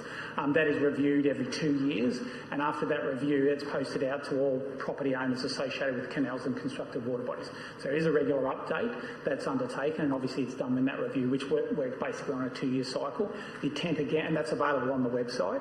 The intent again will be to undertake that review and any improvements that have come through over the last 2-year period, but also get a fact sheet, a private structures fact sheet, which is currently at draft, getting that finalised and getting that out. So when officers are meeting on the ground, they can give them the advice with their handbook, also with the fact sheet as well, and also written advice of what they need to do. So that will improve that process. And I'm also aware, and Councillor O'Prey described it as a couple of bucks to deal with it. I suspect that's going to be considerably more when this comes to a budget discussion. And do we actually have a fully costed implementation, and do we know what it's going to cost? and how that will be dealt with from a budget perspective. So through you, Mr Mayor, that's cricket. It's around 250,000 and that's associated with replacement of lost core from last financial year, CPI increases that weren't included in the budget process for this year, but also funding allocated for 0.5 FTE for a 4-year implementation period, plus their own costs associated with vehicles, graphic design, etc. And then that will ensure that one-on-one communication and that selling of the product, and because this will be a particularly intense changeover process that needs to be managed. So the current resources that we have, yes, are adequate to undertake a number of this implementation, but the full implementation will take that really one-on-one contact and that key to communicating, because we're finding that once residents understand, have that information there, have the website available in terms of what they're doing, how they're doing it, then there's a lot of acceptance about that, especially as we go through that changeover process. It's essential. And I guess a final question, is it fair to say that people who live on canals would consider the canal in the same way they'd consider the road at the front of their property as a means of moving around the area in which they live? Mr Mayor, certainly that is increasing view, especially if you look in those areas around Maroochydore and that, where you have those entertainment precincts and they can move amongst them. You have the public pontoons that we've increased in that harbour area, where they can have set times to the back of those pontoons that are longer than that 15 minutes, which is on the outer fascia. So with that happening, it is becoming an improved transport network. And then if you add additional future that you see in other areas and other cities throughout Australia around ferry services, etc., that's an obvious easy step that you'll see to occur in terms of particularly areas like Maroochydore Harbour. Okay, thank you. Councillor Law. Thank you. Through you, Mr Mayor, just a question if I may. You said that we're going to maintain the structure of this as being funded through just the general ratepayer payments. What are the reasons that we didn't go, as some other councils have, on the increased charges for those who actually live in those areas? Could you help explain that a bit more? Through Mr Mayor, certainly. So we've had a number of cracks around benefited area levies associated with water bodies and canal systems more broadly. I think I've done it 3 times, and it's very difficult, actually it's impossible to do it retrospectively, which is what we're looking at here. So there is a service that's provided, a service cycle and service levels that provided, and that's provided at general rate, and that was endorsed in 2012 and supported again in 2020. If we were to move out of that, so if a resident was asking something above that, then a consideration of benefited area levy would be quite possible. However, we've found to retrospectively to apply that, as the examples in Moreton and Cairns. So Cairns brought these in as part of the development process, so it wasn't a retrospective nature. But through the planning scheme now, for the constructed water bodies, a benefited area levy is applied, and it's called the sinking fund, effectively, and it's done as a new assets are brought on board. So yeah, that's the basis behind it, and a bit of a history around benefit area levies / sinking funds associated with those respective assets. Thank you. And just to follow up to that, so what we're providing is a reasonable standard of service to maintain and care for those waterways and water bodies that happen to be alongside dwellings and so on. So this isn't an embellishment over and above. This is just the necessary work to keep it at an acceptable standard. Through you, Mr Mayor, yes. So the external advice we had is that our services that were provided now are consistent with our legislative obligations under the Coastal Protection Management Act. Okay. Thank you. No other questions. Thank you. No further speakers. Go back to Councillor O'Prey to close. May I just ask one more question before I close? Through you to Michael. Could you explain to me, if we do identify an illegal structure, and I'm really pleased to hear that the Mayor's got concerns on this as well, if the illegal structure is identified and compliance hasn't taken place, have we got the ability to put a property note on their rates notes? Through you, Mr Mayor. Yes, we do, Councillor, obviously. In terms of these illegal structures, we wouldn't be looking to go to the extent of property note. It'll be about resolving it, either in hand, e.g. they get the resident to actually make application or remove. So the ultimate aim would be to remove these illegal structures or get these illegal structures approved rather than have a property note. But there is that ability to do that if required. But at this point in time, the priority will be working with the residents to resolve the problem rather than just flag the problem. Yeah. Okay, good. Thank you. Okay, thank you very much to all the councillors that asked the questions and made contributions today. I really appreciate that. This has been something that's been going on for a very long time. We're very happy to see it coming to fruition here today. And again, I'd like to thank the staff, Mr Mayor, and thank the councillors for their contribution. I look forward to your support today. Thank you. Thank you. We'll put the motion to the vote. All those in favour? It's carried unanimously. Thank you, councillors. We're going to move on to, and thank you, Michael and Georgia. Move on to item 8.12, which is the commercial use of community land for high-use processes. And I invite Shana Jacobs to give us a presentation. Thanks, Shana. Thank you, Mr Mayor and councillors. So the purpose of today's report is to seek council's endorsement to commence the 3-year high-use, high-impact permit process for 39 permits across the Sunshine Coast region. So this is one of our operational reports. This is an iterative process. So every 3 years we review the activities and locations of our high-use, high-impact permits and then go through a process where we open them for expressions of interest to all members of the public. Through the process, we accept those applications, which are assessed by a panel against assessment criteria, and permit applicants are notified of the outcome of that and are given time to get ready to commence operation in June 2022. The permits then run for a 3-year period, and we recommence that review process in November. Through the review this year, 29 activities. Through the review this year, we have identified some activities that do need to be removed, and two activities we're proposing to make an amendment to. So with regards to the removed activities, these are activities that have been vacant for a number of years, but also are in locations where the activity due to our growth has increased to a point that the locations could no longer support the safe operation of those activities.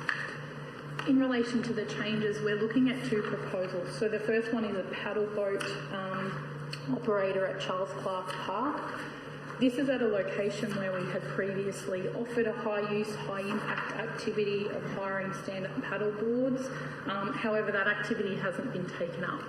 And we were approached by a business operator to convert the activity to an alternate style of activity. They've been trialling that at that location under a low-use, low-impact permit, and have asked council to consider allowing it to operate under high-use, high-impact, which would allow the activity to operate 7 days a week. The second change is in relation to an existing activity at Mooloolaba Beach. As we all know, with the weather impacts and different times of the year, it can be difficult for the surf school to find a safe location to operate within their current small footprint. They're asking for us to expand the allowance of that footprint, taking into account that they would still only be operating the same number of lessons, so they would still only be operating 1 lesson at a time, and also would not conflict with other recreational users and operate between the flags. So the conditions of the permit would restrict those behaviours. As part of the report today, we're proposing to update the fees and charges for these activities. When we go through the review process, the fee is set for a 3-year period, so it isn't subject to our normal CPI increases year on year that other commercial operators experience, so they haven't had an increase since their last adoption. So we're proposing to increase that to 108 square metres. The reason we're asking council to adopt that fee today is it allows us to put it in the application packs and commit to that for applicants in the coming year, rather than wait to June when it's sort of too late for us to provide that information and let them make an informed decision about how they operate their business. We do offer some discounted rates under the fee scheme for the high-use, high-impact permits. That's for 2 reasons. If you've got a permit holder that has multiple permits, it's unlikely that they're using the same a space at each location simultaneously, so we spread the fee out across those locations. And secondly, we have activities that don't occupy an area full-time, so they come in for a lesson, pack up and leave and come back. They're not a full-time occupancy activity.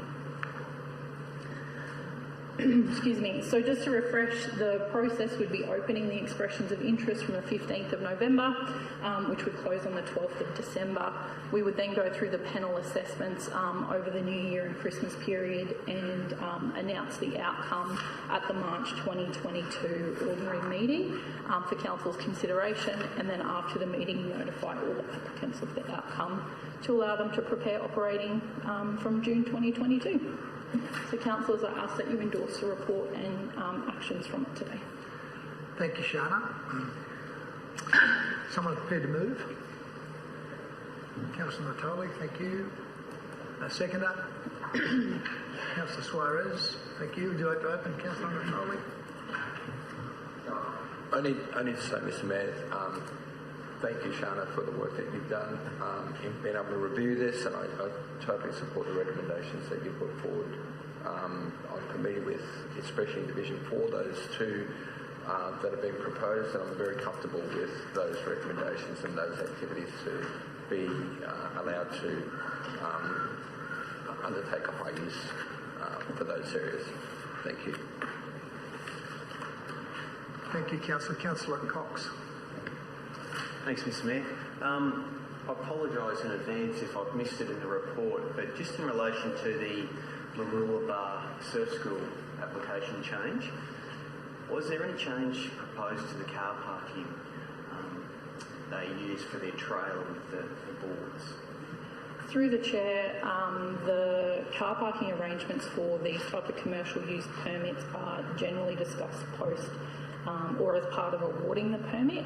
So previously we have allowed commercial operators to use one car park, but they also, that is calculated into their square meterage fee for the year. So they have to include that as part of the fee. As part of this change proposal, there's no specific change to that. Shana, I just have a couple of questions. $108 per metre squared is the price. I mean, I can't imagine we actually have officers running around measuring up. So we're taking people's good nature and trust. Can you tell me what the price is for a chair, say at Buddina across the Esplanade, outside a cafe, when it's public space? How much do we charge each chair? So, Mr Mayor, with regards to all our other permit activities, so footpath dining and trading, we charge $108 for the first 12 square metres, so we do a square meterage charge, and then $108 for every square metre above that. So for the first 12 it's 108, okay, great. So is that how you line this 108 up around a square meterage? Because I'm just trying to use that as a comparison point. It's public land, maintained by council. Some of it obviously is very natural and some of it's man-made, but I was just trying to see whether we had a equivalent comparator that enabled us to settle on that price. In relation to adopting the fee, it has simply been aligned with the other commercial rates and the expected CPI increase we will see next financial year when we adopt next year's fees and charges. The fee is originally based on the report and decision that was made when we first adopted the policy. Strategic Property have raised with us a need to review that fee structure to make sure that the commercial fees do align with the value of being able to operate commercial activity on council land, and that's something we've committed to doing through the next 3-year process. Okay. All right, no further questions. Go back to Councillor Natoli to close. Comment. So I just recommend the councillors to support the motion for you. Thank you. We'll put the motion to the vote. All those in favour? That's carried unanimously. Thank you, councillors. And thank you, Shana. Item 8.13 is the Landsborough Museum. Just let me catch up. Come on in, Maria. 813 Landsborough Museum Governance and Partnership Report, and we invite Peter Connell and Claudia back for a presentation. Thank you, Peter. Thank you. Sorry, she's going out, sorry. All right. I'll just start by just acknowledging the Landsborough and District Historical Society for the work. For over 45 years, they've been in charge of the museum there, and it's one of the largest community museums in southeast Queensland. Quite a significant collection, and over the last 5 years or so, they really have been struggling with a number of issues relating to resourcing and also aspects of museum practice. And over 2 years ago, they asked Council for help. So Council has supported the broader sector and also specifically the Landsborough and District Historical Society with a number of initiatives through the Heritage Levy, including succession planning, strategic planning, and a volunteer recruitment campaign, a regional volunteer recruitment campaign.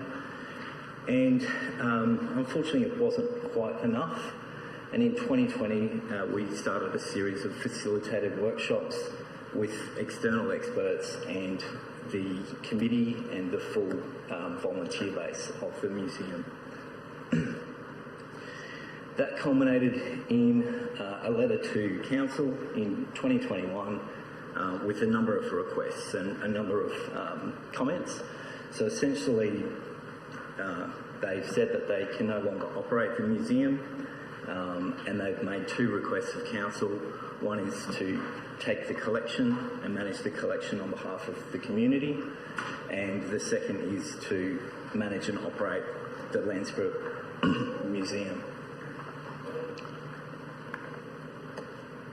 So in the report, there are 3 options considered with in Table 2, with the pros and cons of each of those outlined. So the options are to decline the request and see the loss of a significant regional collection. Option 2 is Council only accepts the collection, and option 3 is to accept the collection and then undertake the management and operation of the museum. So the recommendations are to receive and note the report, to accept the donation of the collection in line with the Arts and Heritage Collection Policy, to support a governance model for the Landsborough Museum that enables the Historical Society to continue to be involved, and then authorise the CEO to progress formal agreements with the Historical Society to support Council's decision. Thank you, Peter. Councillor Babarowski. Thank you, Mr Mayor. You'd like to move? I'd like to move an amended officer recommendation.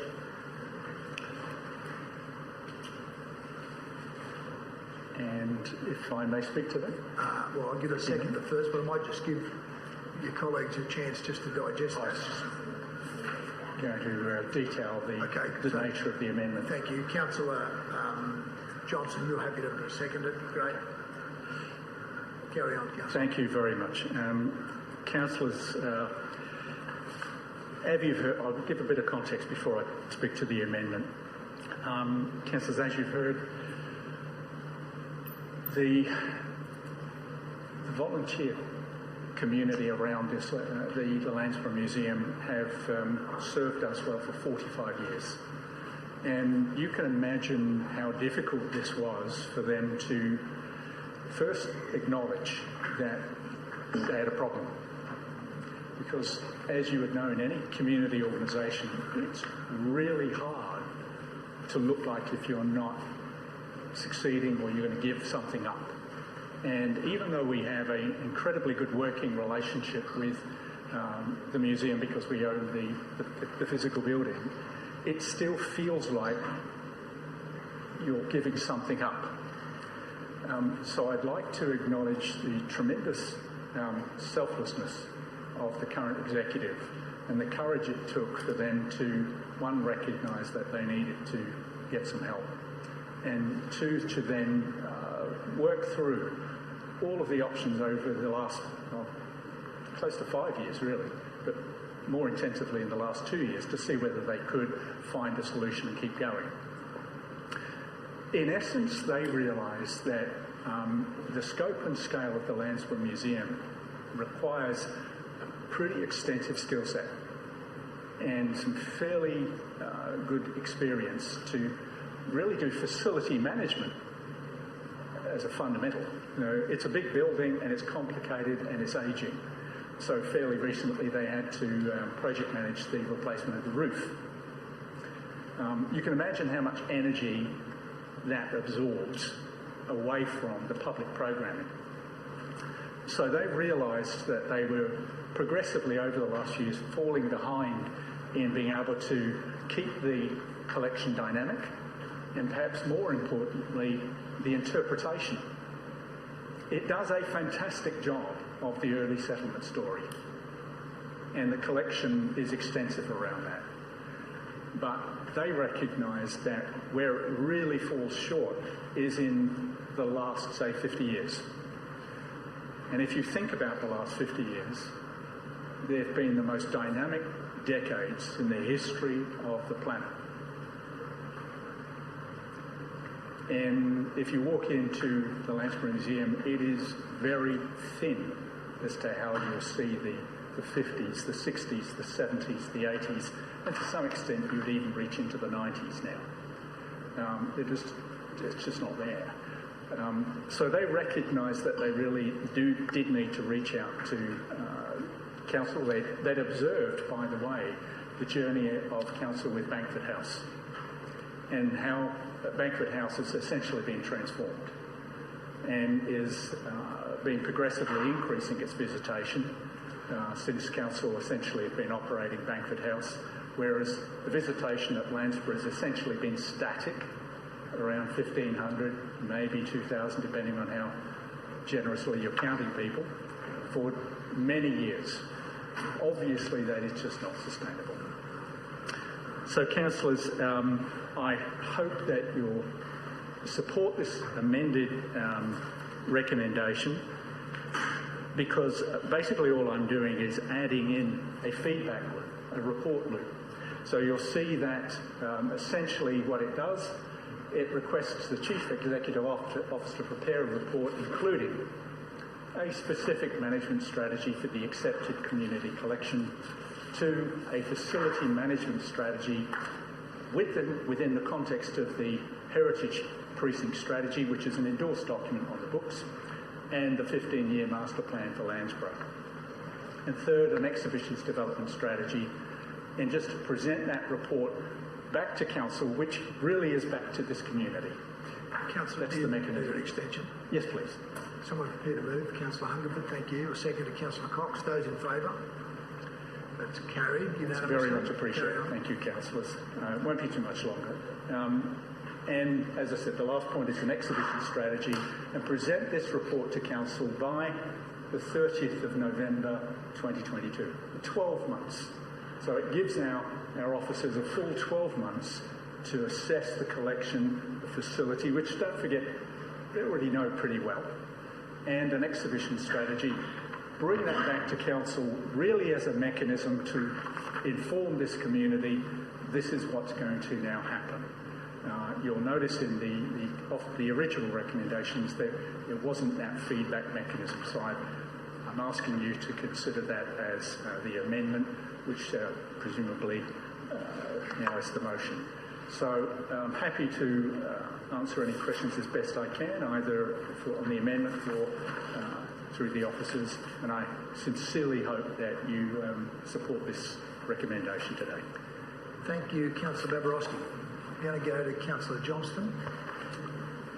Thank you, Mr. Mayor, and also to Councillor Babarowski for moving this amended motion. I'm only too happy to second it and support it. Why is Lansbury Museum so important?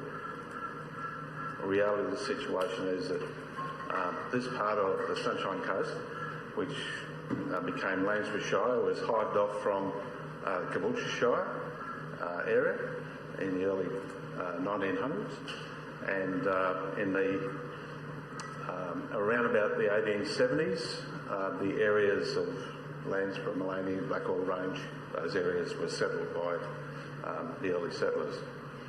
And the building that this museum is in is the old Lansbury Shire Council chambers. It's in the 1980s when I was a councillor for Lansbury and Clownver City. We built the extension, which is the rammed earth building to the west as part of this museum. It was the first commercial rammed earth building on the Sunshine Coast. So it's got some historical significance as well. And I'd like to pay tribute to, in particular, ex-councillor Dave Hankinson, whose family was one of the early settlers of the Maloney area, and ex-councillor, also to a degree, ex-councillor Rickson Burnett, whose families also were early settlers in the Maloney area. And together with some of the families, the long-established families in and around the Lansborough and the Black Hole Range areas, they decided to develop this museum. And it was fortunate in a lot of ways because they assembled things and bits of equipment, war memories, and also historical information from the Lansbury Shire, the creation of the Lansbury Shire, into this museum. I was a bit wondering whether I should declare that I have a conflict of interest because my family actually gave quite a bit of stuff to the museum, but I don't see that really is a conflict. And as a councillor, I succeeded in convincing my fellow councillors that this museum should be called Lansborough Shire's Historical Museum because it was the history of Lansborough Shire. And I think it would be remiss of us if we didn't very soon put a prominent plaque in that building acknowledging the contribution over some 40-odd years of the community in building that collection, caring for it and looking after it, and in making the decision to hand it over for us to caretake. So I would encourage all councillors to support this. The funding for the looking after of it will come out of the heritage budget, so it's not going to be an additional load on our normal council budget, and I commend this motion to the councils for support. Thank you, Councillor Johnston. Councillor Dixon. Yeah, through the Chair, I just wanted to say I guess we saw some of this coming. We predicted that community groups just like this have been giving their time at no cost and of enormous value to the region, and it was just a matter of time that council would have to step in. And you just want to thank those people for the effort they have put in to recognise, as a council, we're well supported to get in there and do some of the heavy lifting. I fully support Councillor Rick. That's what I wanted to say this afternoon. And the second point was any move to support the facility through maintenance or operational funding into the future, I'd like to see fully accommodated in the Heritage Levy. Whether or not that requires changing of the policy or future thinking in that regard, I think the Heritage Levy should be providing all the necessary funding to this project because, after all, that's what the Heritage Levy is for, to look after and preserve Council's heritage. So my full support, and to Councillor Rick, I just know how passionate you are because we did a tour many years ago. I think it was 2018, early 18, we were out at Lansborough and you took us through, and it was a good tour. There's a lot in there, and for me this is about the history that we need to preserve for the future region. And to the staff, I should also acknowledge their hard work here because it's no easy feat, and I'm sure this is just the first of potentially many more into the future to come to council. Thank you, Councillor Dixon. Councillor Suarez. Thank you. Through you, Mr Mayor, I just wanted to ask Councillor Babarowski just a question just for clarification with the amendment that you've got up there. So the management strategies and development exhibitions development strategy, that's really just internal use documents, but it's a mechanism for us to provide to your community how it's going to be cared for in the future. Is that the intent of the amendment? Thanks for the question. And it is important to recognise that generally speaking, an exhibitions program would be an operational issue. But I think given that they've had the care and curation of this for 45 years, I thought it was important to bring a strategy back into the public domain where they could check it out and be reassured that the future directions on both the facility, the collection and the exhibitions program were transparent to them. Thank you, Councillor Suarez. Councillor Hungerford. Through you, Mr Mayor, I feel this is probably not the last one of these type of things we're going to see. I've been watching for a number of years now the difficulty of groups getting volunteers and people to be on committees and to do that sort of work. It's reflected in the fact we increased our grants program to try and assist our community groups, and we've seen that in the annual report and quarterly report, how much we support the community groups. I've noticed in my area the number of neighbourhood watches that have folded up because they simply couldn't get executive on the committee and they had to fold. And I've got a few other groups in my area that are struggling in that regard as well. And unfortunately, they may have to come to us wanting us to take over certain assets. I keep working hard each year to get people to put their hand up and be on those committees, but it's getting harder and harder. And I think David's acknowledging that himself in the area. So unfortunately, it seems to be something that's happening in our society now. Unless people wanting to help volunteer and do things, they'd like to have the benefit of things. And sadly, that I always grew up in, I was told you always get out of life what you put into it. So if you get more active in your community and do these things, you end up with more reward yourself. Unfortunately, the new generations do not seem to have that same view. I'm fully supportive of this, and I do fear that we're going to see more of this sort of thing into the future, which is really sad. Thank you, Councillor Hungerford. Councillor Natoli. Thank you, Mr Mayor. I totally support where Council is going with this. I mean, having been a collector most of my adult life, I understand the value of what we have here. The history that we have within our own district is really important to us, understanding where we come from, but understanding that that history needs to be acknowledged and preserved. It is important that we as a local government, we had the courage and the ability to be able to take this collection and hold it for history. We've had 45 years of volunteerism, tremendous community input, but the steam has run out, and it's been a challenge. And I think, you know, my observation of having fought issues of extended trading hours and, you know, 7-day trading, extended hours, it's really changed the high dynamics of regions that rely a lot on retail and where people become busier and the times that we used to have to be able to do different things. And all the service clubs are challenged at the moment. A lot of organisations are stretched.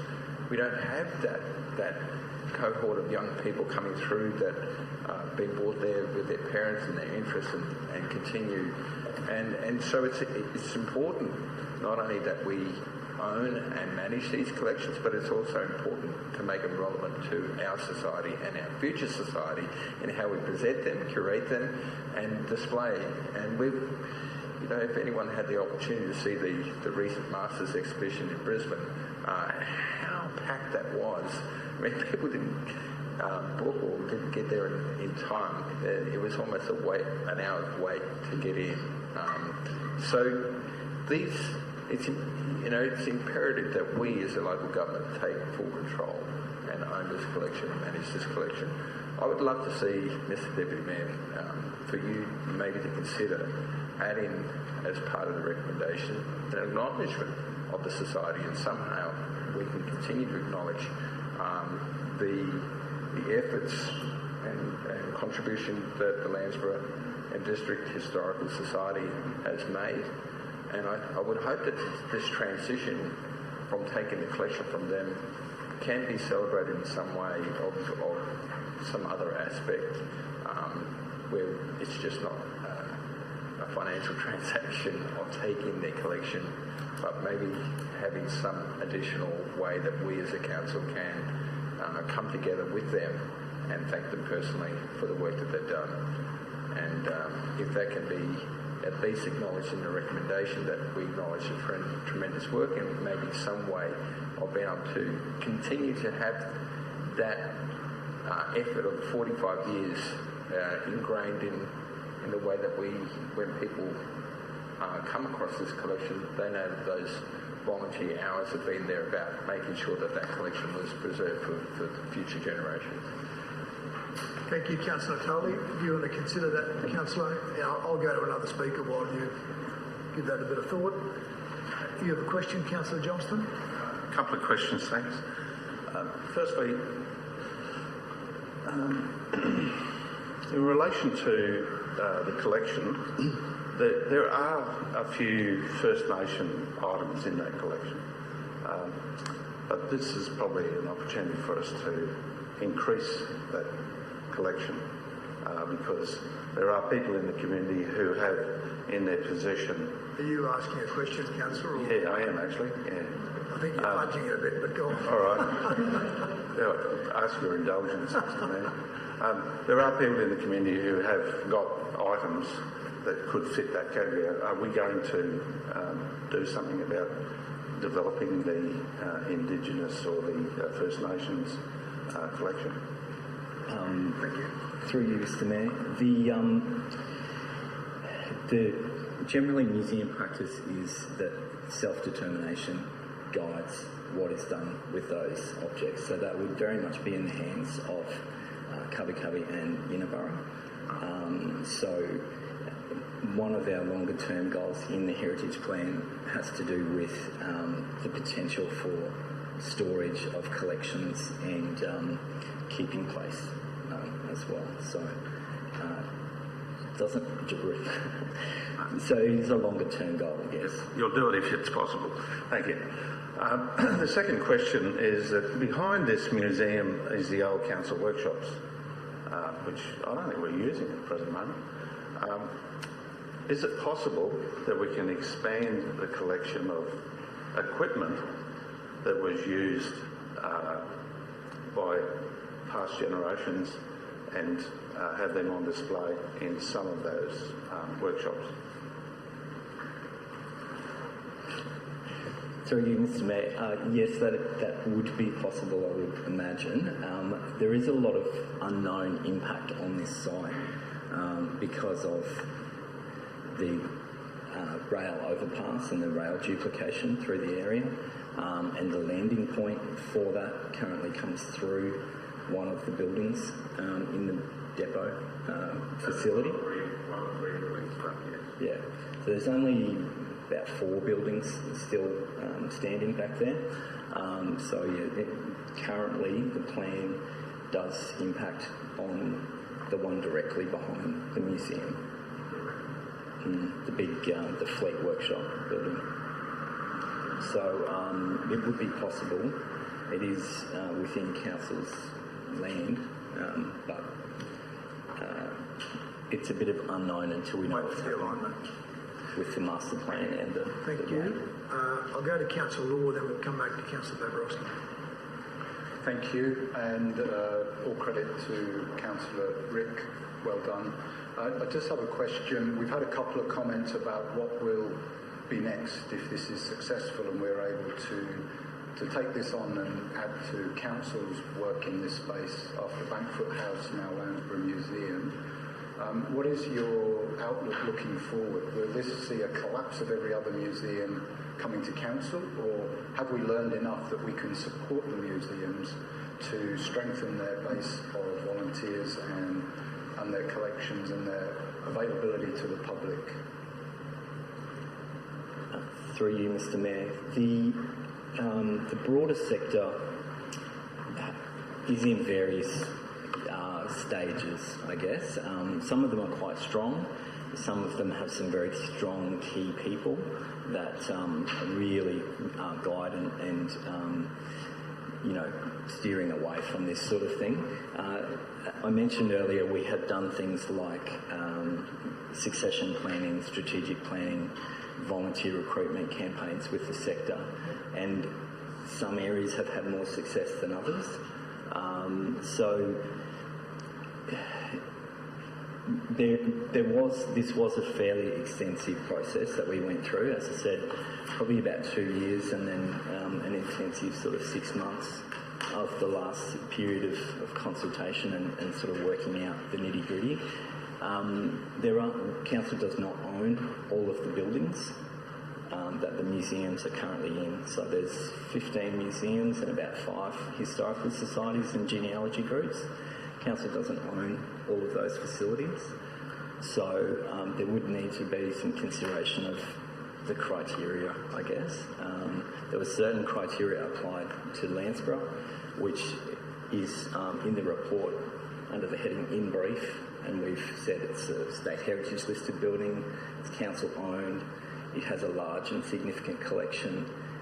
So those sorts of things are picked up in there, but obviously that's a case-by-case assessment.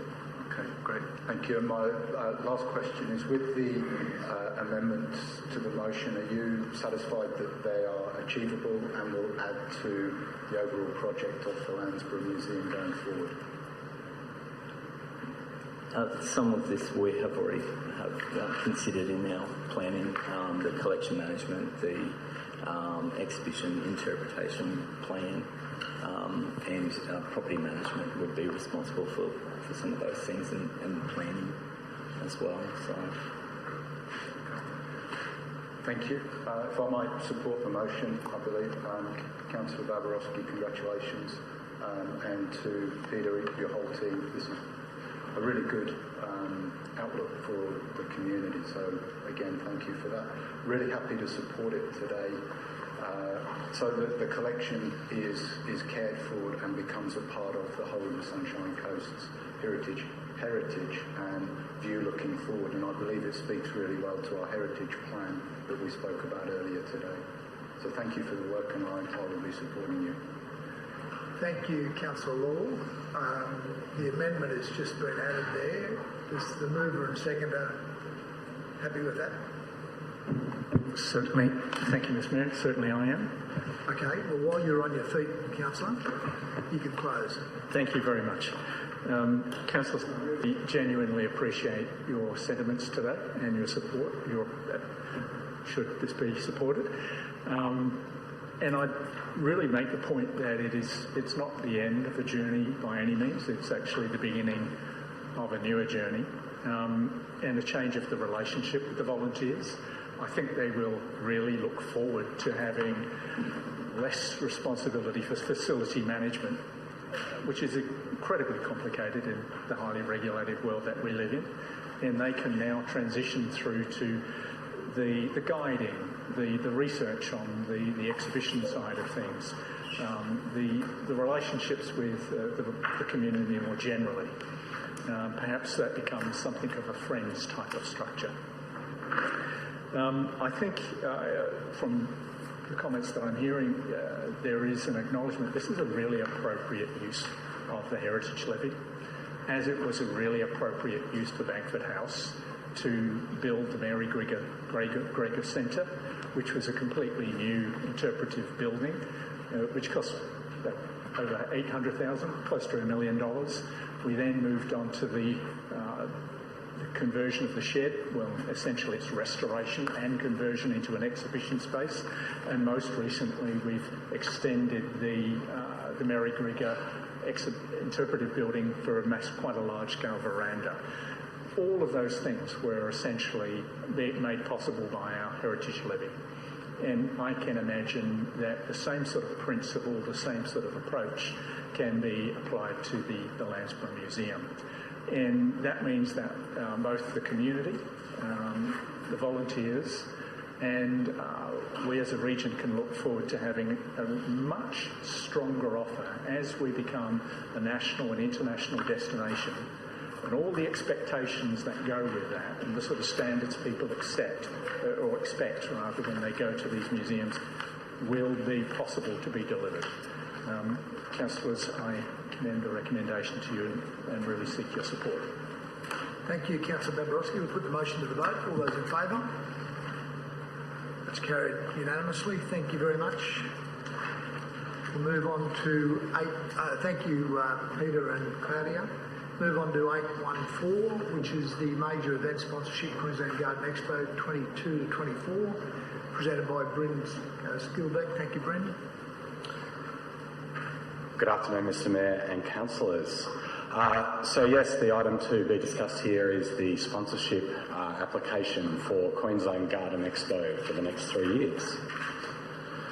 So just a brief event history on the event, and I understand that councillors will be well versed on this, an event that has occurred in our region for the last 35 years. So it was first staged in Nambour back in 1985, has continued to grow and create great results for the region in terms of visitation and all of the businesses associated with gardening and the related activities, and particularly in the Nambour area. The event has a very high national and international profile. It's the second largest gardening event in Australia and is widely held to be one of the leading examples of its type.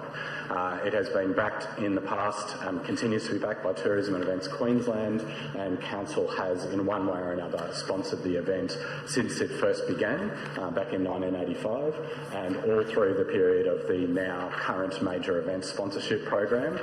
The Queensland Garden Expo has been one of the strongest performers and most backed products that we have gone through in each of our sponsorship cycles.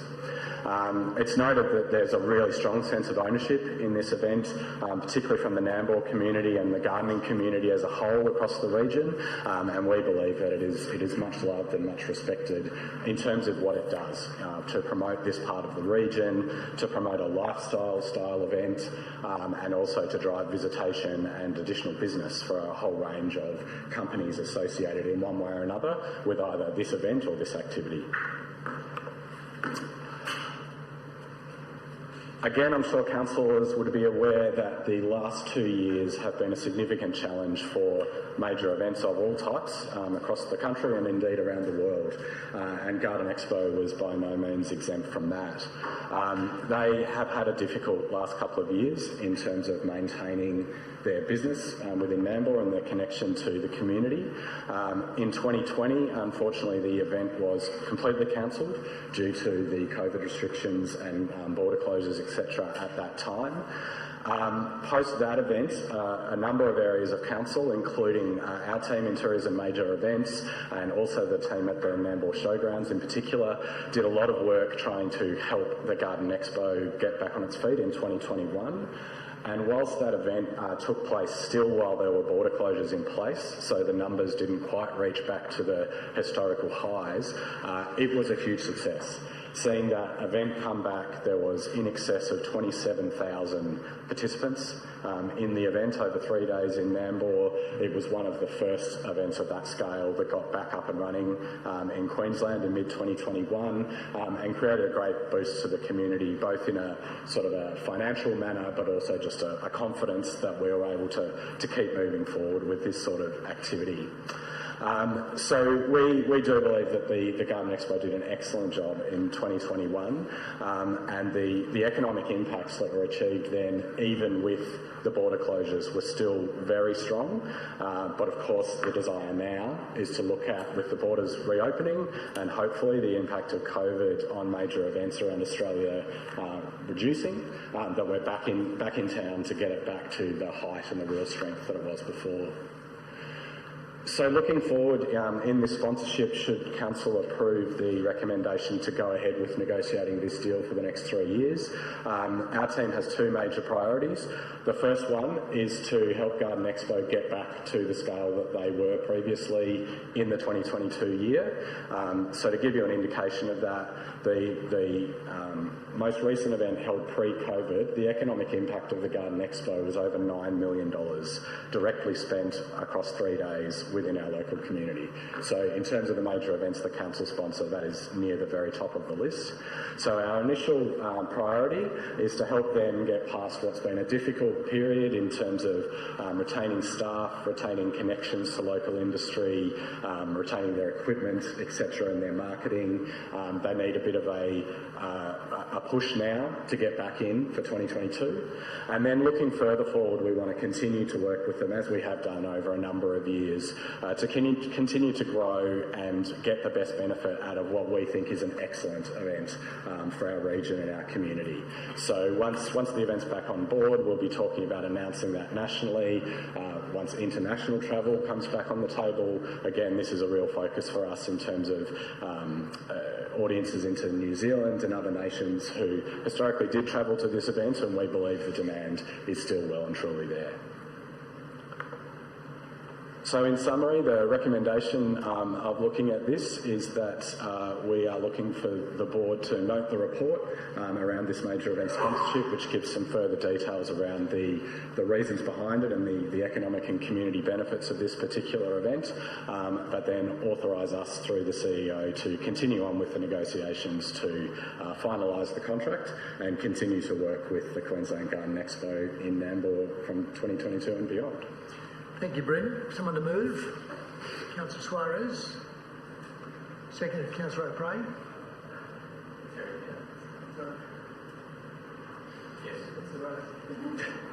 It's good to see enthusiasm. Let's go to you, Councillor Suarez, to open. Thank you, Mr Mayor. Firstly, I'd like to apologise to Councillor O'Prey for stealing his thunder. It wasn't intentional, I was just very excited. I did attend the Garden Expo over the last couple of years when it was on, and it is an amazing event. If you ever have the unfortunate pleasure of walking along the same pathway as me or lining up in the same line for some food, I will befriend you and speak to you.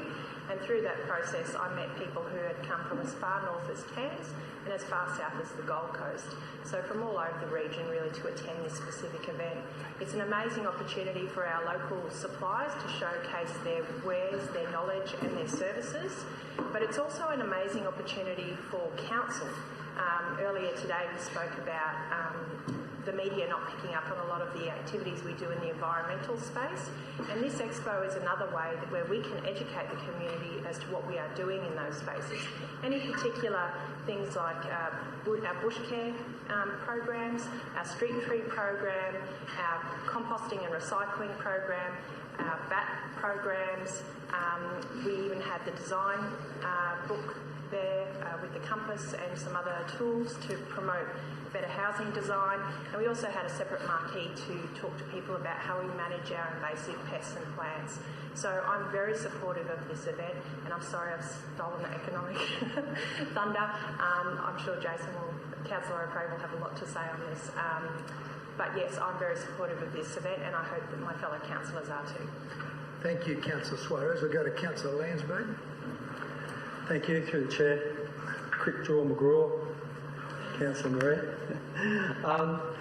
Thank you. I'll just ask a quick question, and I'll probably speak to the motion.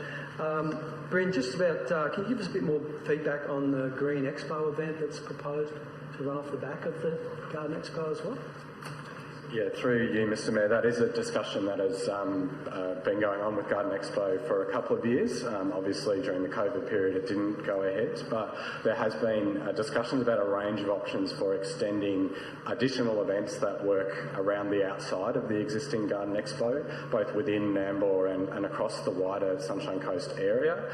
So there are a range of opportunities that are being looked at there, be that around environmental type-based things or farm-based things, or food production. There's a lot of different ideas in the pool of what could be achieved.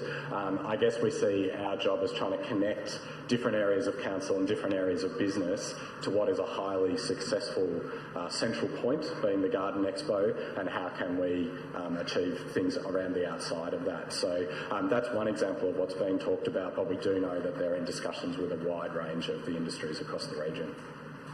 Thank you, Brendan. Councillor O'Prey.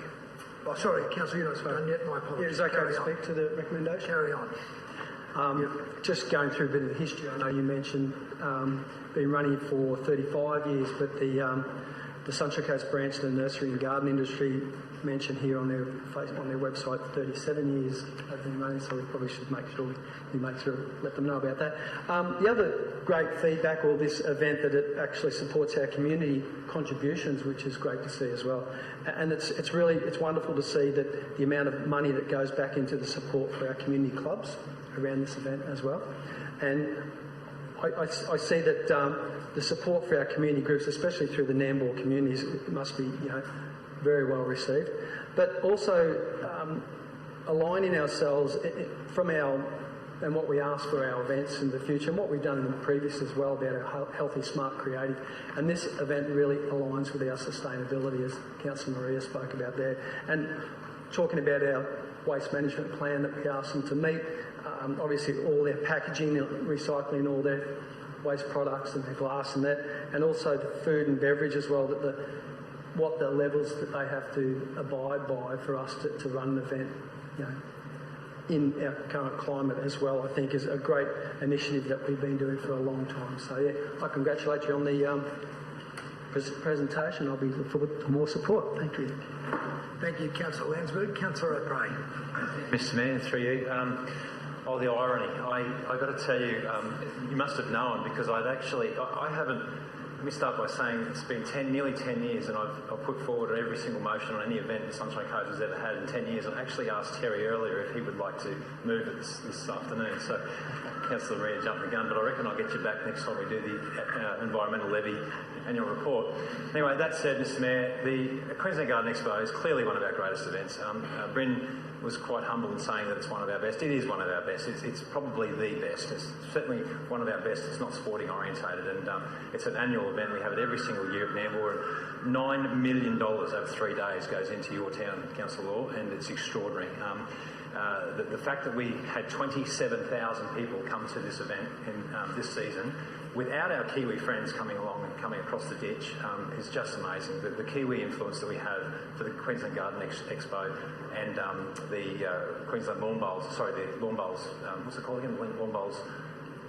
The Winter Bowls. Winter Bowls, that's it, yeah. Is very much a New Zealand orientated event here on the Sunshine Coast. So, look, I fully support this. It sits it's a very clean fit on everything we do. It sits within our budget. The Sunshine Coast Events Board entirely support this 100%, and I really look forward to your support today. And thank you, Councillor Marie, for putting it forward to the Council. Thank you. Thank you, Councillor O'Prey. No further speakers. Go back to Councillor Suarez to close. No need to close. We'll put the motion to the vote. All those in favour? That's carried unanimously. Thank you, councillors. Thank you, Bryn. Councillors, we're moving to item 8.15. Yes, 8.15. Disposal of easement of part of council-owned Lot 1SP214354. Welcome, Nick, to give us a presentation. Thank you, Nick. Good afternoon. Item 8.15 is a report seeking an exception to Section 236 of the Local Government Regulation 2012 to dispose of an interest in land at 31 Petrie Creek Road, Nambour, to enable an electrical easement to be registered. There is a requirement for the registration of an electrical easement in favour of Energex Limited over council freehold land, legally described as Lot 1, on SP214354. The purpose of the easement is to accommodate electrical infrastructure, being a pad-mounted transformer for the Nambour Aquatic Centre. All costs associated with facilitating the easement, including survey plan and easement documentation preparation fees, and registration fees payable to the Titles Queensland to register the dealing, will be borne by council. The easement area is proposed to encompass the pad mount transformer and bollards located between the pad mount site and the car park located adjacent to Petrie Park Road. The area required for the easement is approximately 39 square metres. The recommendation today is to resolve, pursuant to Section 236, subsection 2 of the Local Government Regulation, that an exception to dispose of an interest in land for an easement over part of Lot 1 other than by tender or auction applies, as the disposal is to a government agency, being Energex. Thank you. Thank you, Nick. Someone to move, please. Councillor David Law, thank you. Seconder, Councillor Dixon. You'd like to open, Councillor Law? Thank you, through you, Mr Mayor. Fairly straightforward proposal. It meets the statutory requirements necessary for the Nambour Aquatic Centre, currently undergoing some major renovations there. So I would look for your support today, everyone, for this to go through. I want to make a request, and I don't know if it requires an amendment, but whether we are able to note a request, perhaps from the CEO, can we make sure that this is a really well presented transformer and piece of infrastructure from Energex? When I travel around the community, I see some really ordinary and very run-down and unhappy-looking infrastructure that's theirs. The location of this is right on the entry to the Nambour Aquatic Centre. Everybody who visits the centre will see this. I know that they will not give us any future maintenance and caring costs, but what could we do, and do we need to amend the motion, or can we just put a request in? Warren, would you give us some insight into that? Perhaps a piece of public art would be in order. Decorated, public art from... So the team who's working on that particular project is looking at that visual element in relation to it. I think it is appropriate for it to be a note just to the CEO, and we'll take it on notice to talk with Energex, try and ensure that occurs, both by our project and by Energex requirements. We are looking at potentially a screening or some other artwork or some other thing to try and minimise its impact, because it is highly visible in that key location. That's great. Thank you very much, Warren. I'm really encouraged that we're already thinking of this, and we're already onto it, because everybody who visits that centre, and when the renovations are finished, we expect the numbers to be very high because it will be a big attractor. We don't want that as their welcoming statement to that area. So thank you very much. Look for your support, everyone, today, and we can go ahead and get this done for the Aquatic Centre. Thank you, Councillor Law. No further speakers. Put the motion to the vote. All those in favour? It's carried unanimously. Thank you, councillors. Item 8.16 is the appointment. Thank you, Nick. 8.16, the appointment of Chairperson of SunCentral Maroochydore, Craig Matheson, to present. Thank you, Craig. Good afternoon, Mayor and Councillors. The report before you this afternoon at agenda item 8.16 proposes the appointment of a chairperson for the Council's controlled entity, SunCentral Maroochydore Proprietary Limited.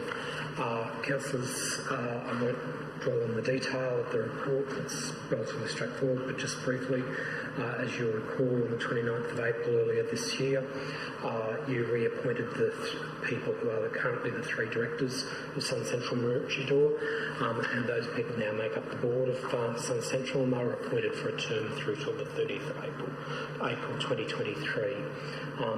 At the time, you appointed one of those directors as the chair, and to perform the role as you agreed to the appointment, I should say, agreed to the election of one of those directors as the chair of SunCentral Maroochydore through to a period of 31 October this year, pending the outcome of the governance and project management review of SunCentral and Council's roles in light of the execution of the Maroochydore City Centre Development Agreement in November last year.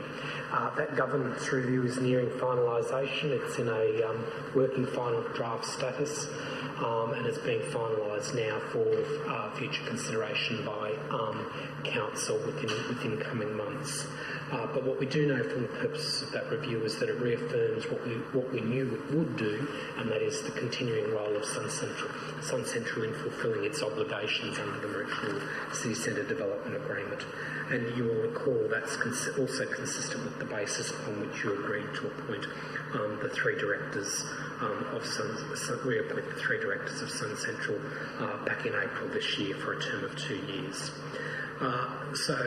Given the chairperson at the time, you agreed to the election of a chairperson through to 31 October of this year. The board now needs to elect a chairperson at its next meeting. And under clause 68.1 of the SunCentral Constitution, Council must give its consent to the nominee for election. So the report before you today seeks approval of the proposed nominee for election for a term that will align with the term of the current three directors, so there will be no inconsistency within the terms of the office holders on that board. I'm happy to take any questions. Get someone to move, first of all. Councillor Natoli, thank you. Someone to second. Thank you, Councillor O'Prey. Would you like to open, Councillor Natoli? Thank you, Mr. Mayor. This is very straightforward. We've obviously agreed to an extended period for the board and obviously the role of the board, and it's appropriate that a chairperson, so it's just a formality. So I don't think you've given us all the information. We've got everything in our document, so I would hope that we'd support your recommendation. Thank you, Councillor Natoli. Anyone else wish to speak or ask a question? No need to close. We'll put the motion to the vote. All those in favour? That's carried unanimously. Thank you, Mr. Matheson. Councillors, we now come to item 9.1, the notice of motion from Councillor Law on climate emergency. Councillor Law, would you like to outline your notice of motion, and then we'll get a seconder, and then we'll deal with any debate. You want me to read the motion? Yep. Okay.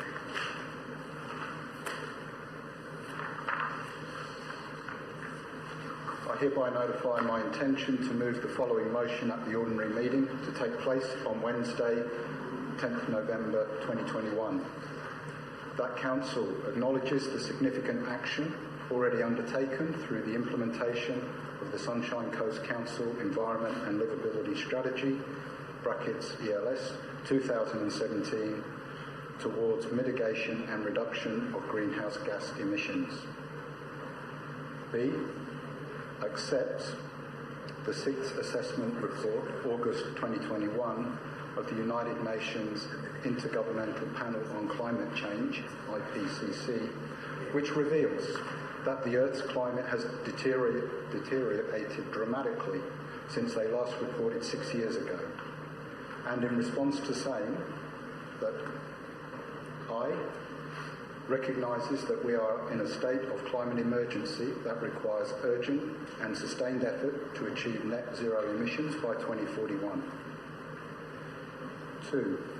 Request that the Chief Executive Officer to investigate the governance structure framework necessary for a whole of Council response to the climate emergency that strengthens the daily actions of Council to the emergent need, and prepare a report with relevant recommendations for Council's consideration by 31 March 2022.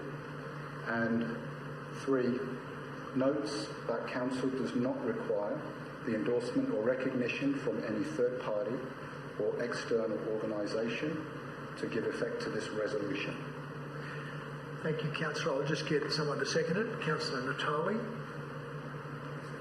And I'll let you proceed to explain your motion to your colleagues. Thank you. And I'd just like to start, I've spoken individually to all of the councillors, and I have also spoken with the Mayor, the CEO, and a number of the executive staff and other staff involved with the ELS prior to deciding to submit this motion for the CEO's consideration and approval for this meeting. Having listened to all of the feedback and comments, I made the decision to submit this notice of motion. This motion has nothing to do with politics, because the climate, the ecosystems and the biosphere do not care at all about our politics. They only care about what we do. While we've been watching the world leaders at COP26 in Glasgow make commitments and pledges on our behalf, it is timely for us to consider our own next steps and real decisive action so that we make our contribution to the reduction of global greenhouse gas emissions and reduce global warming so that our future generations have an environment that they can live in and enjoy. In September 2017, Council Resolution OM 17168 adopted the Environment and Livability Strategy. This is our action plan. Our action plan of that strategy has provided many achievements. The solar farm, with energy rates increasing, the Blue Heart, the UNESCO Biosphere, The Climate Hazard Adaptation Strategy, recently endorsed unanimously by this Council. The Cloundra Renewable Energy Facility opened in November 2022. Land for Wildlife. Green space growth. The estate increasing every year from the Environment Levy. The Sunshine Coast Design Book. The protection of the interurban break. The continuation of our Environment Levy. We've heard and reported on that this morning. No net loss of vegetation of 2041 compared to our base year of 2017. And the Queensland Climate Resilient Council's joint project with Noosa Council on a climate management risk framework. Now, I may not have listed your favourite project, but you can see clearly that this is a very impressive list. The ELS was developed to provide long-term strategic direction to give growth, environmental protection and shape the region for future generations. With the continuing implementation of the ELS, the 5 strategic pathways and the 26 transformational actions, Council has already achieved a lot to mitigate the impact of climate change and make progress towards Transformational Action 22, net zero emissions by 2041. However, our greenhouse gas emissions are still increasing, and our largest source of greenhouse gas emissions is our waste going into landfill. And when that's measured against the base year of 2017, we continue to put too much in landfill and greenhouse gas emissions continue to rise. We've got many projects to mitigate and manage risk against climate change, but we need decisive action to do much more and treat greenhouse gas emissions at the source. This will require a whole-of-community response that starts with this decisive action to speed up and scale up the response to organic matter going into landfill. We know that we already have the community support to do this. More than 7,500 surveys were completed and 84% people responded in favour of green waste bins occurring. That happened in July 21, and that is just the beginning of what we actually need to do. We can't stop and think that's enough. Is the presentation available? Thank you.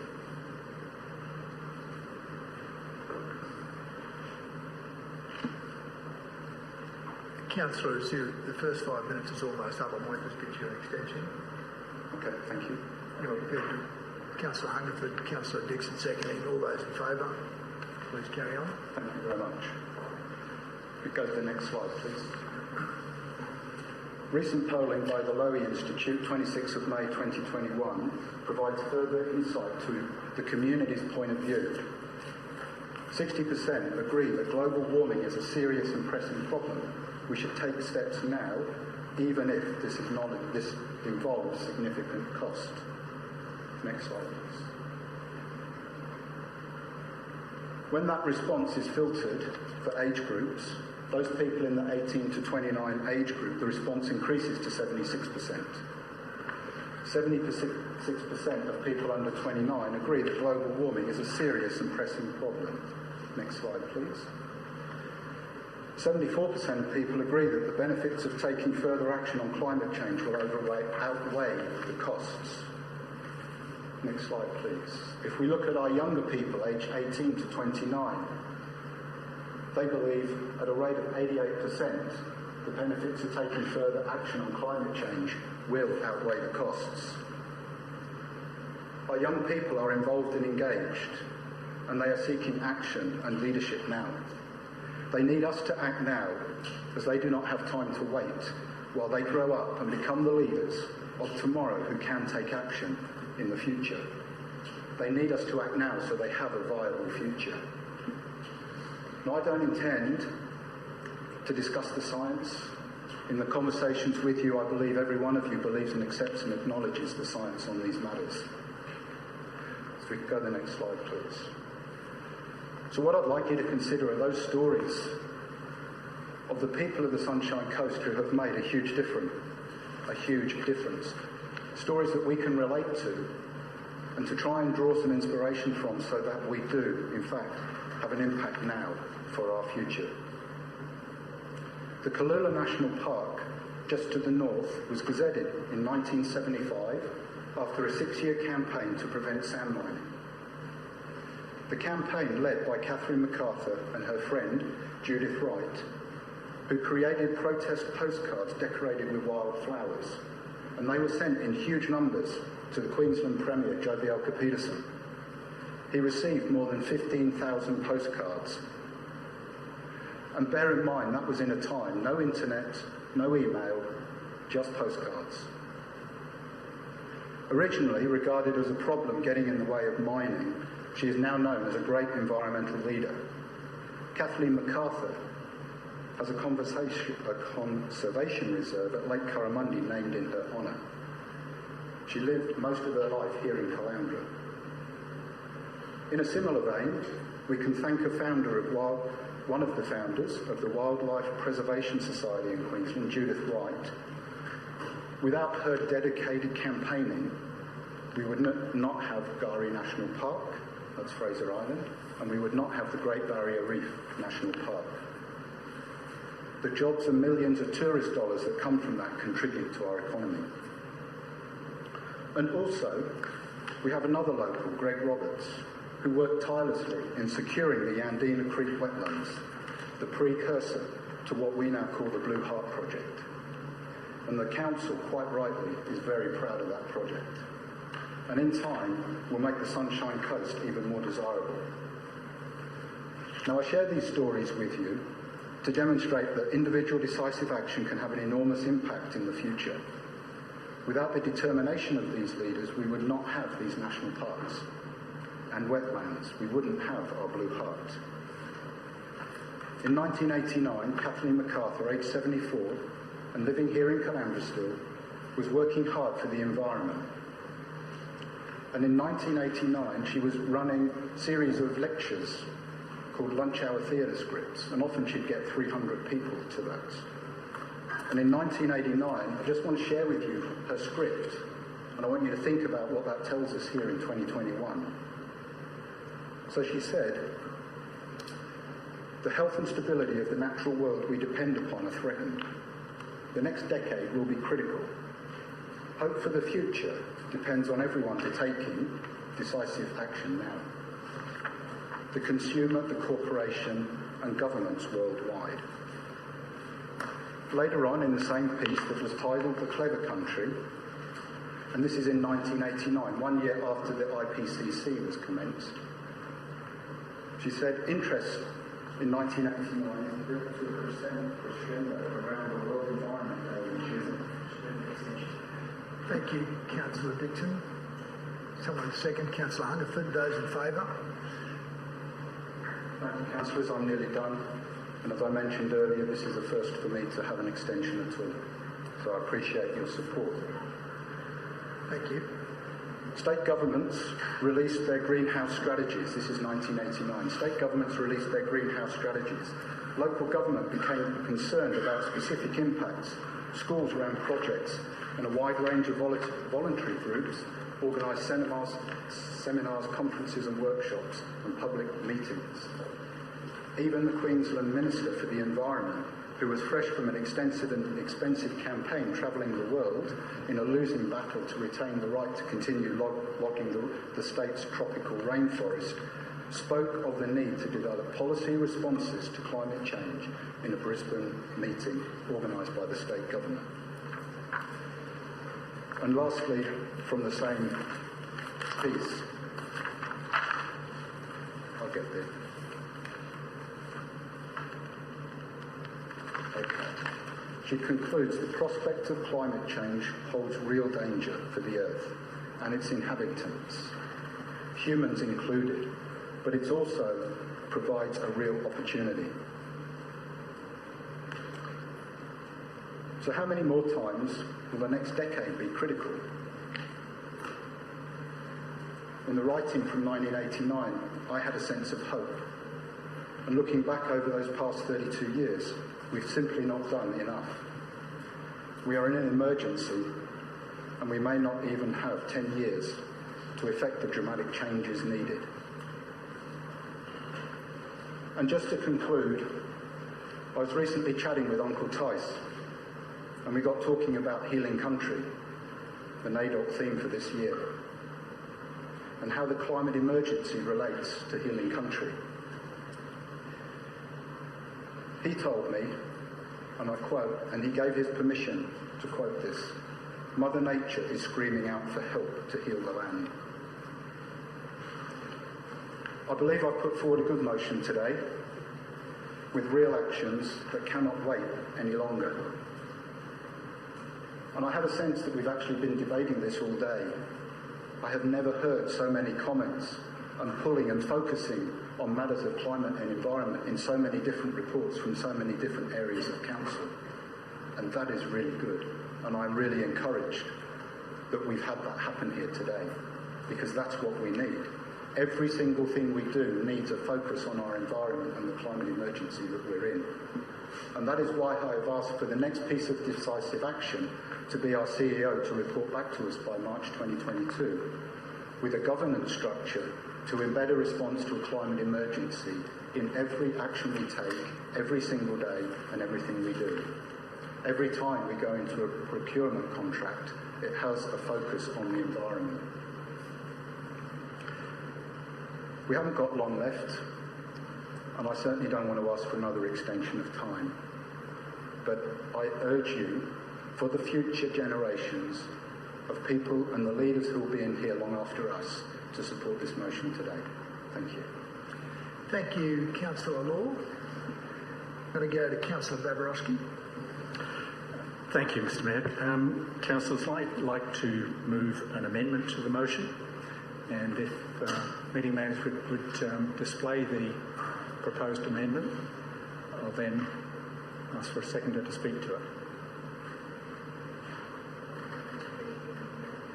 So, councillors, essentially it replaces B2 with a request to the Chief Executive Officer to prepare an interim report on the progress of the Zero Net Emissions Plan and the Regional Climate Action Roadmap, including interim recommendations for Council's actions in response to the climate emergency, and to present this report for Council's consideration by 31st of March 2022. If I can get a second, I'll speak to the purpose behind it. Someone prepared to second?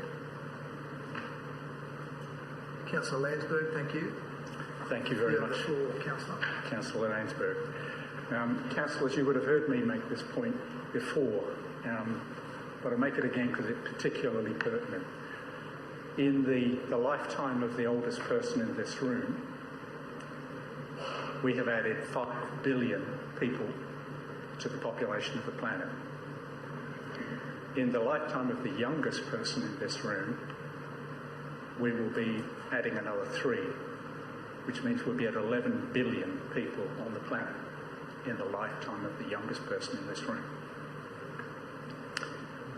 It's therefore, I think, blindingly obvious that as a community of human beings, we need to address the aggregate impacts of that massive increase in population.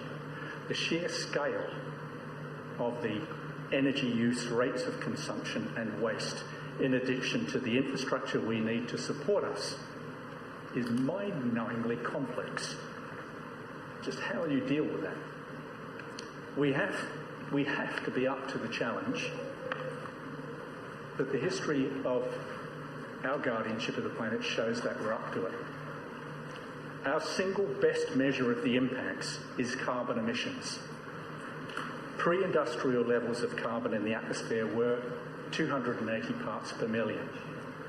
Today, they're at 414 parts per million. That's the first time in millions of years.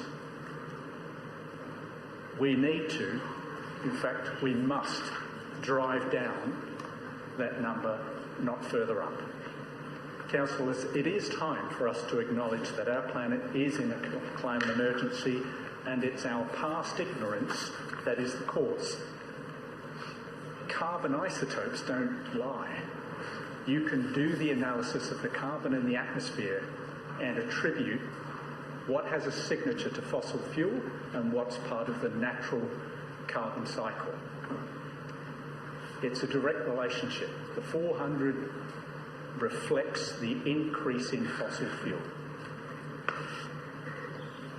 I think the value of endorsing the language of climate emergency is for our region to contribute to the broader national narrative, to send an even stronger message to our state and federal governments that we need an absolutely coordinated action plan on this.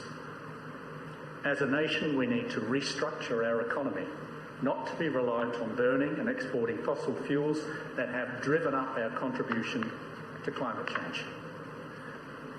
It is obvious that's going to be incredibly difficult. We need a replacement for the jobs those industries provide and an equitable transition that doesn't leave members of our community behind. We all need to understand the depth and the scope of that challenge and contribute to the solutions. But I hope you'll read that I am incredibly optimistic, and that should come across because human beings have transformed the way that we have lived countless times throughout history. Human beings are awesome problem solvers, and we're awesome in our capacity for invention, our use of technology, in our capacity to understand our natural ecologies and our newer systems. But what we need now is to become absolutely awesome guardians of the planet, because there is no cavalry coming. And we are up to that challenge. Councillors, the reasons I have proposed the amendments to point 2 is that we are currently in the process of developing both a zero net emissions plan for council, looking across the organisation, and a regional climate action roadmap, which are projects I think we should all be really excited about, and that our staff are putting enormous effort and dedication into. We invited the community to help build the regional roadmap through the survey, which had a huge response. Well, it's over 2,000 responses. And we're going to be working with community groups and leaders across the region and Noosa to shape it. Those 2 plans can absolutely address the issues the proposed report on governance is being asked to cover. Can I get you an extension? Please, sir. Someone happy to move? Councillor Cox, seconded. Councillor Landsberg. All those in favour? Thank you very much, councillors. I appreciate it. So, councillors, the point I'm making, council has limited operational resources. Our environmental staff, quite frankly, are incredibly dedicated, convicted, and quite frankly, brilliant. But they do have limited time and energy, and it just simply doesn't make sense to take their time away from developing the 2 plans they already have been pouring their time into and have them work on another report that has the same goals. I also worry that by not acknowledging the scope and progress of these projects, the motion as originally proposed could diminish the contribution of our staff and the work they have already put into our response to climate change. Would it be too tempting for a cynical observer to observe and accuse the councillors of trying to jump ahead of those reports and the results of the community survey so that we can claim credit for ourselves, rather than sharing it with the staff and the broader community? However, I recognise the need for action is urgent. And if there are actions we can take before these 2 plans in the works can be completed, we should give the staff the opportunity to present them to us early. And that is why I'm proposing the interim report on the same time frame as the original wording of the motion, with the opportunity for any immediate actions to be presented to council. Councillors, the staff are already working on 2 reports. Let's give them the opportunity to provide an interim report in March that tells us the results of the community survey and helps us take the next step on this journey. I hope that you'll support the amendment and the motion. Thank you, Councillor Babarowski. I've got Councillor Hungerford as the next speaker. A bit of a dilemma here. I was looking at doing an amendment also. I also support the Deputy Mayor's amendment here. In the interest of dragging this out, I'm wondering whether I wait till this is dealt with and do a further amendment, or see whether the mover and seconder of this one here would accept. I think your first option is probably the best, to let this run its course, and then you can make your own judgment when that vote's been taken. Then if this one is accepted, then I can move a further amendment. Yep. Correct. Councillor Cox. Thanks, Mayor. No, I won't be speaking to this amendment. I had my light on to speak with you to the original proposal. So okay, thank you. Okay, I'll go to Councillor Suarez. Thank you, Mr. Mayor. I also had my light on to speak to the original motion, but I will take the opportunity to ask a question, if I may. I may need to have a bit of a preamble to set the scene. I just want to clarify something that Councillor Law said in his opening statement, which was that he consulted with all of the councillors and then decided to run this notice of motion. I don't quite believe that's correct, because... Councillor, I'm going to ask a question that... But I want to make sure you're talking Yes, it's going to reflect to this amendment. I did raise this with Councillor Law at a councillor-only session, that I had been inundated with emails and texts from the community asking me to declare a climate emergency at the November meeting. I had no knowledge that it was coming to the November meeting. So this was prior to the consultation that you had with me, Councillor Law, about your intention to raise this. At the time, when we did discuss it, I did ask you, for those two very reasons, as is noted in the amendment, that the work is already being undertaken for those two reports, and would you please defer until we had that information to back up your intended motion. So my question is, to both Councillor Babarowski and to Councillor Law. Councillor Babarowski, is your amendment put forward to prevent a declaration of climate emergency? And to Councillor Law, do you believe that, was your original motion an intention for this council to declare a climate emergency, or was it to get a report made by the CEO? My question is, Councillor Babarowski, is your amendment to prevent a declaration of climate emergency? And Councillor Law, was your original motion an intention to declare a climate emergency, or was the resolution for the CEO to undertake a report? So I'll give it a shot first, if I may, Mr Chair. Look, I think this is doing two things. As I hopefully made clear in my talking to the amended motion, I am totally in support of the recognition, as it says, recognises that we are in a state of climate emergency. That's still there. It's part of the amendment, or part of this amended motion. To be clear, but it's not what you said as a declaration. Yep. Yes. And I think that's an important distinction and was a consideration, but I'll let Councillor Law talk to that. So as you see there is what I spoke to and what I'm supporting. My intent was to make a contribution to the national narrative on the climate emergency and the response nationally to it. But what I did want to do, and I think I hopefully have explained, is recognise we're already on that journey with two reports that we can, if we are concerned about the time frame of those two reports, we can go for an interim report in March, and at least we will get some very good feedback on the survey. We'll get an update on the Zero Net plan, which is a very detailed organisational survey, and the roadmap. So I hope that my intent is reasonably clear. We should do both. Can we ask Councillor Law for a response, please? Thank you, through you, Mr Mayor. As it says in B1, recognises that we are in a state of climate emergency. We have had two workshops from both external people and also a second workshop from all of our internal team discussing these very matters. And as I said at the very beginning, this is not about politics. Our conversation so far, and with great respect, the amendment is about politics.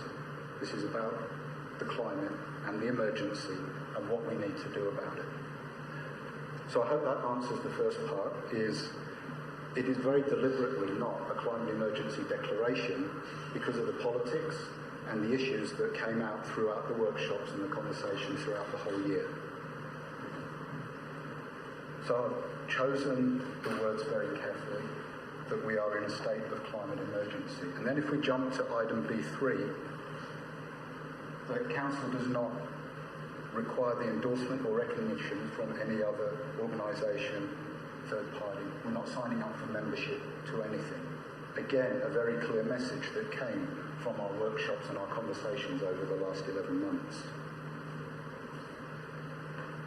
Now, I can't really ask the CEO to present a report on a governance structure and framework on responding to the climate emergency without at first acknowledging what we've already done, what the science is telling us from the UN Intergovernmental Panel on Climate Change. I have to provide that context to then set the scene for why I'm asking for a report from the CEO to respond to the climate emergency throughout and using a governance structure. I think that answers the question. Councillor Law. I did have my light on. Yeah, I have another question, Mr. Mayor.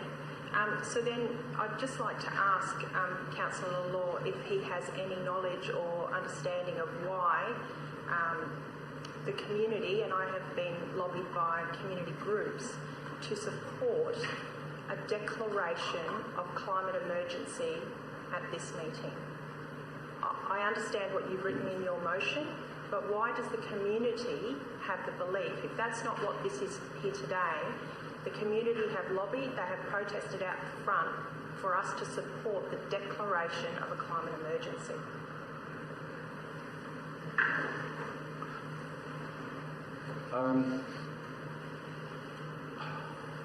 Maybe someone can help me with if Darebin Council in Victoria were the first organisation to declare a climate emergency or make a climate emergency declaration. Is there someone who can give me the year that happened, please? No, it's much longer ago. Earlier than that.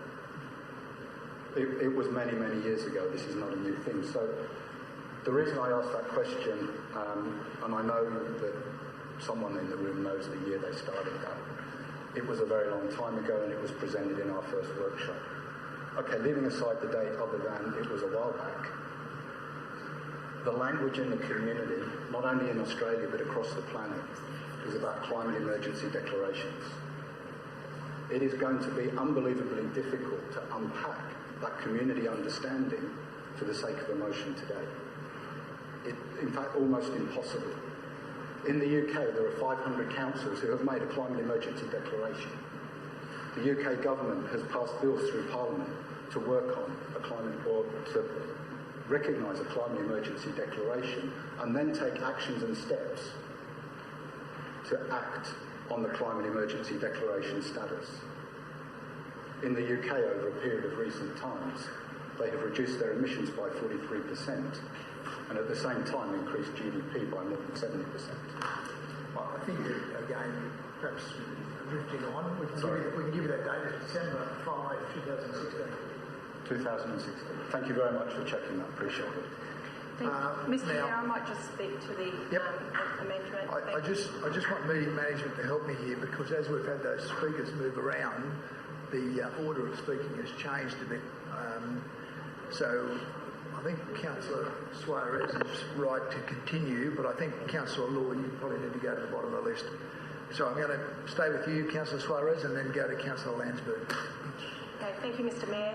I stayed up to 1:30 this morning preparing my information with the understanding or the impression that the notice of motion was for a declaration of a climate emergency. And in some of my notes, I said I support I support the climate science and I support making a declaration. I've mentioned that prior to coming into council. However, I felt that the motion was very weakly worded. if it was going to be a declaration of climate emergency.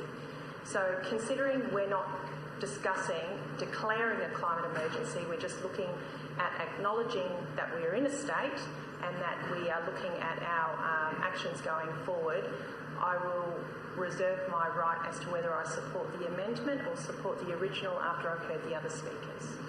Thank you. Councillor Landsberg. Thank you, Mr. Chair. A few different directions here. I will speak to the amendment, but I will just make a note about we are recognised as item B, section 2, section 1. So I recognise we are in a state of climate emergency that requires urgent and sustained effort to achieve net zero emissions by 2041. As a federal government that leads our nation, they are still reluctant to declare that. But my support here for the amendment here today is based on the fact of the workshops that we've attended. And I know 2 councillors here in the room that didn't attend that day up at Nambour, but the workshop left me with more questions than answers. And I specifically asked during that workshop presentation about what this could mean to our council in terms of our procurement, our governance, liability, our capital works projects, the impact to our tenders, our contractors. This can have huge ramifications right across our whole council. We're talking about an $800 million plus budget. And I don't declare, I acknowledge Councillor David Law what he's doing, and I commend him for what he's doing. But out of the back of that presentation we had up there, I specifically remember turning around to council officers and asking that question. And I have had not a response. And I do acknowledge that we are in the process of a net zero net emissions plan and a regional climate action roadmap outcome. And on the basis of that, I'm looking forward to that. And also, I appreciate what you've touched on with what this council is doing. And I know a quarter of our carbon emissions comes from transport. A lot of it to do with what we're pushing for our mass transit option, with our options analysis for the state government. But as a councillor representing a huge region, and I like to think that I represent everyone on the Sunshine Coast, all 340,000 people, and there's many different views in the community out there, but I would like to, and I was under the impression we were going to have more workshops following up after that, but they didn't obviously happen, so I'll leave it at that. I'll support the amendment as currently in front of it, and I'd like to hear from the rest of the councillors. Thank you. Thank you, Councillor Landsberg. Councillor O'Prey. Thank you, Mr Mayor. Mr Mayor, I'm not actually going to address the issue. I'm going to address the layout of the amendment, and maybe a question through to Megan. Megan, do we believe that item B3 is actually attached to B, and do you think that we should go with A, B, C, being where is B3 now? So we're 3 years, it should be C, and then take out notes of the council, remove that. So item B will be does not require the endorsement, etc. Is that better grammar? I think so. So if with the mover and the seconder's permission, I'd like you to consider the removal of notes of council in 3 and change the 3 to a C.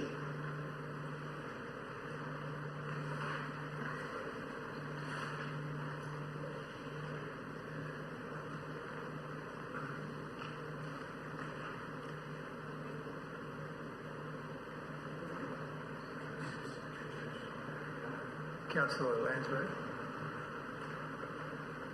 Essentially, I think it's saying the same thing, is it not? It is essentially the same thing, but it just actually is not attached to the first part of B. It needs separation, Mr Mayor. Does the mover and seconder, are they comfortable with that adjustment? Okay. It's exactly the same. Good. You're done, Councillor? Yeah, thank you. Okay. Councillor Hungerford. Through you, Mr Mayor, I'll actually speak to the Deputy Mayor's amendment here that I wholeheartedly support. No, but I'm speaking to the amendment, yes. Why I'm supporting it. correct. I thought I got that right. Because I believe what was there previously started from scratch and invented the wheel all over again and had to start off on a whole new tangent. What the Deputy Mayor has picked up here is the work that we're already doing to prepare an interim report on the progress of the Zero Net Emissions Plan and the Regional Action Roadmap. They're already underway. We're already doing those. Why ignore them and start again with something else? Including interim recommendations for council actions in response to the climate emergency in line with the results of that interim report and looking at what more we can do. I think it's a very sensible amendment and doesn't throw away the work that's being done and restart a whole new report and a lot of work and time and expense when we're already doing that work. It's recognising that, so I wholeheartedly support this amendment. Thank you, Councillor Hungerford. Councillor Law. Thank you, through you, Mr Mayor. I wish to speak opposed to the amendment and will seek to go back to the original notice of motion. And the reasons for that are very, very simple for me, is what is contained in red is already happening. It is already underway. To suggest that we are ripping up everything and starting again is certainly not anything I believe I have said today or I've written in my report or I have contained in the notice of motion. It is recognising that everything we are currently doing, including what's in red there, we are currently doing that. We don't need a motion to do what we're already doing. What we actually need is to do more. Our greenhouse gas emissions are continuing to increase. In spite of everything we are doing, and including all of the new things that we're doing, it's still increasing. We need to do much, much more. So, the essence of the motion is that we are to ask the CEO how to embed an emergency response to climate change in every single action that we take. Of course there will be huge ramifications. But what will the ramifications be if we don't do it? Greenhouse gas emissions will continue to increase. Global warming will continue to increase, and the future generations will have a much bigger mess to try and tidy up than what we're trying to fix up today. We still have an opportunity. I cannot support, and I urge you all not to support the change and to revert back to the actual new piece of decisive action, asking the CEO to create a governance framework and structure to impact every single task, every single day of every single staff officer who works for this council so that we can make a difference. So please, I urge you not to support this, to return to the original notice of motion and then continue from there. Thank you. Thank you, Councillor Law. There are no further speakers. Do you want to close, Councillor Babarowski? Yes, thank you, Mr Mayor. Councillors, I'll just restate, as Councillor Hungerford, I think very clearly articulated, it just doesn't make sense for us to ask the staff and the officers and the CEO to invent a new mechanism when I believe it has exactly the same effect as the two pieces of work that we already have, but we have not yet had a report on. And if you don't support this amended motion, then what Councillor Law is basically indicating is that it will go back to the original one, which he's talked about. We have to do much, much more, huge ramifications, and impact every single task, every single day. Surely we need to hear the reports that we've got in the pipeline. First, that the Zero Net Plan is a comprehensive look at the organisation. And if you need to remind yourself, that's very well described in the notes of the workshop. zero net emissions plan. Work has commenced on developing an organisational zero net emissions plan, a strategic and integrated action plan to reduce greenhouse gases across the organisation. I could give you the more detail. It's there. You've had all this. We've got all this. And I just simply don't believe we need to invent another mechanism. The governance is already in place. Let's hear the outcomes of the survey that we've asked 2,000 respondents. Let's listen to what they had to say in March. That's part of the interim report. And then you can assess whether we need to do much more or not. I think it's just an incredibly respectful way of recognising the work of the council officers and the journey we've been on for over 10 years. I ask you to support this recommendation. Thank you, Councillor Babrowski. We'll put the amended motion to the vote. Those in favour? Councillor Babrowski, Landsberg, Cox, Johnston, Hungerford, O'Prey, Suarez, Jamieson. Those opposed? Councillor Natoli, Dixon and Law. The amendment now becomes the motion. The Guardians of the moment, keep your hand down the road again. Please, sir. Yeah, I know. So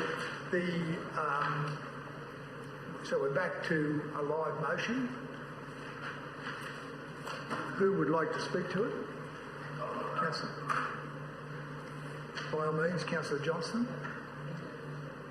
Councillor Babrowski, clause B1 says recognises that we are in a state of climate emergency. When it says we, are you talking about the planet?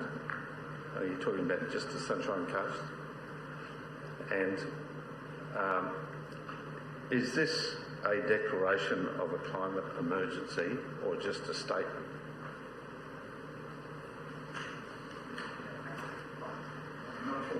Distinguish the difference between, sorry, not quite sure I can distinguish the nuance between the two, but it is the big picture. It is recognising the IPCC report, it's recognising all of the science that has led us up to this point in understanding that as I pointed out already, we are at 414 parts per million carbon in our atmosphere. That has not occurred for millions of years. That is part of the description. And I do want to point out that anybody who listened to the COP26 addressed by David Attenborough would have recognised here is one of the absolutely most valuable members of our human community who implored those in attendance at COP26 to focus on one metric. If you can just focus on this one metric, the parts per million, and drive that down, the effect of that will be to regain control of our climate. Can you answer the second part? So the second part... Is this a statement of that this council is declaring a climate emergency or no, not? The language is carefully constructed. It says, and that's all it says, is that it recognises we are in a state of climate emergency that requires urgent and sustained effort to achieve our net zero 41 yes target. Or no? Yeah. So it's making sure that we reinforce what we already endorsed in 2017 with our environment livability strategy. In that document at 2017, we made the same commitment. Yeah, it's not. You're not answering my question, and maybe it's because I didn't clearly state it. It's how will the community see this? Will the community see that statement that we are declaring a climate emergency or not? I honestly don't think you can step into the minds of the collective community in that way. all you can do is ask yourself, is that a reasonable statement? That we recognise we are in a climate emergency and we need to take sensible actions to get to net zero by 2041.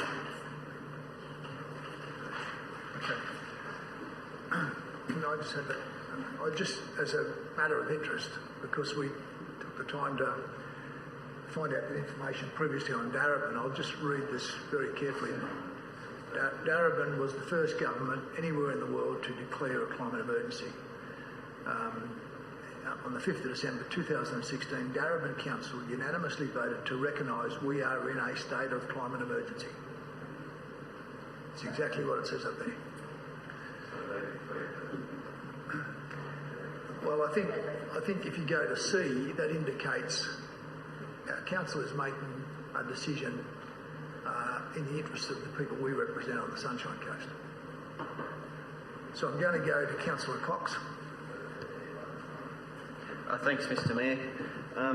Firstly, I just wanted to say to Councillor Law, please don't feel robbed of your motion here today. You've still got time to work through this if this gets accepted, once we've got an understanding of what those two reports contain. And I'll be happy to sort of work with you through that in the coming months. But yeah, it's an interesting topic, this one. I don't actually believe in climate change because it's not a religion. Therefore, I don't believe that the planet is actually warming, because I know it is. The climate change science tells us it is. So I know that there's deniers out there in our community, and unfortunately it seems to come down to where you fall on the political spectrum as to whether or not you're a denier or a believer. But the science is the proven method that we need to acknowledge here. But anyway, I just wanted to make a few points, because once again I just commend David for bringing this to Council. I just wanted to say that the climate today is changing faster than any time in civilisation, and we've heard the parts per million rising with industrialisation and the like. But our agricultural systems, our water systems, our infrastructure, our economy, where and how we build our homes, they're all predicated on the assumption of a stable climate. But that assumption is no longer accurate today. Instead, we should be focusing more on the argument as to whether or not climate change is not happening, but the argument should be shifted to whether or not sea levels will rise by 0.8 of a metre or 1.1 metres. They're the types of things that we're looking at. Are we going to be warming by 1.5 degrees or 2 degrees? It depends on, obviously, what action we take, but neither of those scenarios is good news for our communities long term. I also just wanted to, it would be remiss of me not to mention some of the great things that our council has already done in this space, and I know that that's reflected in point A up there, so congratulations once again, David, for putting that up. But we developed the first local government-owned utility-scale solar farm, which is offsetting all of our energy consumption. I think Councillor Hungerford, you raised that earlier as well. We are lobbying for better public transport through the mass transit project, so less cars, obviously less emissions, and I know Councillor Landsberg, you sort of raised that just before as well. We became the first Australian airport to achieve carbon neutral certification. Venue 114 is verified by EarthCheck for our sustainability practices. We are awaiting a confirmation from UNESCO on our biosphere nomination, and that was sort of spoken to earlier today in the annual report. We've innovated the Blue Heart project within the Maroochydore River catchment to store carbon in the wetlands. We continue to expand our conservation estates, creating one of the largest local government-owned conservation assets in southeast Queensland. And we are converting that waste to energy via the biogas, as Councillor Law you referred to, at our Caloundra landfill site, generating 7,000 megawatt hours of renewable energy, whilst reducing those greenhouse gas emissions by around about 41,000 tonnes each year. and we've adopted our coastal hazard adaptation strategy. And there's much, much more that we are actually doing. So I just wanted to sort of say that given the pace that our region is growing from a population sense, we, council, need to keep challenging ourselves, especially in two areas that I see we need real improvement, and that's the food organics, garden organics waste, the FOGO, as well as our fleet management. And I know that Madam CEO is heavily focused on improving those two with policy direction and the like. You need an extension, Councillor? Yes, please. Just a brief one. Someone moved. Councillor Dixon, seconded. Councillor Hungerford. Those in favour? That's carried. Thank you.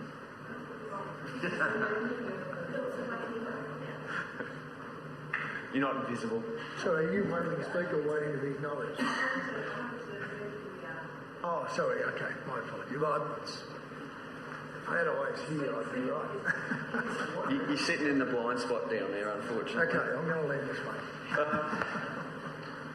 Look, I just needed a really brief extension because there's no point in us agreeing to this without actually putting actions in place. And I'm confident that we are putting actions in place. However, I am really keen to see this council, Sunshine Coast Council, take a really strong leadership position with climate change.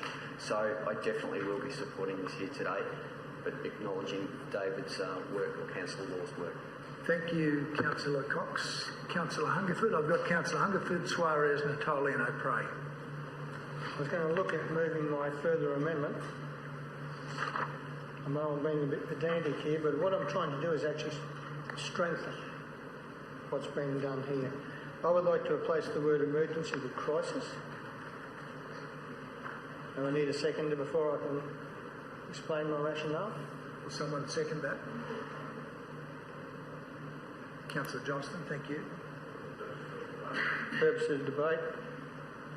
They all talk about declaring a climate emergency. If you actually go to the thesaurus and look at definitions on words, emergency means a sudden, urgent, usually unexpected occurrence or occasion requiring immediate action. This hasn't been unexpected. This has been coming for a long time and debating it for decades. It's going to take decades to actually turn this around. We all admit what we're dealing with here. Or two, a state especially of need for help or relief created by some unexpected event, whether emergency, financial emergency, for example. Clearly not what we're dealing with here. I believe the word crisis more accurately describes what is being dealt with here. One, a stage in a sequence of events at which the trend of all future events, especially for better or worse, is determined, a turning point. We are at a turning point. With global warming, and they're saying we've got to keep it beneath 1.5 degree increase. If it goes to 2, it'll be very severe, and it goes higher than that again, the impacts are going to be unbearable on this planet. We all agree with that. I agree with it. Or two, a condition of instability or danger. Well, that's what this is. As in social, economic, political or international affairs. Includes all of those. Because it affects all of us.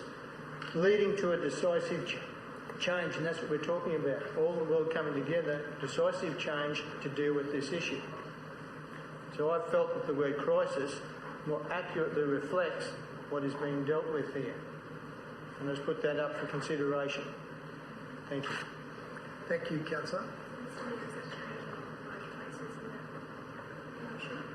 Yeah, well, how many times is it?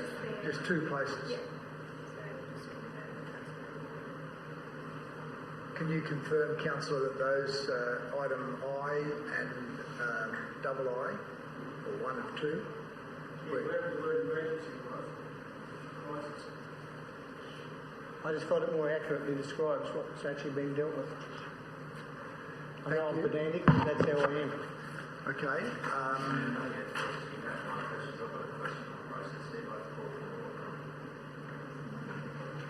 No, you can ask a question. Just a question.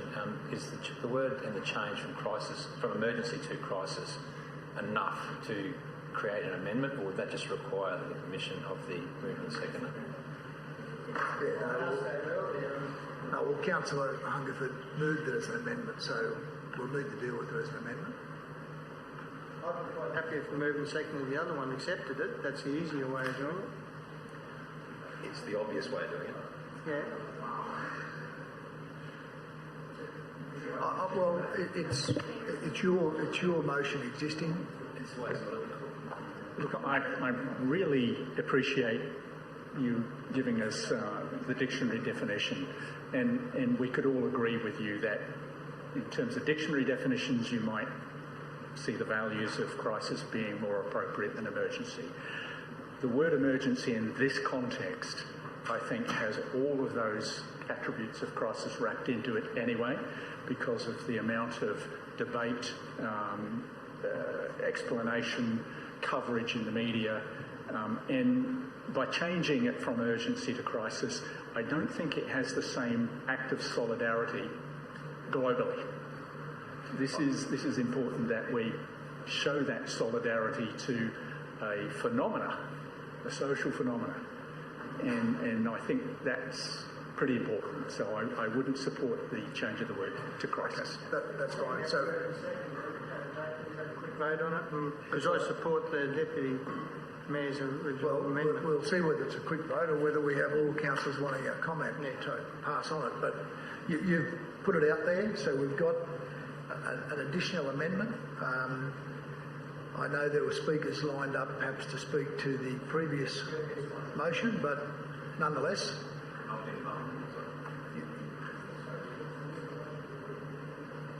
So I'm happy to go back to you, Councillor O'Prey, if you wanted to speak for or against for the amendment. I will go against crisis and like to see emergency back. Okay, well that'll come with your vote. Councillor Suarez. No, okay. Councillor Natoli. Mr. Mayor, I just wanted to make sure that the order of the process is the next line of questions. I'm going to have to rely on meeting management there to keep me informed on that, but I'll do my best. Okay, can we second it for that? Thank you, Councillor Cox. All those in favour of putting the amended motion? No, this is putting it to the vote, not the vote itself. Yeah, I need to get a vote. I need to get you to vote that. So you agree? Let's put it to the vote. Okay, Councillor Babarowski, Landsberg, Cox, Johnston, Dixon, Hungerford, O'Prey, Suarez, Jamieson. Those opposed? Councillor Natoli and Councillor Law. Rightio. We're now putting the motion with the amendment to the motion that Councillor Hungerford has put forward. Yes, that's right, for the change. So those in favour, essentially, of replacing emergency with crisis. Hands up. I think it is, Ted. Those who are opposed? Rightio. It's all bar Councillor Hungerford opposed the change, so can we go back to emergency in those two places, please? And then the order of speaking. You've got that for me, Lauren? Okay.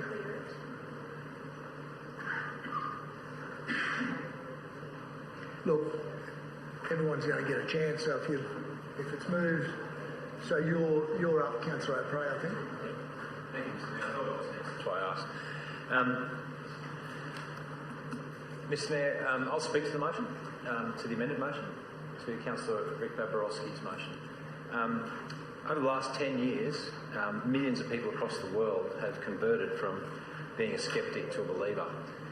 Right across the world, particularly in Australia, I would suggest that people have come to understand the science, they've come to understand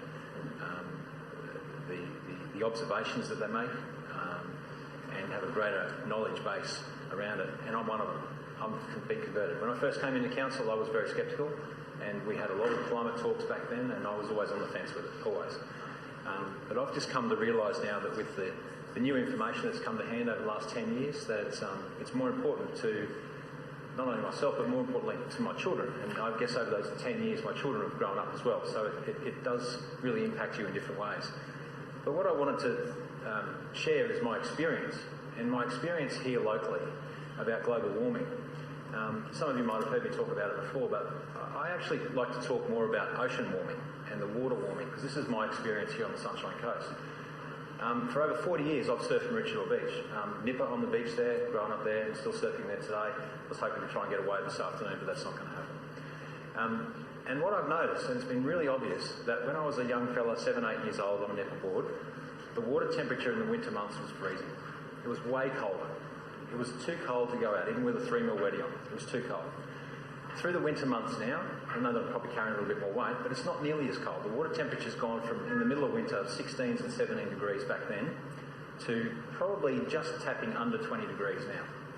So my observations are that the water temperatures are clearly rising, and that's global warming to me. The other observation I'd like to make is with the surfing time and the time you spend in the ocean, it's actually shifted along the calendar. So if you used to go surfing when I was a kid, it's in September, in the months of September, school holidays, it was usually pretty warm and you could go out in a pair of boardies and you'd be comfortable. But now in September, we're all still in wetsuits. Rarely are you out there in just board shorts in September school holidays. And the flip side of that is in May of this year, I was surfing in board shorts, which I've never done before in my whole life. So it's shifted along the calendar, the water temperature. Now, the great thing about this is the climate doesn't understand calendars. Calendars was brought in from, I don't know, the ancient Romans or wherever it came from, and it's got nothing to do with climate. The climate keeps continually to change and keep continuing to move. So I'm very happy to support this today, Mr Mayor. My experiences are very local and they're very real, and I think that this is a great observation of what the Sunshine Coast Council can do, and I'd like to think that we could talk more about ocean warming when we talk about global warming, because that's really present here in our region. Thank you. Thank you, Councillor O'Prey. Councillor Natoli. Thank you, Mr Mayor. I was quite happy to second Councillor Law's notice motion. I've heard the debates over the years, sceptics, those for and against, and of course they're engaging conversations because, you know, people come from a whole range of different perspectives. We still have people on the canals in the Lulbar tell me that they haven't seen any rise in water, and it's interesting to have these debates and conversations with so many different people. But the fact is that if you do believe the science, then the warnings are there, and we are vulnerable. We live right on the coast. My division is one of the divisions that will probably see one of the greatest impacts where Councillor Cox lives. You know, the erosion in that area over the years, not too long ago, was quite significant, and yet we've now started to move people into those areas. And, you know, my concern is that if we don't take this issue seriously as a local community and understand what the impacts are, then globally we might believe that action is required, but locally we need to make those actions happen right across the nations and right across the world. When we talk about the word emergency, we talk about whether it's crisis or whatever, the word in itself is really understanding what emergency means, and often we hear emergencies when there's a cyclone approaching or a fire approaching or there's this immediate action. And climate change is different because it is a collective build-up. We've heard about the emissions and we've heard about the earth warming and the atmosphere warming, the oceans warming. And at what point do you actually take the trigger and pull it, change the gear and accelerate the actions that are required? And I think, you know, when we talk about emergency, that is that time now that the world is reacting. Glasgow is a classic example where nations maybe 10 or 20 years ago weren't even interested in climate change are now seriously talking about it. At the political levels, at the highest levels of the world, are seriously now tackling climate change as a serious problem for our world and the future of the world. The finance industry, the banks, the institutions are saying that we're no longer going to finance dirty industries that are, the coal industries and others, and they're reacting. The insurance industry is possibly not going to insure vulnerable coastal communities that are under threat. These are the things that are changing, and dynamics of that are changing incredibly quickly. And I don't think we understand what the magnitude of this could be down the track. And so, for me, I look at my community, those that are surrounded by waterways, those that are predominantly lowlands that are a threat for coastal erosions, storm surges, the frequencies of those that we're going to see, the actions and the costs associated with trying to either protect that infrastructure, or in some cases I know that there'll be local governments around the country and around the world that will just surrender that infrastructure to nature. So, I think the time has come that we as a council need to understand what we need to do to really make a difference. And I think that accelerated plan is now for us to have that discussion and to be able to make it happen. We look at the solar farm as an investment as a classic example of one of the initiatives of the council. I think we all accept that it's been a good initiative in terms of leadership, but the next step could be that we use that to actually create green hydrogen and fuel the buses and the cars and the trucks and hopefully our next waste vehicles. As much as I've tried to get our officers to consider electric vehicles, we've got one on trial. Maybe we should have hydrogen one as well. But, the next contract in 9 years, we should have a complete emission-free Councillor, vehicle. do you need an extension? Thank you. Someone move, please. Councillor Dixon, seconded. Councillor Cox, those in favour? Thank you. Encourage you to hurry along, Councillor. Sure, and I just think that the opportunities are there for us to show extraordinary leadership when it comes to these sorts of things, and we shouldn't hold back. The opportunities are there now. Governments are throwing money, grants to projects that if we don't take that advantage now, we will miss out. If we are truly going to be sustainable, then we as a council need to be making sure that we are going to lead that way in a strong way, bring our communities with us, and imagine if one of the goals is that we are the predominant suppliers of green hydrogen for the 2032 Olympics for our region. Thank you, Councillor. Natoli. Councillor Suarez. Thank you, Mr Mayor. If I may start with a question, I'm not sure which officer to direct it to, perhaps Dr Day. I'll leave it up to the officers to decide. But the zero net emissions plan, will that plan be assessing what council's activities are internally as well as externally, but not as a summary of what we're already doing, but to do the need to do more, as Councillor Law is his desire. So does the zero net emissions plan show what we're doing and then what we need to do more to achieve our zero net emissions?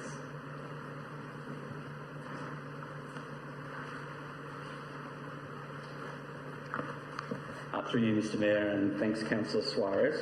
So the zero net emissions plan is responding to the target in the ELS. So at 2041, we want to be a zero net emissions organisation. And to do that, we have to understand what our carbon footprint is. We have to understand what our emissions projections are going to be over time. And we have to see what things we want to put in place to bring those emissions down, to limit the emissions to a point we then offset. But through that time, we'll be continually reviewing. So there's things that we'll be doing. We've spoken about FOGO, or looking at street lighting, or looking at fleet. But that will help us in our trajectory down. But we'll always need to be looking for other opportunities to reduce our emissions. So we'll be putting actions in place to help us reduce our emissions.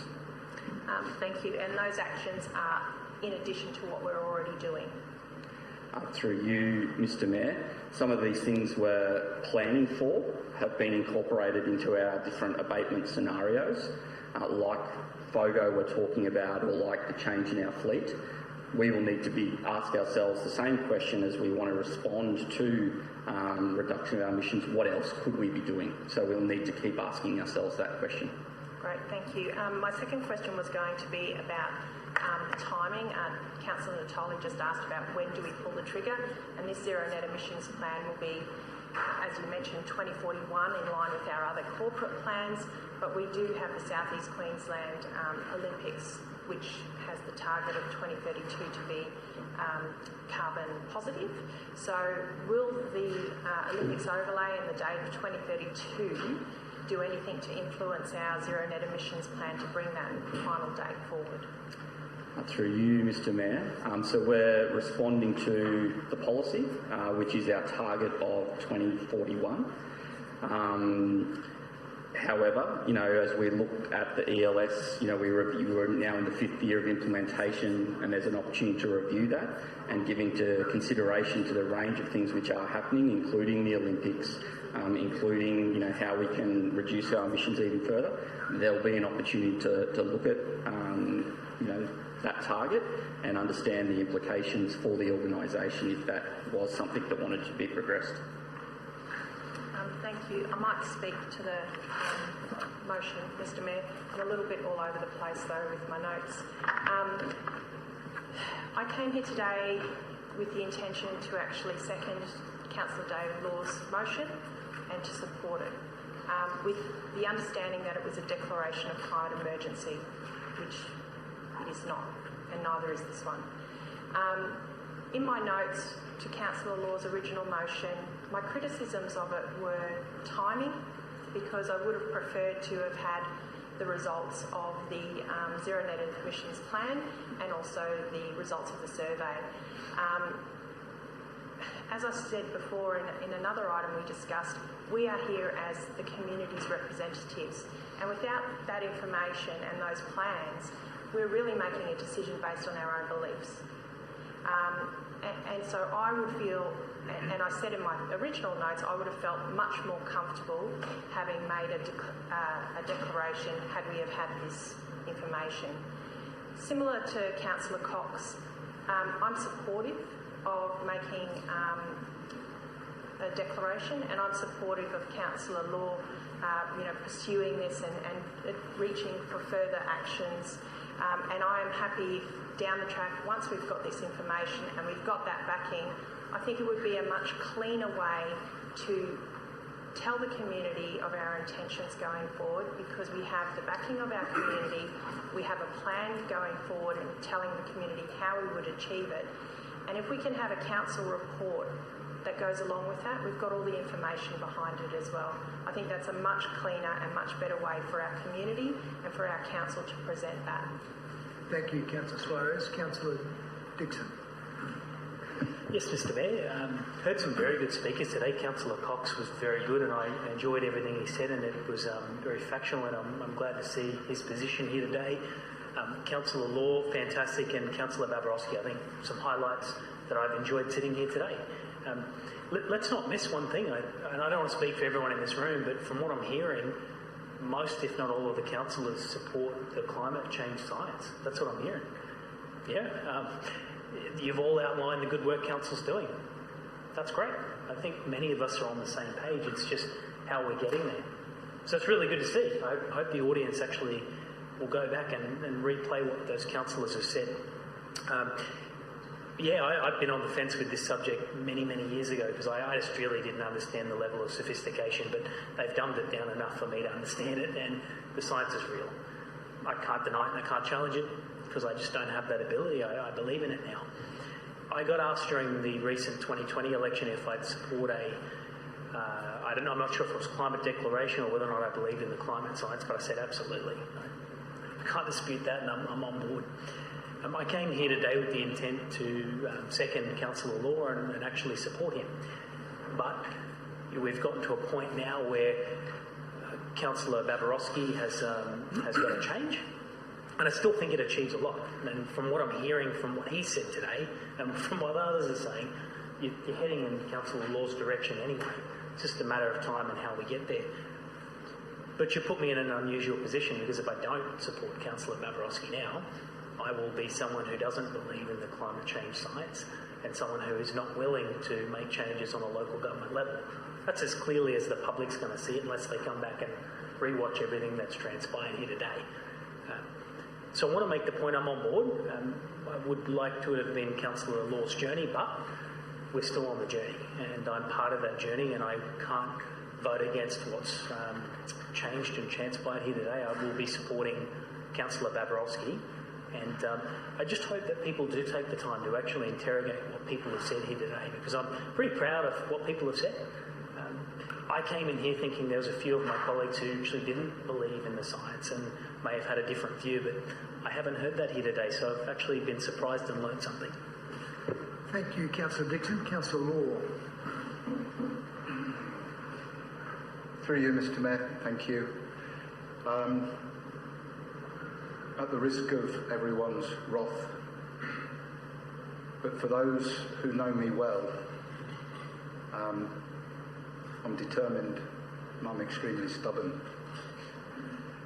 And thinking of what Councillor Christian has just shared with us, I'd like to offer you a glimmer of hope and request the indulgence of 13 words as an amendment to what we've got on the screen right now.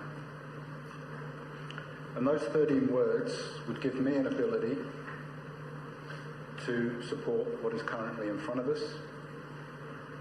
And if we go to part B2 of which is and after we get to recommendations for Council's actions, we then have a proposed governance structure and framework that strengthens the daily actions of Council in response to the climate emergency.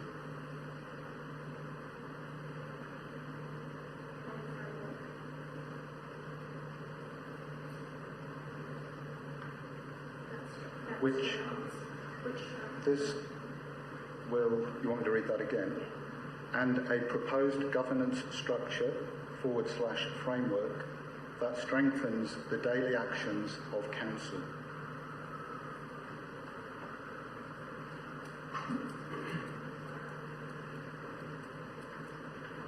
Now just daily? Daily actions. And then it keeps it down to 13 words, Baker's dozen.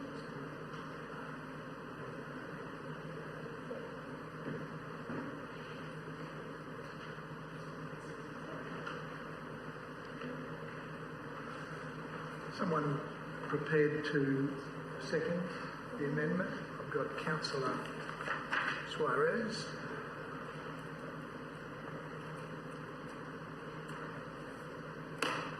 Would you like to support your amendment with? Thank you.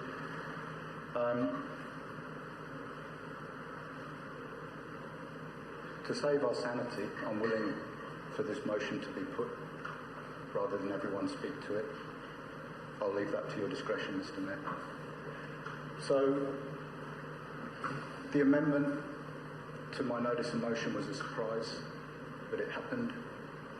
I've made my comments really clear that the amendment does not give or provide anything new whatsoever.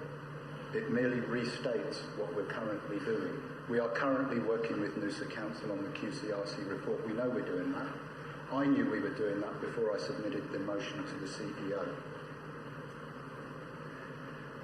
The Environment and Livability Strategy of 2017 has all of the actions to achieve net zero emissions, and we report on it every year. We're waiting for that report to come to us. Of course we're waiting, because it goes through the annual cycle.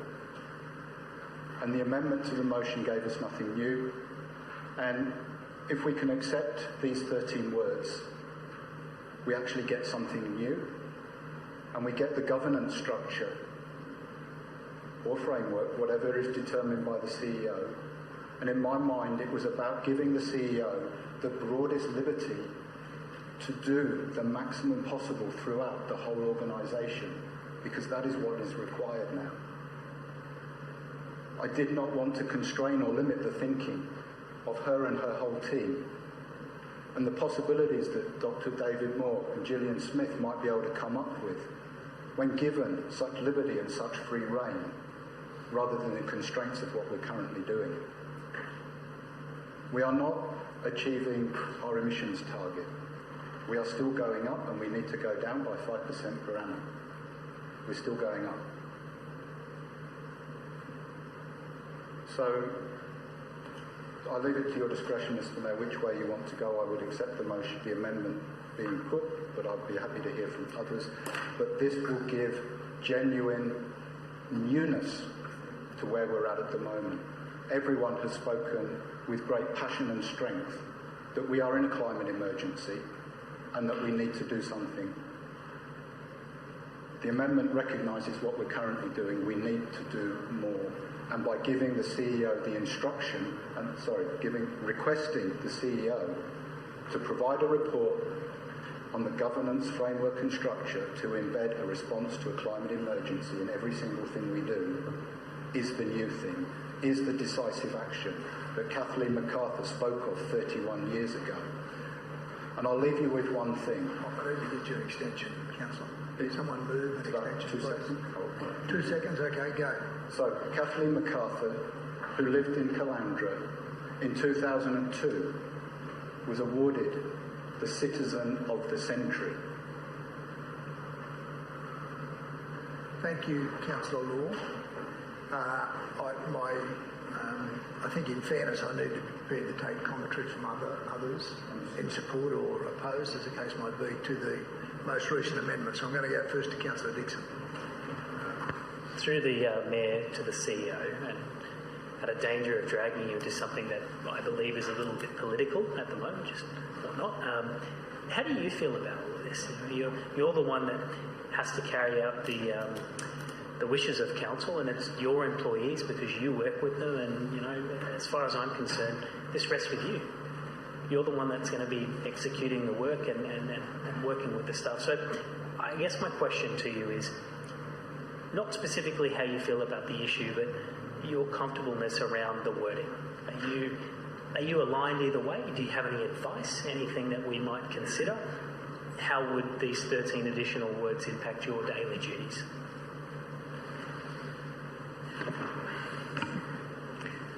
For you, Mr. Mayor. I lead an organisation that's exceptionally driven to be Australia's most sustainable region.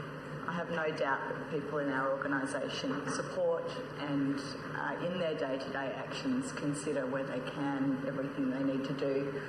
I would be really disappointed for the councillors in all the things that you know about us to think that doing our net zero emissions report and doing our climate action roadmap was business as usual. We are pushing and leading. We are leading edge in everything that we're doing. We won the Banksia Award this year for climate. So we believe in it and we're doing it. And so to say that we're doing nothing and nothing changes and nothing's new is probably disappointing, at least, for the very numbers of people who really believe in this. In terms of a governance framework, I actually believe we need a governance framework, and it's a discussion that I've had with officers to do this. In terms of our day-to-day actions, we do need to think about the impacts, and it would be irresponsible of us to just drive down a path at any rate, because it's not my decision, but the decision of council as a whole about how we spend our budget, what the impacts are on the capital works programs that you want to have, and all of those things. That doesn't mean that we are doing business as usual. It doesn't mean that we are not changing the way we do things. We're changing, as Councillor Cox said, our fleet strategy at the moment. It's out for consultation amongst our staff because we want to bring in the time frame that we have for zero emission vehicles across council where we can. We're really driving as much as we can to be leaders in the change experience. So I'm not sure if that answers your question, Councillor, but that's my thoughts on this today. Thank you, Madam CEO. Councillor O'Brien. Yeah, thank you, Mayor. My questioning is along exactly the same lines through to the CEO. There's a lot in that, Emma. Is 31 March okay, or would you like to buy another month or two? There's a lot there. I'd probably suggest if you went to 30 May, 31 May, whatever. Yeah, just hold on. That'll require another amendment. No, it wouldn't. I think that would just require the approval of the move and the second, Mr. Mayor. There's nothing changing to the intent of the motion. I mean, I've heard and read lots of detail about the sense of urgency around this, and I think our staff are up to delivering the information, if that's what we get to, in line with the 31st of March. You happy with that, Madam CEO? You were done, Councillor? I guess. Thank you. All the best. Councillor Nabrowski.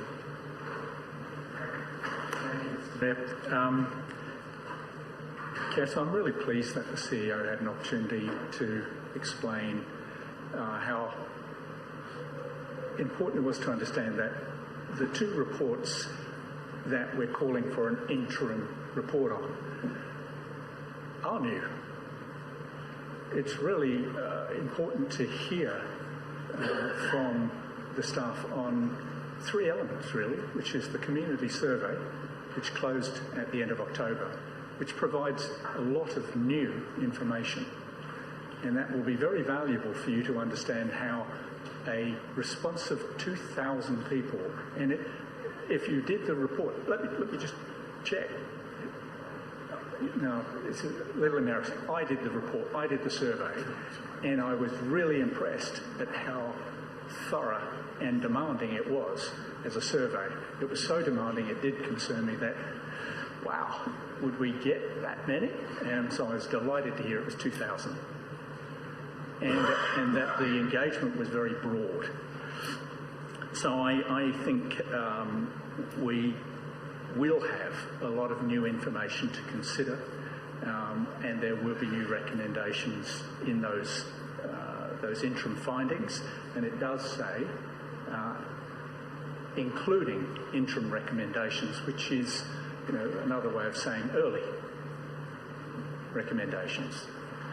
So I'm very satisfied that the wording as it is comprehensive, and you would need to do that before you decided on your next steps on whether you needed a whole of council new governance framework. You need that information first. Thank you. Councillor Babarowski. Councillor Suarez. Thank you, Mr. Mayor. Madam CEO, I'm pleased to have heard your response. The one thing that sort of stuck with me and was a little insulting is that our council wasn't looking at anything new.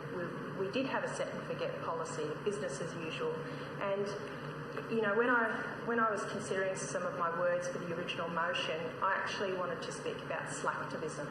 Now, for those who haven't heard that term before, it's defined in Oxford Languages Online as the practice of supporting a political or social cause by means such as social media or online petitions characterised as involving very little effort or commitment. So it's essentially lazy or ineffective activism. And that's not our organisation, and that's not our council. Policy documents are the way to move forward. There is power in policy, and actions speak louder than words. Now, I had a list of 21 actions, which wasn't a comprehensive list of all of the things that we do, not just say. They've been spoken about in depth by a number of other councillors, but I'd like to just highlight that with our environment and livability strategy, we are coming up for a mid-term 5-year review in 2022.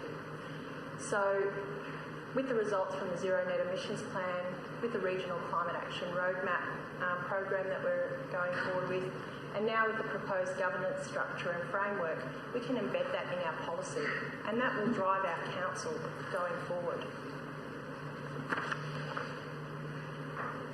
One other element that I wanted to touch on as well is some actions that we do that do include new initiatives. Council is a member of the Council of Climate Council City Powers Partnership Program, and that's where Australian councils together are pledging and taking actions on a number of climate change mitigation actions. And when these new initiatives come through, we look at them and we embed them.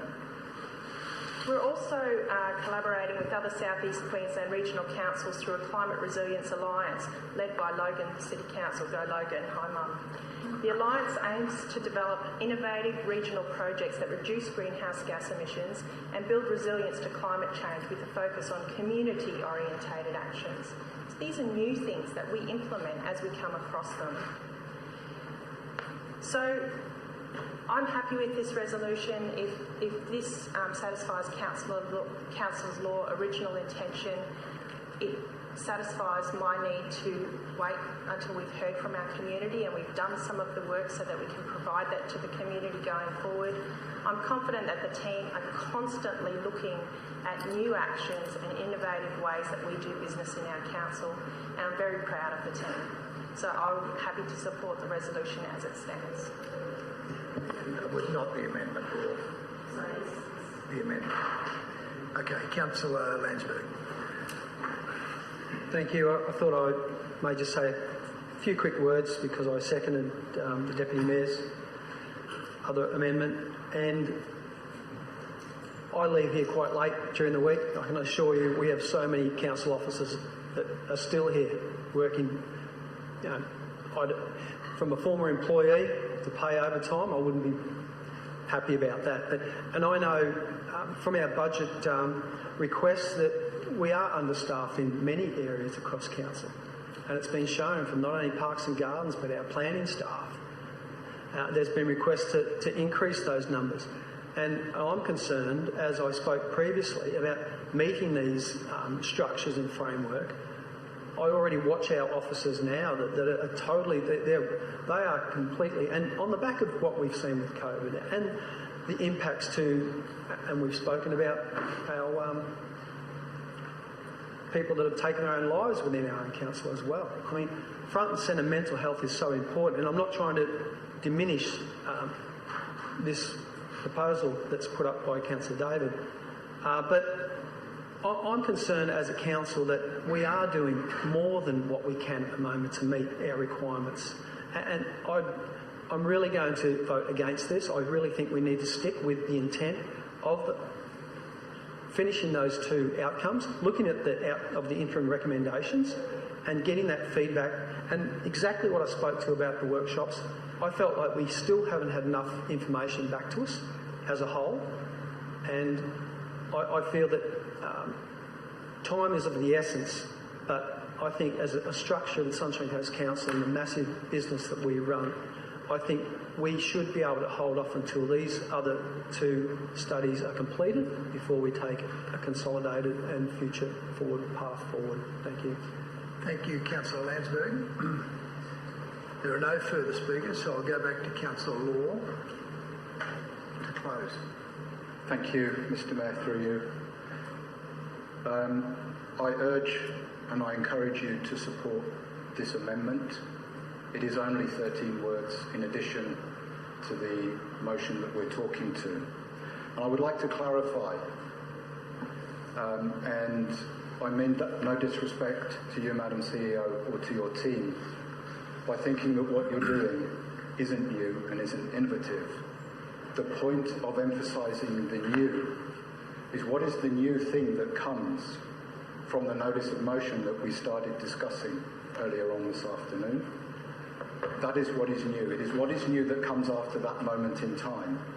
Because I believe, and my intent was certainly, that the notice of motion acknowledged everything that had been done, even the newest things that had been done, including the survey that closed on the 31st of October that we've heard a lot about. They are very recent, very new things. The survey and that piece of work, as a result of funding won by Council from QCRC, so that we could do the work with Musa Council. These are all very new contemporary things that are new in addition to the 2017 Environment and Livability Strategy. So certainly no disrespect to you or your staff, and if I've not been clear for councillors, please let me be clear. It is about having a new decisive action as a result of this notice of motion. Because without the governance structure, there is not actually anything new up on the screen. And on a personal note, I'm trying to salvage something from the last 11 months of work towards this day. And if I go back another 12 months from my time spent on the campaign trail, when every single person who spoke to me about the environment asked what I would do about the climate emergency. And I said I would work hard for there to be a motion in front of council to declare a climate emergency. And through the work I've done, we're at a point where we're about to recognise a state of climate emergency, and I'm very comfortable with those words because they're words that suit the Sunshine Coast and suit the journey and the people that we are. I urge your support for my baker's dozens of words up there. That's 13 extra words to salvage something from the notice of motion that I've worked on for a year. And I thank you for your positive comments and support about the critical situation, the emergency situation that we're in today. Thank you, Mr. Mayor. Thank you, Councillor Law. We'll put the amendment and the amended motion to the vote. Those in favour? Councillor Cox, Councillor Natoli, Councillor Dixon, Councillor O'Prey, Councillor Suarez, Councillor Law. Those against? Councillor Hungerford, Councillor Johnston, Councillor Landsberg and Councillor O'Prey, Councillor Babarowski and Councillor Jamieson. I think that's 6-5 in the affirmative. Correct? So Councillor Law's amendment now becomes the motion. And we start again.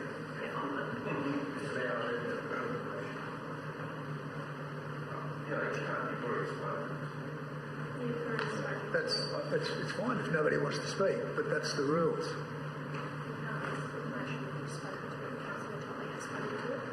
Yes. So, okay.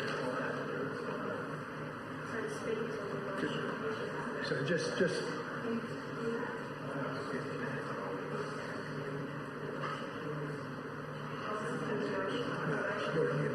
No, that's all right.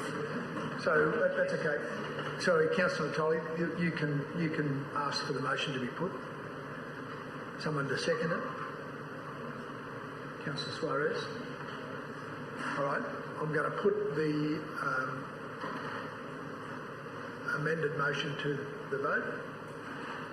Sorry, no, the motion, the new motion to the vote. All those in favour? Sorry, this is to put the motion. So we've got Councillor Babarowski, Councillor Landsberg, Councillor Cox, Councillor Natoli, Councillor Dixon, Councillor Hungerford, Councillor O'Prey, Councillor Suarez, Councillor Law, Councillor Jamieson in support. Those against? Councillor Johnston.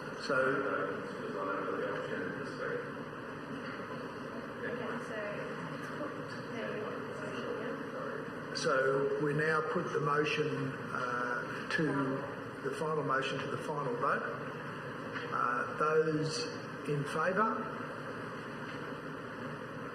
Councillor Babarowski, Landsberg, Cox, Natoli, Johnston, Dixon. It's unanimous. Thank you, Councillor Law, and well done.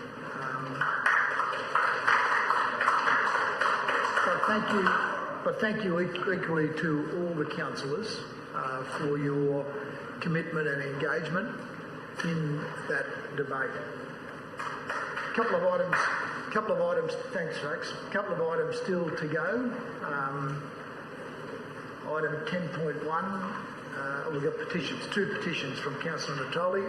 Item 10.1 is a dual occupancy developments in Buddina. Mr. Mayor. Yep. Okay. This is 244 petitions, and Leslie Dimmick is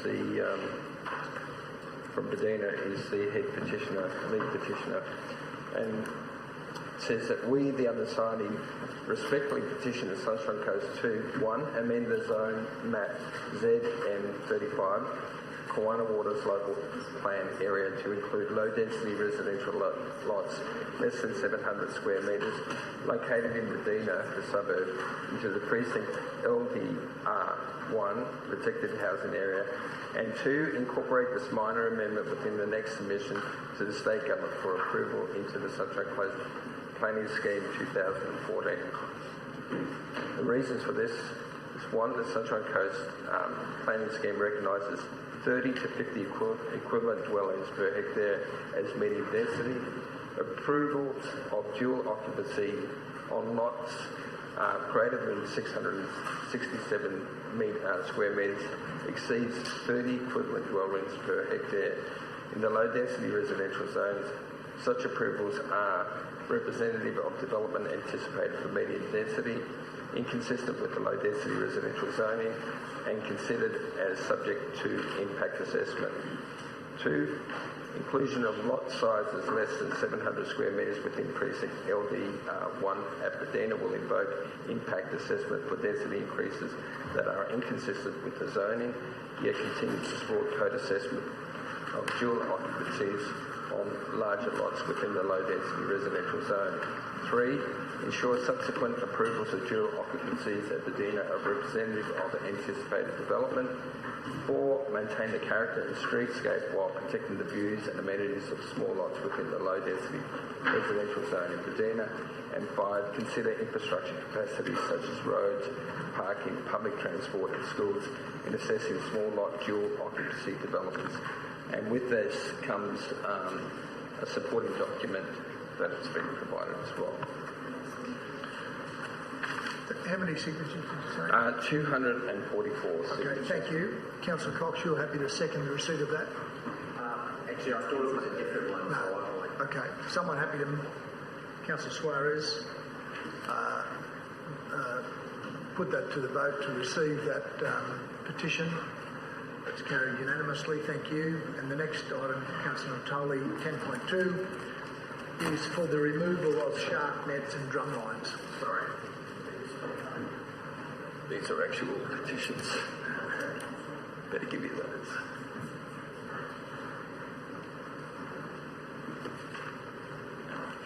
And Vic, 201 submissions, 24 pages from Tammy Amadei from Mulaney. It reads, we, the undersigned, respectfully petition the Sunshine Coast to immediately remove shark nets and drumlines from the Sunshine Coast area. Shark nets and drumlines cause the deaths of hundreds of marine animals every year. 19 species of sharks are targeted and culled in the shark control program. Research shows in areas where apex predators have been removed, a decline in ecosystem health and biodiversity occurs. In 2020, across Queensland, a total of 740 animals were caught, 609 of them were deceased, and the survival of others is unknown. This includes 45 species of marine animals, not just sharks. 105 animals died on the Sunshine Coast alone.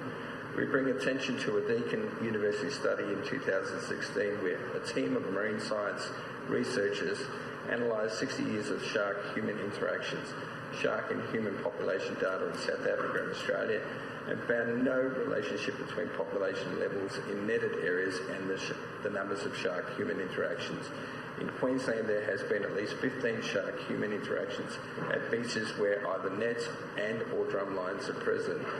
In 2019, Humane Society International won a court case against the Queensland State Government to remove drumlines from within the Great Barrier Reef Marine Park due to the ineffectiveness of the program and the detrimental effects on marine ecosystems. As well as being outdated, ineffective and lethal to marine life, those methods have cost millions every year. And if I could just... Councillor, I don't... We can't remove drumlines. They're not our property. That is by the state. I what we can do is accept the petition on the basis that we'll pass it on to the state government. Yeah, and I was going to speak to that because I'm fully aware that that is the case, and we can certainly make them aware that we are not the responsible. So I need a second that. Councillor Dixon, thank you. And all those in favour of receipt? That's carried unanimously. No. Sorry. Sorry, not sorry, Terry. My apologies. Come on, Terry. No, I think it's only Terry who didn't receive it. So, well, folks, that brings us to the end of the day, full day. I can pad this out for another 6 minutes to get it to 5 o'clock if you like. Thank you, everyone, for a well-mannered, serious debate on a number of issues. But I think most of the votes for the day were unanimous or very close to it, so that's always a good sign. So I look forward to catching up with you all again soon. Thank you.